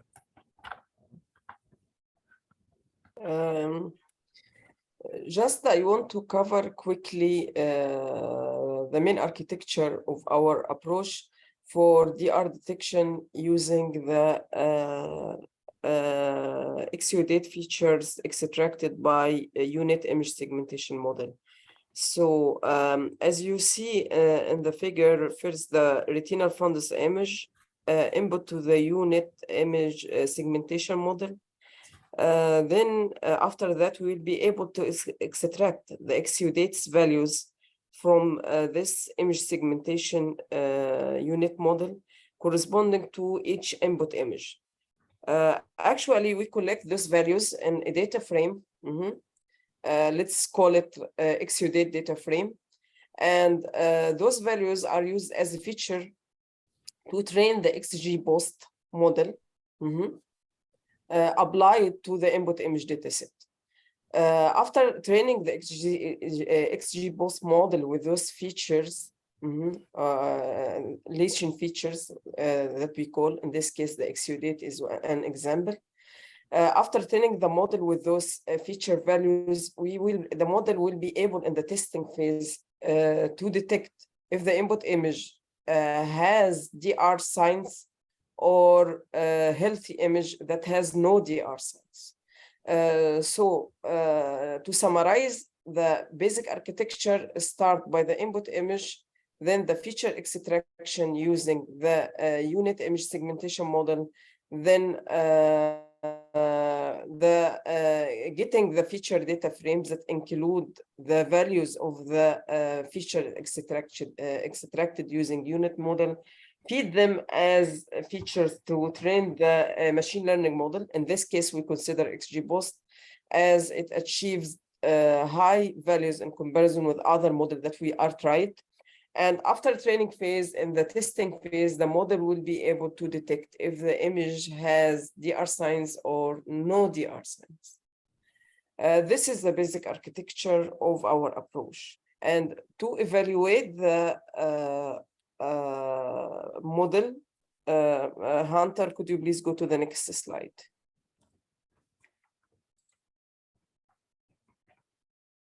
Yeah. So to evaluate the model, we need to use some metrics. The metrics that we use for evaluating the model performance is accuracy, the recall, the precision, the F1 score. And we should distinguish between two types of metrics used in our approach. There is a metric to evaluate the performance of the segmentation model that Hunter already described, including the accuracy and the intersection over unit. And there are metrics to evaluate the diabetic retinopathy detection using XG post. It trained with the exudate features extracted using the unit segmentation model. And in this case, I'm describing the diabetic retinopathy detection metrics that includes the accuracy, recall, precision, F1 score. And you see all the criteria that describe each of these metrics. The accuracy is true positive plus true negative divided by true positive plus true false positive plus false negative plus true negative. And in this case, true positive here refers to the number of correctly classified DR images, while false positive refer to the number of healthy image misclassified as DR images. False negative refer to the number of DR images misclassified as healthy images. And true negative refers to the number of correctly classified healthy images. And recall is also mentioned in terms of true positive, defined in terms of true positive and true negative. Precision defined in terms of true positive and false positive. F1 score is equal to 2 multiplied by precision multiplied by recall and divided by precision plus recall. And for the results that we got after evaluation of our XG post model for detection of DR. Can you please, Hunter, go to the next slide? Using only exudate as a feature, our model or the XG post model was able to get 0.83 83 accuracy if we consider the accuracy in percentage, so 83, and the precision of 1, recall of 0.67, and F1 score of 0.8. And this is, of course, just, not the highest accuracy that we can get using XG post model, because if we imagine that we can also add other lesion features in anti-exudate that Hunter cover. Hunter cover many types of diabetic retinopathy lesion features. So if we extend our framework by extracting additional features in addition to exudate, then we can expect higher performance of our XG post model for detecting diabetic retinopathy. Now I will let Hunter continue or take the lead for presenting the demo for this tutorial. So Hunter, feel free to start your demo for this tutorial. Yeah, thank you, Doug. So yeah, thus ends the dry lecture over all the stuff that we thought you should know for segmentation and diabetic retinopathy. So that was kind of a part where you guys are able to follow along if you feel so inclined. I think that the material for this workshop should have had a list of just a few things that are needed to follow along with all the parts. If you don't have all of them, or if you had trouble installing, I think you should be good. It looks like the meeting is being recorded. So if need be, you could certainly go back and take a look. So the first thing that we'll kind of get into is using Label Studio to annotate our fundus images.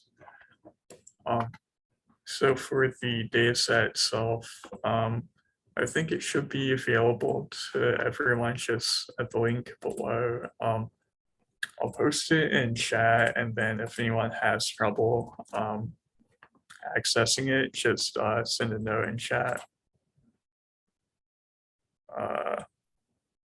Hopefully that works.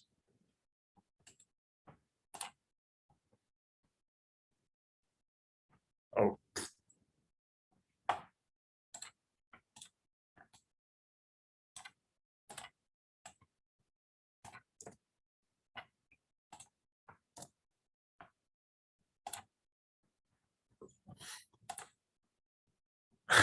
Okay, yeah, try a second one. That should work.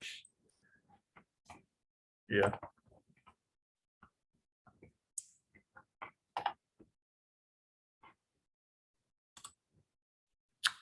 So, yeah, again, just leave a comment in chat in case that link isn't working for you. So, yeah, for our workshop, what we really need is our sample data set and label studio. So the data set itself, you can get, you can really just download this whole story just as a zip file. So you can download it to your PC or laptop.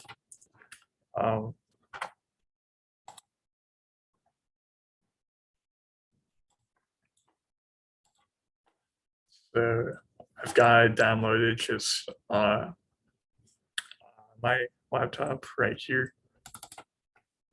I think you will need to unzip it once you download it, but it doesn't take a crazy long time. But once you do have it downloaded, what you'll want to do is take a look at the folder called Label Studio Sample Dataset. So like we said before, we are looking at colored fundus images, and specifically we're looking at fundus images that have some kind of exudate in them. And this is a group of almost 40 images.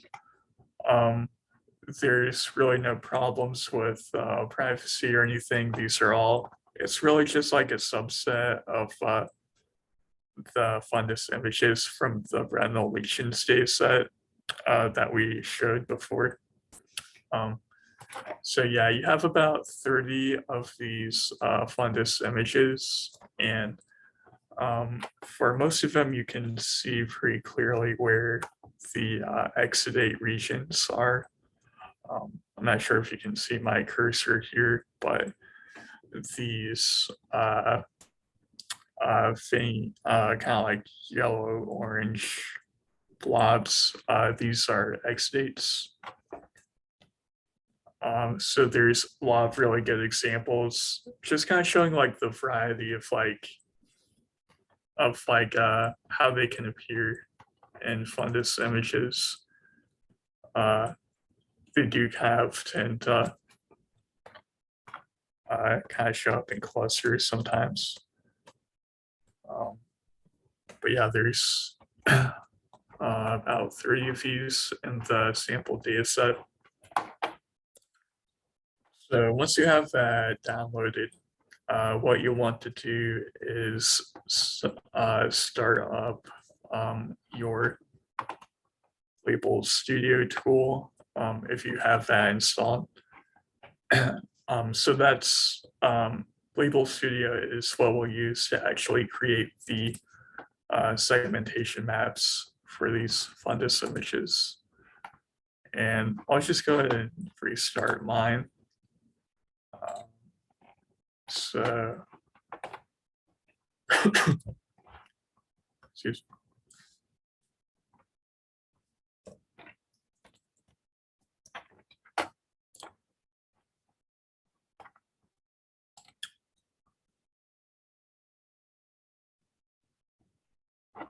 So Label Studio is browser-based, and just one thing to note about it is that it expects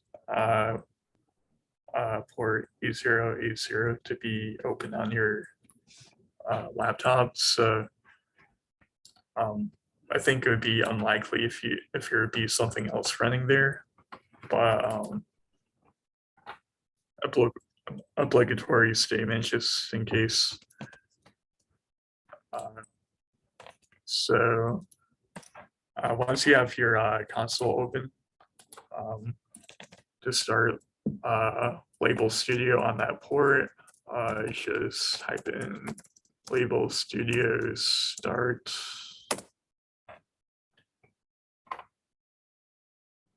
So this will take a minute or two, but eventually it will open up a new tab with Label Studio ready to go. If there's any comments or questions in the meantime, just feel free to send a message.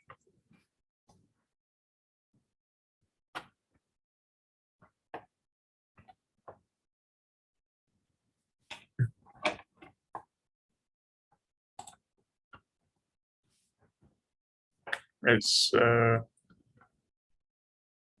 looks like it's opened up Label Studio for me. I'll just have it on some window here. It's this is probably what you'll see once you have Label Studio started. So from here, to create a new project, there's this tab just for projects. So go to the top right and click create. So here you just give a project name description.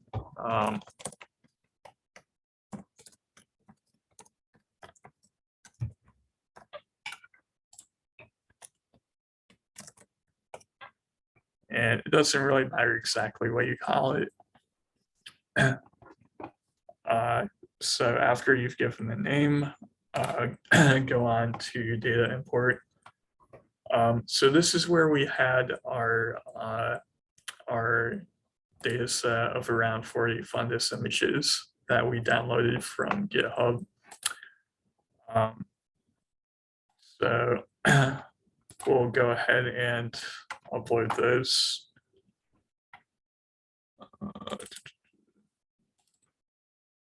So that's under the Label Studio sample dataset folder, exudates. And you don't really have to do all of them. Like you can take a subset if you want. Because if you're following along, you'll see pretty quickly that actually doing the annotations for semantic segmentation task is actually very time consuming. It's really the reason why they had 45 people working on the same problem at like the same time for the Revolution data set. But it's not really our goal to like do like every like painstaking detail for all of these images. It's really just to get the idea across. So I've taken some group of images here. And then, so I've uploaded my images. The last thing I would do is go over to labeling setup. So Label Studio isn't just for semantic segmentation. Like there's different types of labeling problems.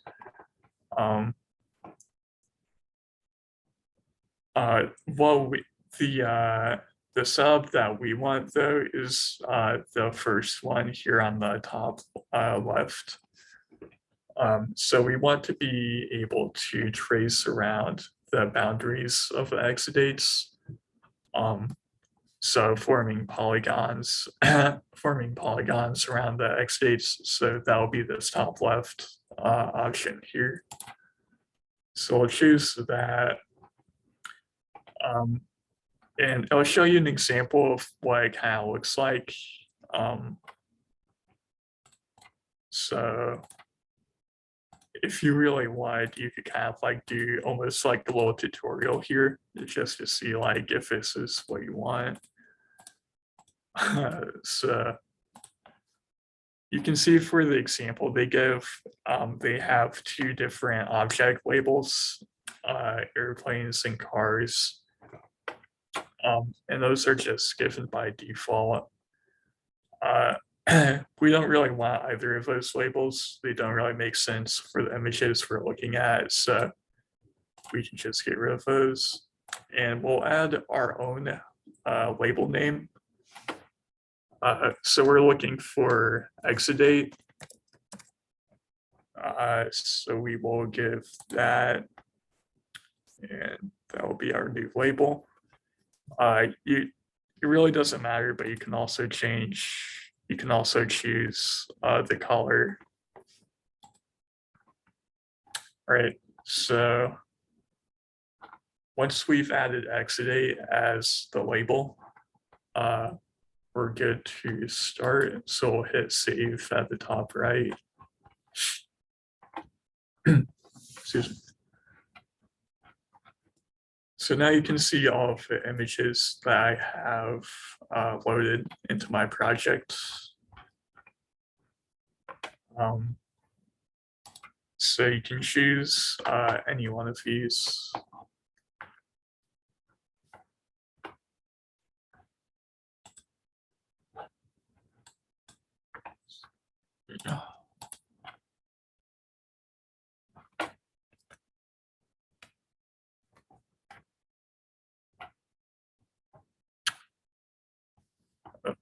Sorry, the size just kind of messed me up. There you go. Yeah, so once you have one of these images selected, generally it helps to zoom in. I think I've said a few times, but for these, we're just interested in the exudates, like these white, these kind of like orange blobs. So to get a closer look, we can look at this toolbar here. We have the option to pan around the image. Zooming in is really helpful. So we'll zoom in really as close as we can get here.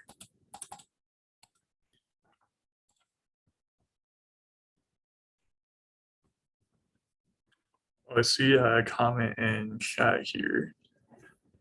So if the machine learning model detects exudates accurately in DR cases, will that be helpful in the treatment, and how much? Yes, so exudates are actually one of the types of lesions that show up the earliest in diabetic retinopathy. So on one side of it, if you have exudates showing up in your fundus image, there is some damage occurring where blood is leaking out into the retina. So you can't really say it's like super early detection, but it's early enough that if you're able to detect them without DR progressing any further, you can really plan ahead to kind of basically get your diabetes managed so that some of the more serious lesions like preretinal hemorrhages or neovascularization, that those don't show up. And like Doa said, it's also useful for DR grading. So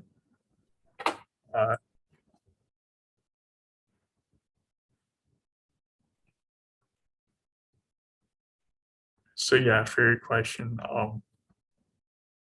is really used mostly for just detection, but if you're able to detect it fairly early, you can help on the treatment side as well.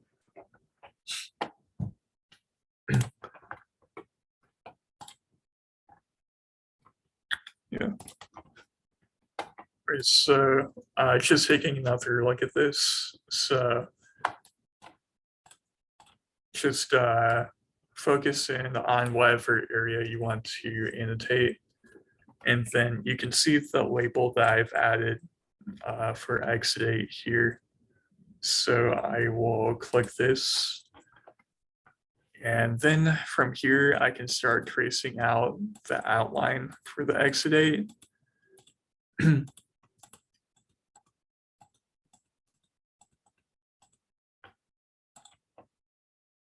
And basically what I'm doing is I'm going along the boundary, and every so often I'm just clicking and adding a vertex here. So this is just a point that we will use to draw the outline itself. And the more points that you add around the boundaries, the more exact your segment will be.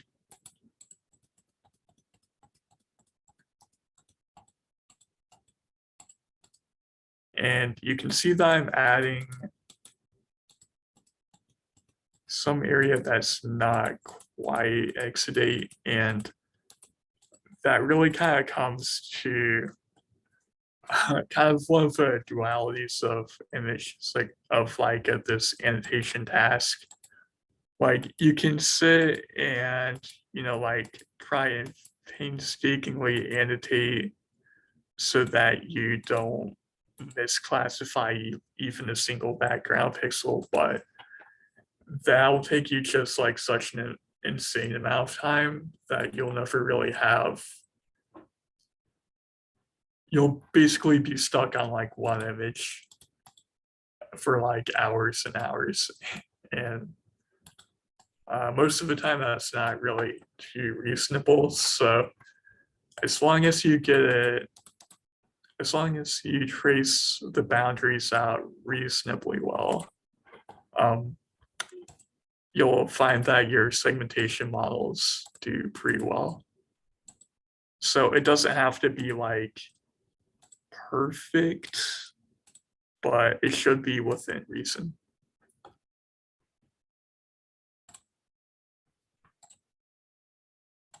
So you can see that for each of these little exudate areas, I'm doing what I did before, just tracing out the boundaries. We'll just try and get this one all in one. Oops. And if you do what I did right there, you can readjust the vertices in case you want to kind of readjust how your shape will look like. Just like that.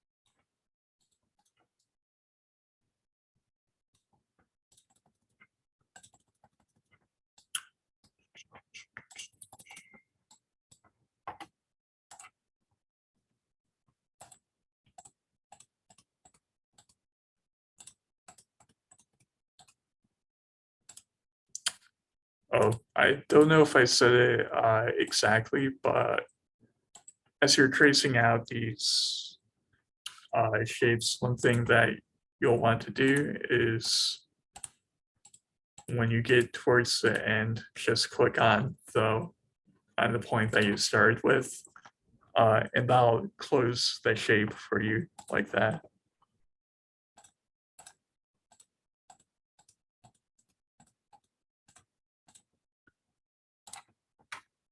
You can see the X-date regions being added as I go along.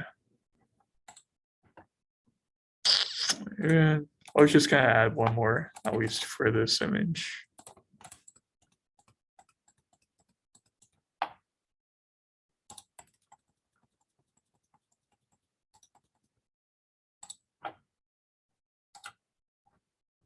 So once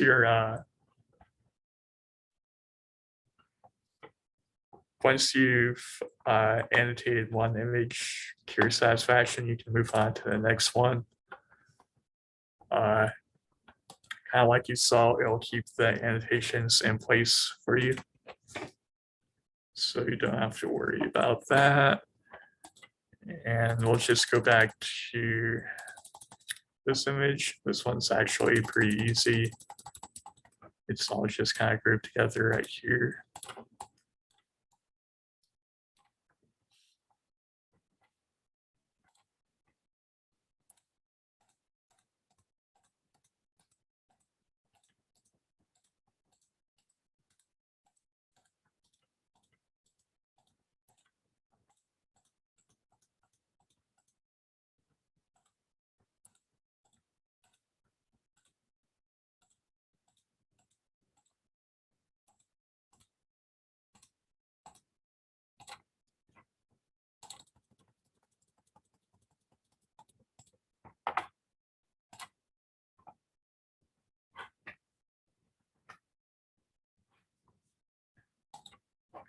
And the rule of thumb with really any kind of machine learning data set that you're curating is that the more diversity that you can get in your examples, generally the better, or at least the more generalizable your model will be. And it kind of makes sense, like the more edge cases or like that you add to it, the more robust. So if you kind of look at these fundus images, you can see that not only are they showing different stages of DR, it's also just like different levels of focus, different brightness levels. So all of these things do affect your segmentation model. So the more examples that you're able to include, the better. But kind of like we said before, it's a trade-off against like how much time does it take to actually do all of that? Because you don't want to be stuck like only putting together your data set and having no time for anything else.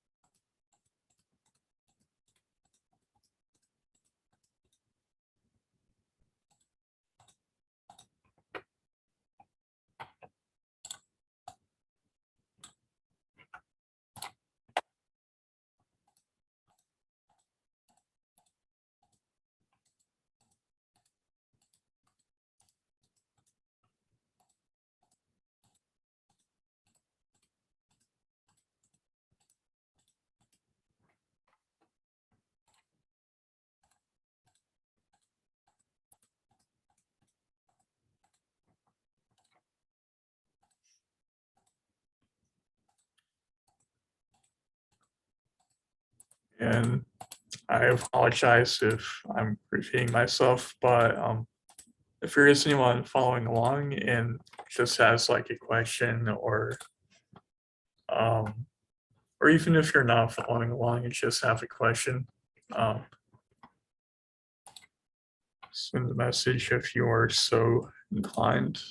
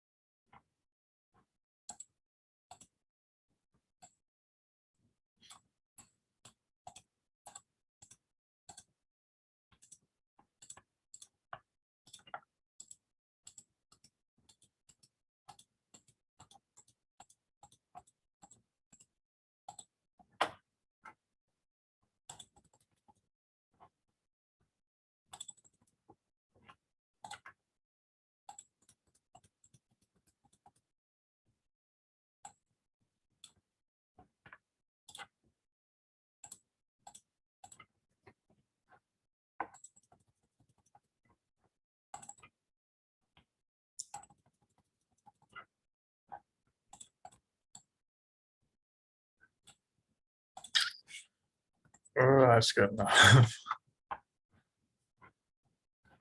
I just stick to like these are pretty good examples.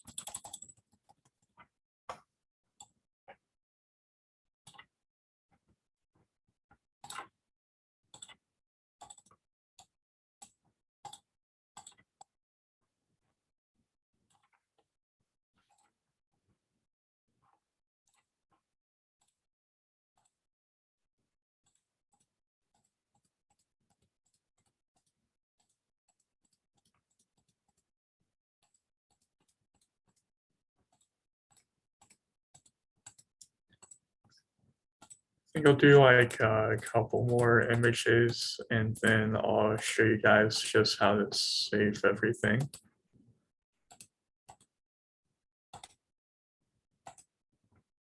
Oops.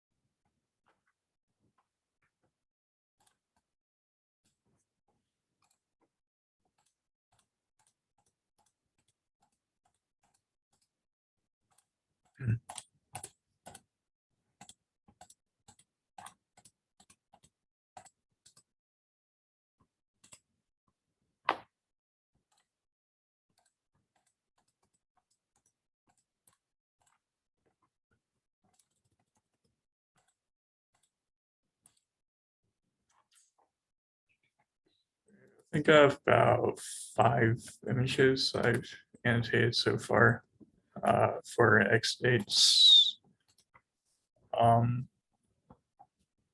So really when you go to your, when you go to the actual machine learning side of it, you want as large a data set you're realistically able to get.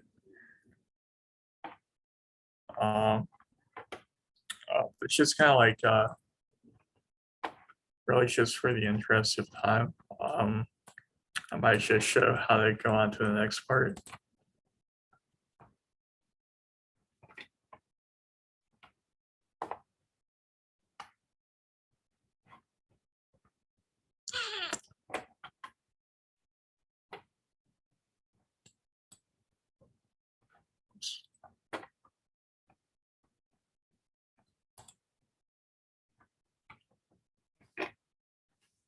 So once you've done all the labeling you want, you can go to,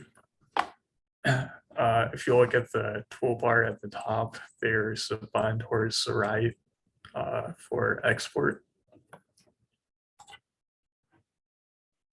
And there's a few ways that you can do it. So if you want to just save where you are and come back to it later, you can just save your project in JSON format.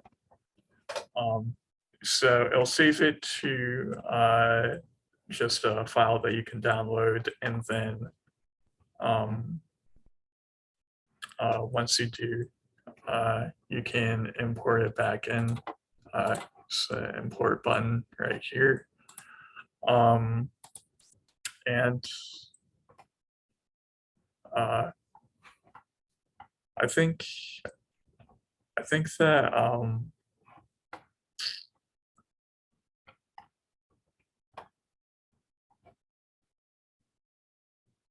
what's I gonna say? I think that just aside from that, in the project section, you should be able to just click and open it back up. Yeah, so you could do it that way too. So I guess there's really a few ways to go about saving your annotations. Oops.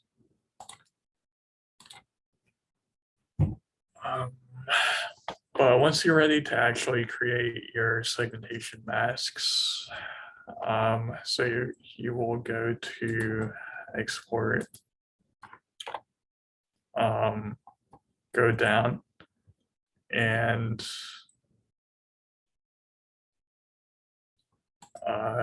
you can set the labels to PNG. So everything that you've annotated, it'll save as segmentation masks as PNG files. So I'll do that. So it's downloading this project folder right now.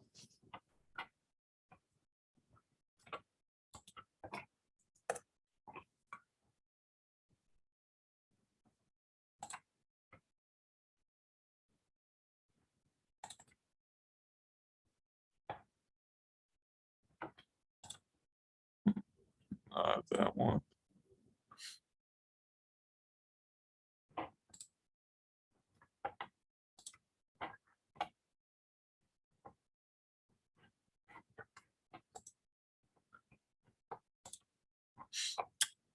Oh, wait a minute, I'm in the wrong wrong thing here. That's the one I want. Okay, just ignore that. So go back to export.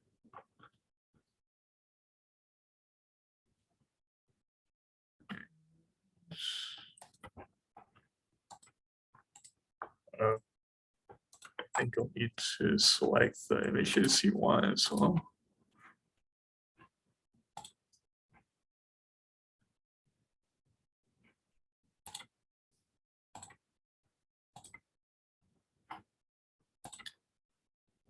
yeah, sorry. So you can choose like which images you like, which you choose to create the masks for. It's just with the checkbox right here. So option for all of those. We shall try it once more.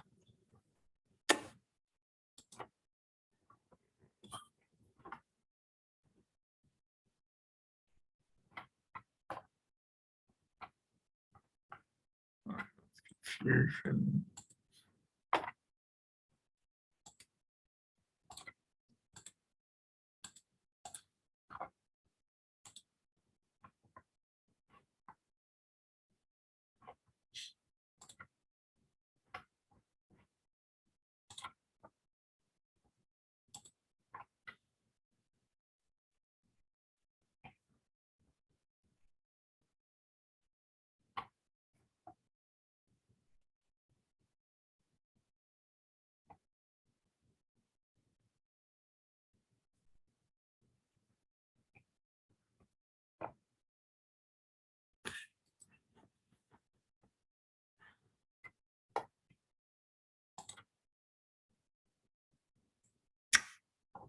Interesting.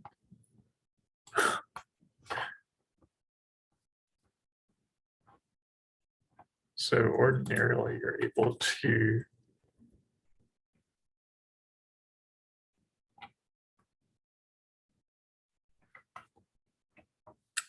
yeah. I was afraid there is something that I was forgetting.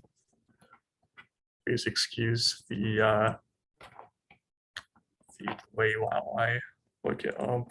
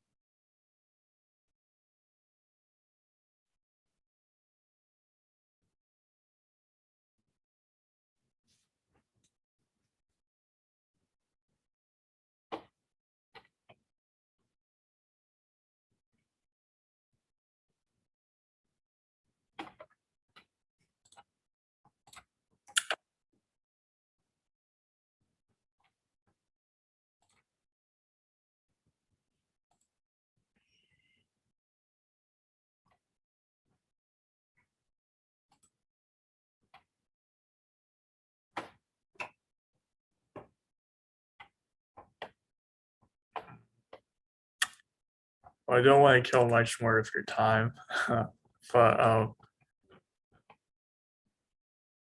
a bit confused why it's not, why we're not able to save as PNG though. There's definitely something that I missed, but Label Studio does have pretty good documentation, so I think whatever it is I'm forgetting, it should be there.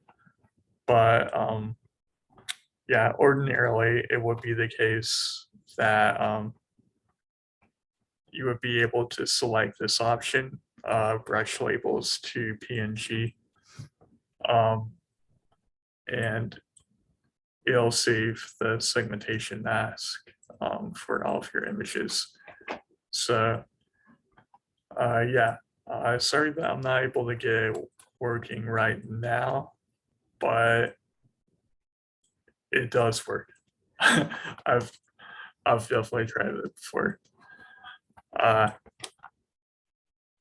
And in the event, I will go to the last part of the demo.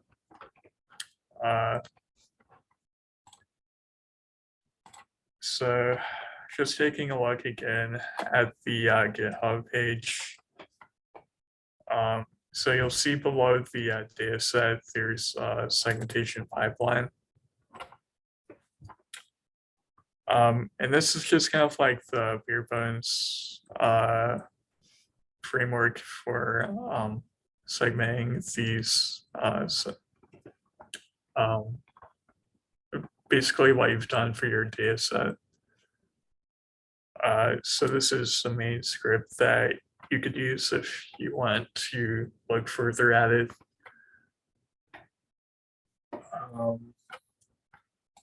So this is where having some packages like OpenCV, Python, TensorFlow, NumPy, where that's needed. So the two things that you'll give it are just the path to your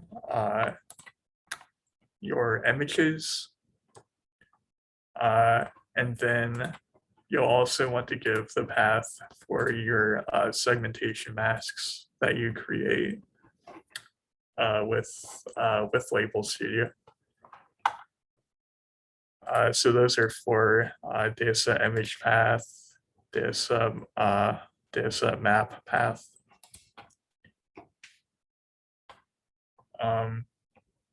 So, and then the rest are just a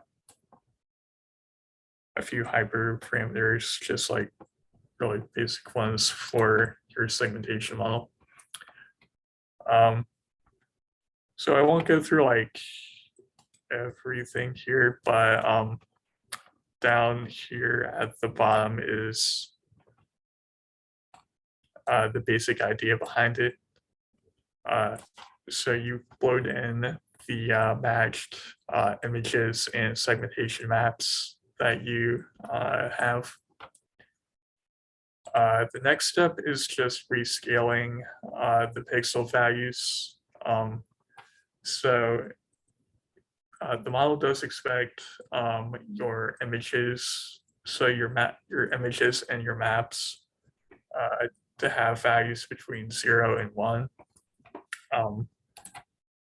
Just as they are, they have, so like unscaled, their values 0 to 255.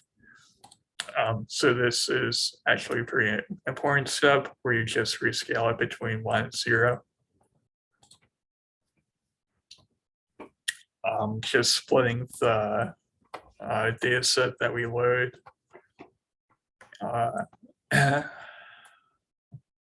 Setting up the generators that'll actually feed the images and masks into the model.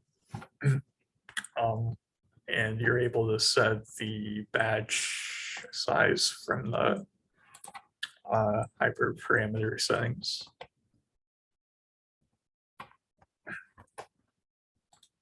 So actually click away from this for a moment. So this is where we actually set up our unit architecture.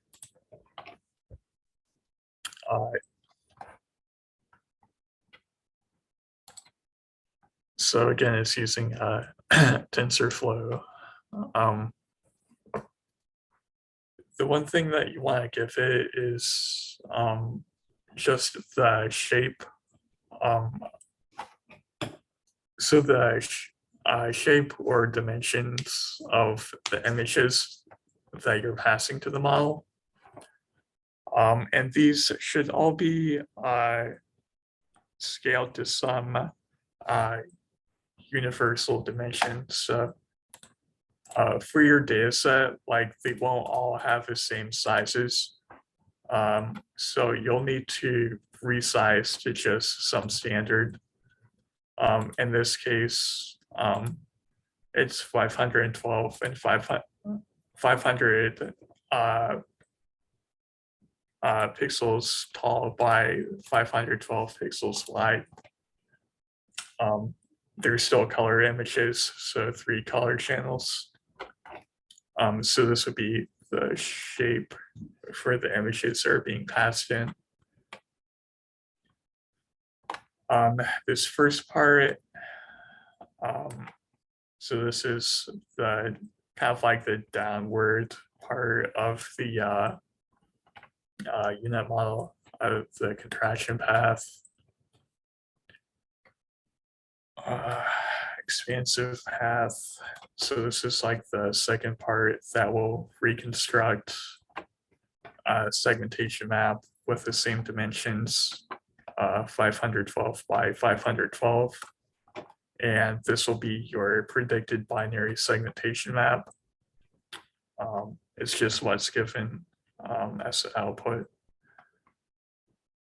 So yeah, this is the unit model. As far as metrics, like we said, we're only really using accuracy and IOU in this example. And we have our own custom IOU function just for training the model. We just use like the default, kind of like the inbuilt accuracy method.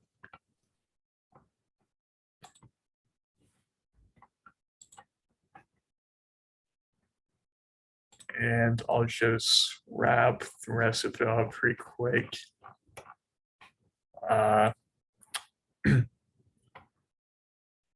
So when you're compiling the unit model, so almost all the time you see just Atom used as an optimizer, and then binary cross entropy.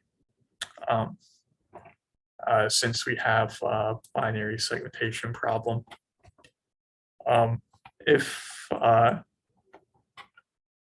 So the architecture I showed before was only, if you wanted it to work for multi-class, you would need to change the output layer. So if you wanted to do multi-class, it would be like almost the same. There's a few things you change. One of those, you would also need to select a new loss. So instead of binary cross entropy, you would do categorical cross entropy. But anyway, so compile the model using the optimizer loss function metrics that we selected. And this isn't exactly needed, but it's just kind of good to have. It's like a Keras callback for a model checkpoint. So this is looking at the validation IOU score at the end of each epoch and basically saving whichever weights give the best validation IOU. And then what's left is just model training.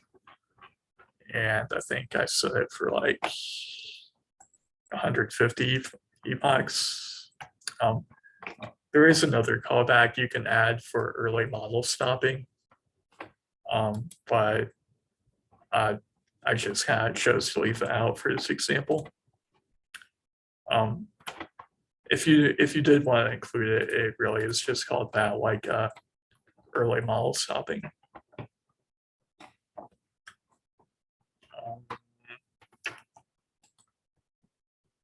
Yeah, I think that's kind of it for the materials I have for this workshop. So yeah, hopefully it was helpful, especially if you've not really seen anything relating to image segmentation before. Hopefully it gives you an idea of how you can go about it and what kind of use it might have for any kind of work that you're interested in. So yeah, thank you for sticking around for the workshop. And if you have any last questions, feel free to put them in chat.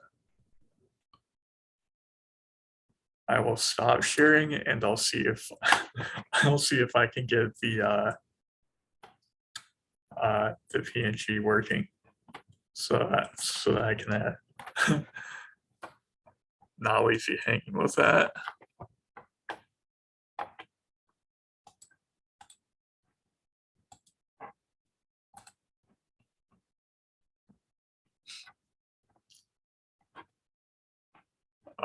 Doa, did you have any other slides or anything? Thanks, Hunter, for covering the material required for this workshop and introducing this interesting demo. For the moment, I think we presented all the slides do we have for this demo. So I want to ask you, Hunter, if you have a data frame for the exudate that you can show for the applicant here, it will be nice. Maybe they will have an idea of how it looks and how we can feed it to. Yeah, that is something that I can, I think that everyone has linked to the GitHub, so I can add an example of like what that looks like, but I don't have it on hand right this instant. Okay, I see. So let's get any question relevant to the demo that Hunter presented. So maybe some people want to ask specific questions or something.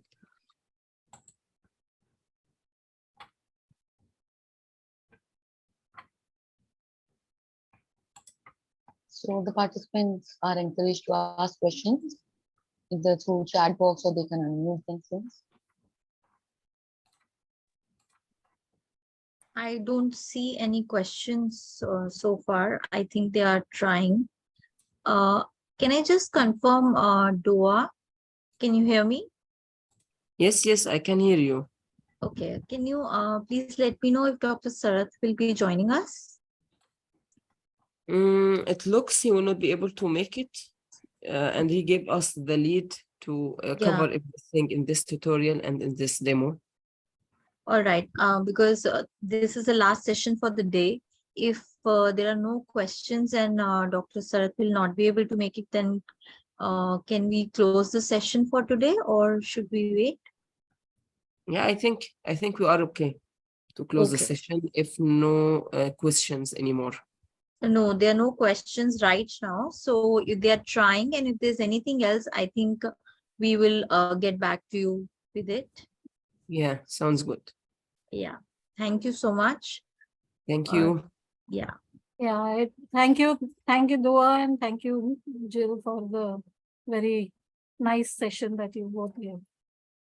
Thank you. It was interesting meeting all of you in this workshop. Thank you. So, ma'am, I think we are good to close the session for today. Yes, I think we'll close and students, we can meet tomorrow. Tomorrow is a hands-on session in person. So everybody is supposed to come to 420, 421. 420 and 421 in attendance is mandatory and they will see you there at 1:15 sharp.